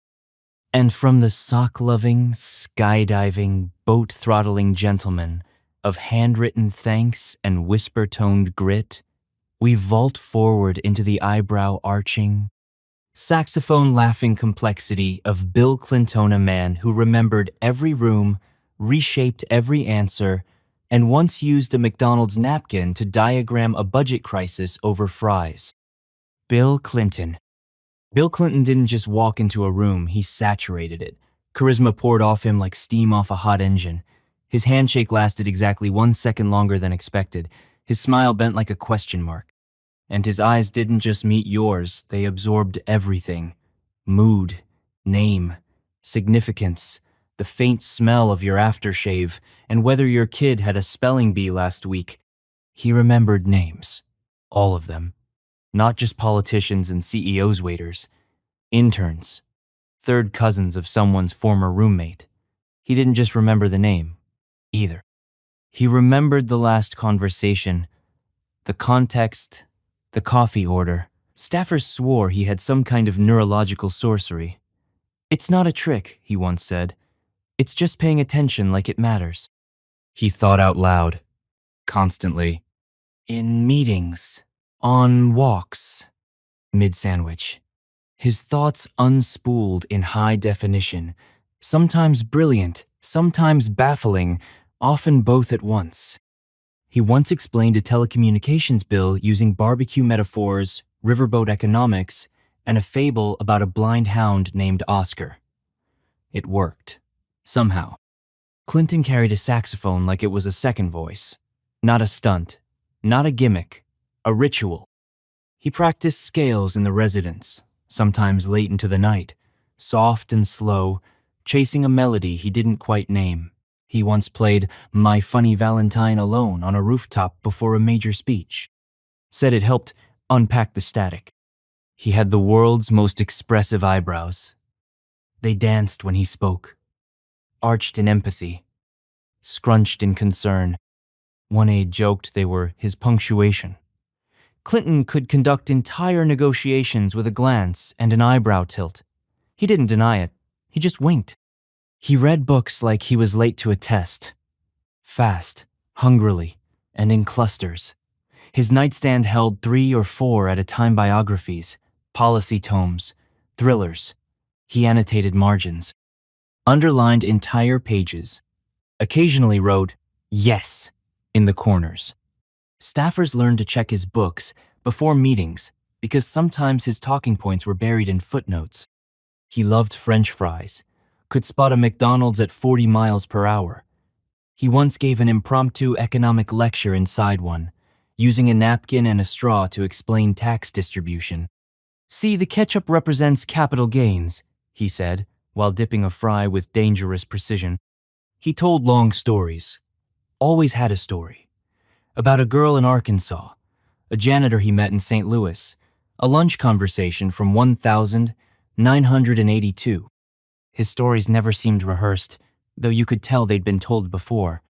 They unfolded like jazz solo sluice structure, deep feeling, lots of improvisation, and somehow always circling back to the theme. He wore his suits slightly looser than the trend. He liked room to move. His ties were often askew by midday, his collar open just enough to say, "We've moved past introductions." He didn't fuss. If his shirt wrinkled, so be it. "It's not about the crease," he said. "It's about the content." He loved facts, obsessively. He memorized statistics for fun. GDP per capita of 5 countries. Voting patterns by zip code. Wheat yield by region. Staffers called it data rain. He'd launch into numerical tangents mid-conversation, then pull it back to human scale with a grin. "But of course," he'd add, "that's just what I heard from a woman in Des Moines." He wrote with a heavy hand blue ink, large cursive, sprawling across pages. He'd underline, bracket, draw arrows. Once, during a meeting, he wrote a counter-argument in the margins of his own speech draft. "Play devil's advocate with yourself," he said. "Otherwise, the devil gets lazy." He ran late. Not out of disrespect because he didn't want to leave. Every conversation mattered. Every story deserved an ending. He'd finish a handshake, walk 10 feet, and get pulled into another. "Just one more minute," he'd say. 45 minutes later, he was still shaking hands and remembering names. He kept a coin in his pocket, a simple token. No value, no inscription, just a habit. When nervous, he'd rub it between his thumb and forefinger, eyes glazing over for a second, as if recalibrating. He never said where it came from, or why, but it was always there. And from the McDonald's napkin economist, saxophone philosopher, and data-bursting raconteur of midnight books and midday metaphors, We now pivot to the brush clearing, early rising, nickname dealing force of George W. Bushaman, who painted dogs in his retirement, jogged like he had a speech to finish, and once gave a press conference in English and Spanish just to prove he could keep both in the same sentence. George W. Bush. George W. Bush lived at a trot, not a sprint, not a stroll, a confident, forward-moving, foot-on-the-gas sort of pace that carried him through ranches, rope lines, and rows of microphones like he had somewhere to be, and a nickname for whoever was waiting there. He didn't just move fast-made decisions like he was racing the clock, and conversations like they were part of a larger relay race. He loved nicknames, gave them out like business cards. Stretch, fuzzball, corn dog. Even foreign dignitaries weren't exempt. Once dubbed a prime minister big fella before an economic summit. Nobody was quite sure why. "It's how I remember people," he explained. "You give 'em a handle and they stick better in the brain." His morning routine started before most alarms did. He was up by 5:15 a.m. daily, ran 3 miles, did stretches that involved more grunting than grace. His Secret Service detail called it Operation Early Bird. He once fell off a treadmill and still finished the workout. "You don't skip the finish line because the road got bumpy," he said, brushing gravel out of his socks. Bush was a painter. Not while in office, but afterward, obsessively. Dogs, landscapes, world leaders with oil-based eyebrows. He painted as if memory was something you could hold in color. He said it helped him see people again, but quieter. His studio was filled with canvas, turpentine, and silence. He used a bullhorn like a baton. He didn't whisper into microphones. He rallied. His voice had that Texas Raspaquil Parts Locker Room, pep rally, and Sunday barbecue. You could hear the grin under the gravel. He once told a crowd, "I'm not a fancy talker, but I mean every word twice," then repeated the line. For emphasis, he kept his desk simple. A pen, a few papers, a photograph of his parents, and a baseball. The ball wasn't signed, it was scuffed, dirty, and clearly used. "I like my symbols to have scuff marks," he said. "Means they've seen action." He cleared brush. Not for the optics, for therapy. Give him gloves, a chainsaw, and a hot afternoon, and he'd come back calmer, sweatier, and full of metaphors. "You gotta see where the dead wood is," he once explained to a visitor. "That's true for trees, and that's true for bureaucracy." He liked punctuality, not formality. If a meeting started at 9, it started at 9. Zero no matter if one participant had spinach in their teeth or was halfway through a donut. "Time is the only thing you can't refund," he quipped while checking his watch and starting without a Secretary of State once. The secretary caught up. He believed in direct questions and direct answers, often followed by shoulder shrugs, squints, or hand gestures that looked like he was guiding a jet in for landing.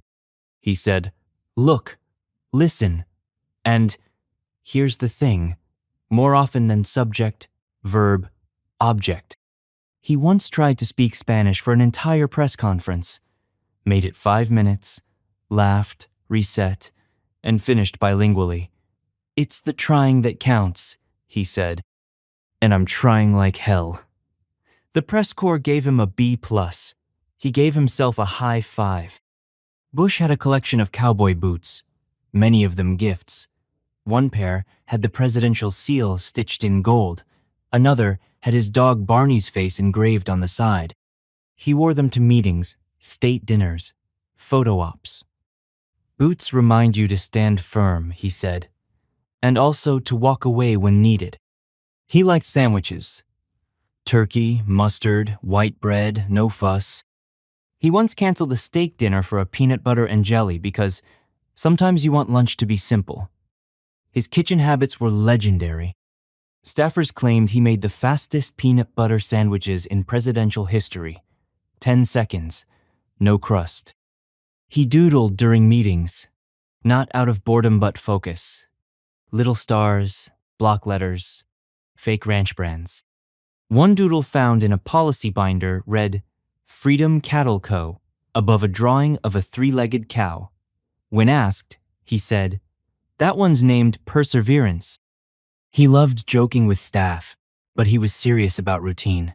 Work started early, calls made on time, no excuses. He once arrived to a meeting before the lights were on. Sat in the dark, drinking black coffee. Beat the sun today, he said when the first aid arrived. Let's make sure it's worth it. And from the paint-splattered, brush-clearing, nickname-dealing ranch runner of West Texas confidence and bullhorn diplomacy, we step into the soaring cadence and slow-clap dignity of Barack Obama, a man who carried poetry in his pauses, once fist-bumped a janitor mid-thought, and could turn a basketball court into a think tank with sneakers. Barack Obama. Barack Obama didn't just speak, inhaled a moment, and exhaled a monologue. His words moved slow, deliberate, polished by rhythm, and elevated by silence. Every pause felt intentional. Every sentence built like jazz, starting soft, curving upward, and ending on a note that left the room hushed. He had a voice that could command a crowd or calm a baby, sometimes both in the same breath. It was part preacher, part professor, part playlist. You didn't just listen to Obama, you leaned in, waiting for the turn of phrase you knew was coming but still hit like surprise. He fist-bumped. Not just athletes, not just staff, janitors, Secret Service, children. He once fist-bumped a hospital patient in a wheelchair, then wheeled the man halfway down the hall during conversation. Respect moves in all directions, he said afterward. He wore suits like they were tailored by patience. No loud patterns, no wide lapels. Slim, simple, crisp. His ties were understated. His collar never curled. And when he rolled up his sleevest woe-even folds, Nevermore 8 felt less like relaxing and more like focusing, like the room should pay closer attention now. He liked basketball, played with an economist's precision and a poet's trash talk. He'd drive the lane, miss a layup, and still mutter something about game theory. His jumper wasn't perfect, but it was smooth. His trash talk? Clinical. Check the metrics on that shot, he once joked after a deep three. Staffers started tracking his stats. He didn't ask them to stop. He wrote his own speeches, or rewrote them, rather. Late at night, in longhand, yellow pads, blue pen, he circled words, crossed out entire paragraphs, reworded transitions like they were doorways that needed exact hinges. The pivot matters, he said. It's how you carry the weight of one thought into the next. He had playlists for everything. Driving, writing, running, dining. The music followed moods like weather. Jay-Z, Miles Davis, Dylan, Kendrick. He curated them like he curated speeches, always a beat behind the thought, always a little smarter than expected. Obama kept a bowl of apples in the Oval Office. Real ones, red ones, polished, like policy. He ate them regularly, sometimes mid-meeting, said it helped him think. Crunch sharpens the brain, he claimed mid-bite. No one disagreed. He loved books, devoured them, carried them on flights, gifted them to friends, annotated them in the margins with elegant looping notes. His personal library included philosophy, science fiction, law theory, and memoirs. He once said, "You can't lead a story you haven't read." He had a walk that was part glide, part purpose, shoulders loose, steps even. He didn't march. He moved like a man who already knew where the exit was and didn't need to rush. When he entered a room, the air adjusted. Conversations quieted. Not out of fear, out of alignment. Obama used silence like punctuation. He'd start a sentence, pause, look left, blink slowly, then finish with a phrase you knew would end up on mugs. He didn't shout. He didn't rush. He didn't overpower. He simply arrived at meaning before you did. He doodled in his notepads nothing elaborate. Boxes, arrows, little phrases. Too soft? Better bridge. Push here. Once, a doodle found in his briefing binder read, "Problem is gravity, not trajectory." Staff debated whether it was metaphorical or literal. No one dared ask. He liked dad jokes, earnestly.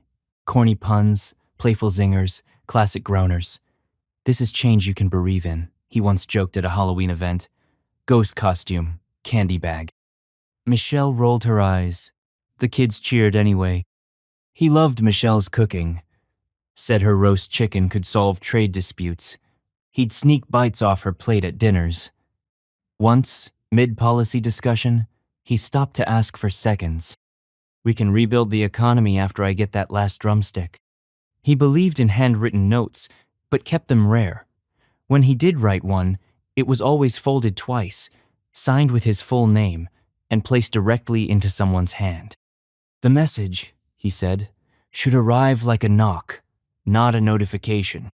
And from the rhythm-stacked, jump-shot-taking, apple-crunching eloquence of the professor-in-chief, we now shift into the business card rigidity and meticulously timed detail of Donald J. Trump, a man whose hand gestures had choreography, whose sentences looped like roller coasters, and who once paused a policy meeting to rearrange the bottled water into an exact, symmetrical line. Donald J. Trump. Donald J. Trump didn't walk into room, she entered, like a catchphrase wrapped in a suit. Tall, broad, leaning forward slightly, like a man about to emphasize something. His tie, always long too long like punctuation with ambition. His hair was its own subplot, and his gestures had a kind of choreography. Flat hands, wide arcs, thumb and forefinger pinches. A language all their own. He had a voice built for stages. Loud, staccato, laced with repetition. He didn't just say things, she branded them. Tremendous. Disaster. Believe me. Sentences didn't end so much as spiral, looping back through themselves like a roller coaster that wasn't quite ready to stop. "People are saying," became a citation. "Nobody knew," became prophecy. The punctuation was audible. Trump loved symmetry, deeply. Bottled water aligned exactly. Paperweights placed at perfect diagonals. Staff once watched him interrupt a meeting to rearrange pens so they formed a perfect right triangle on the desk. "Look at that," he said. "That's balance." He kept a Sharpie on him at all times. Thick, black, and often used. He signed autographs, executive orders, notes to aides. His signature looked like a skyline, sharp angles, towers of ink. He once modified a weather map with a Sharpie, creating an impromptu forecast that became instant folklore. "I know weather," he said, "tremendous understanding." He believed in names, said them often, repeated them in speeches, printed them in gold. Everything had to be labeled chairs, elevators, buildings, movements. A name, he claimed, gave something permanence. If it's not named, it's not noticed. He ate fast food with a kind of reverence. McDonald's, KFC, Domino's, not as a gimmick, but as routine. He liked knowing exactly what he was getting. No surprises. He once described a Big Mac as consistent like a contract. His private plane was rumored to carry packets of ketchup and a personal stash of Oreos. Trump gestured while speaking like he was conducting invisible fireworks. Open-palmed waves, pointing with emphasis. A rolling hand that said, "Let's move this along." One aide claimed he could predict policy outcomes by the height of Trump's hand gestures. If the hands go wide, it's going to be big. If they stay low, it's going to get weird. He liked gold. Everywhere. On picture frames, pens, cufflinks, drapes, gold leaf on dinnerware, gold trim on stationery. The phones weren't gold, but they were the right color. "It pops," he said. "Gold makes you pay attention." He watched television with purpose. Cable news played constantly. Multiple screens. Multiple remotes. He once called a press secretary to comment on the lighting in a CNN interview before the segment had ended. "Too blue," he said. "Fix that." He had a stack of magazines on his desk, always recent, often featuring himself. Time, Forbes, the occasional golf publication. He kept articles with his name underlined. Clippings from newspapers laid flat, edges crisp, sometimes laminated. Notebooks were mostly blank, but the headlines were sorted. He repeated stories like mantras, the same stories over and over, with minor edits. The punchlines were consistent, the pacing honed. He'd recount election night, business deals, meetings with world leaders. "I said to them," was a common refrain, "and they said to me," was always followed by a reaction worth remembering. He loved pens with heft, not ballpoint markers. You could hear the line as it hit the paper. He signed documents with theatrical gravity, often holding the page up afterward for the cameras. His pen strokes looked like declarations. His smile at the end said, "You're welcome." He rarely used notes.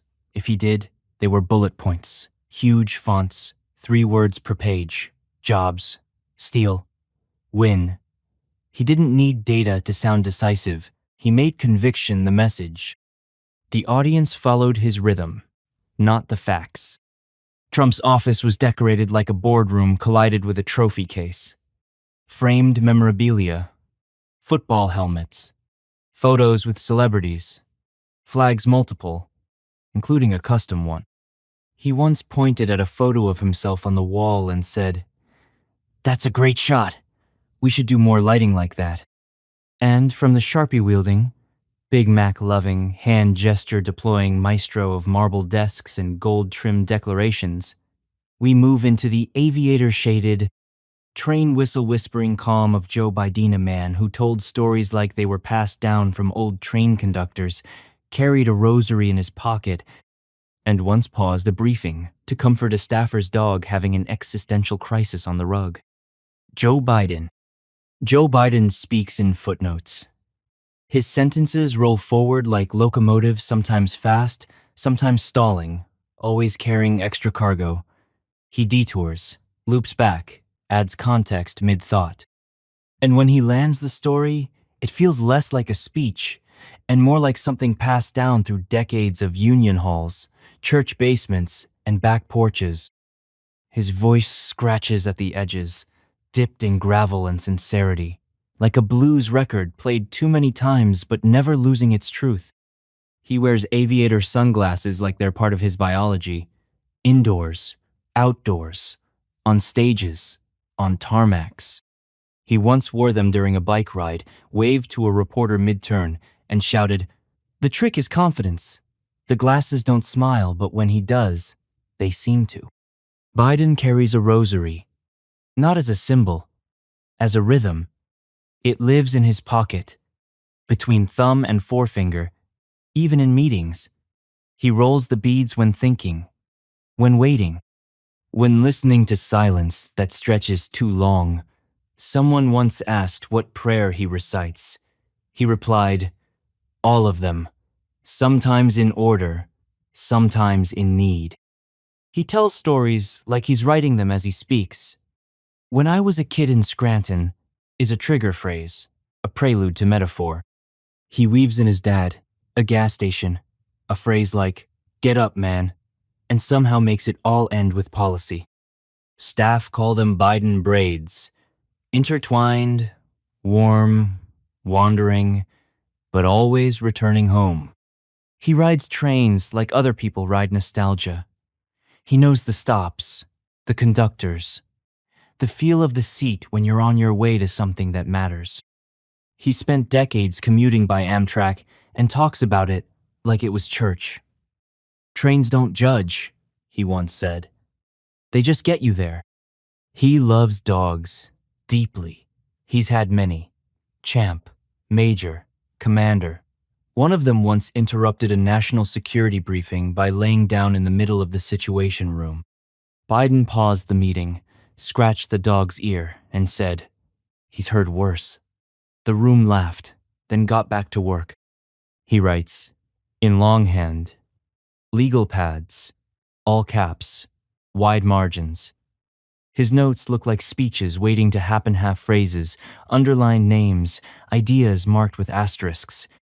When a staffer once typed up a speech without his usual handwritten edits, Biden rewrote it in pen on the printed page. "It doesn't breathe right yet," he said. He's a hugger, a shoulder toucher, a back patter. He connects physically, instinctively. In rope lines, he lingers. In meetings, he leans in. If you tell him your mother's sick, he'll ask her name, what hospital, and what floor she's on. Then he'll call her. Not because of optics, because it's Tuesday, and she deserves to hear it. He loves ice cream, with the intensity of a man who's decided joy should be taken seriously. Chocolate chip is his go-to. He once left a fundraiser early to get a cone before the shop closed.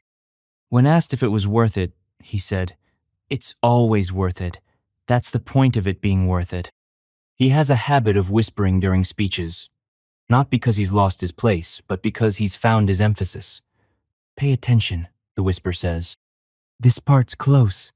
He'll lean into the mic, lower his voice, and make a statistic feel like a secret. He quotes Seamus Heaney, not casually, but compulsively. Irish poets, Irish grief, Irish hope. He once ended a press briefing by reciting 4 lines of Heaney and walking off before the final verse. Aides stood in silence. "He'll finish it later," one said. Biden owns more Navy suits than most department stores. He's loyal to the cut, white shirt, flag pin, no loud ties, no fashion risks, just the armor of consistency. When asked why he wears the same style, he shrugged and said, "I got other things to decide." He's been known to leave post-it notes on staff desks, not memos notes. Good point here. Circle back. I liked this sentence. His handwriting is looping, all caps, a little smudged. The notes feel like fatherly check-ins from the highest office in the land. He sometimes speaks as if time is folding, like the past is a passenger, the present is a station, and the future is somewhere just beyond the next bend in the track. "We've seen this before," he'll say. "We've come through worse. We'll get there." And with that, a whispered metaphor, a train whistle from Scranton, and a half-melted cone of chocolate chip whey close the ledger of presidential oddities, rituals, and unforgettable quirks. From duelists to doodlers, ranchers to rockers, welcome to the strangest, softest, loudest, and most human moments ever housed under the roof of 1600 Pennsylvania Avenue.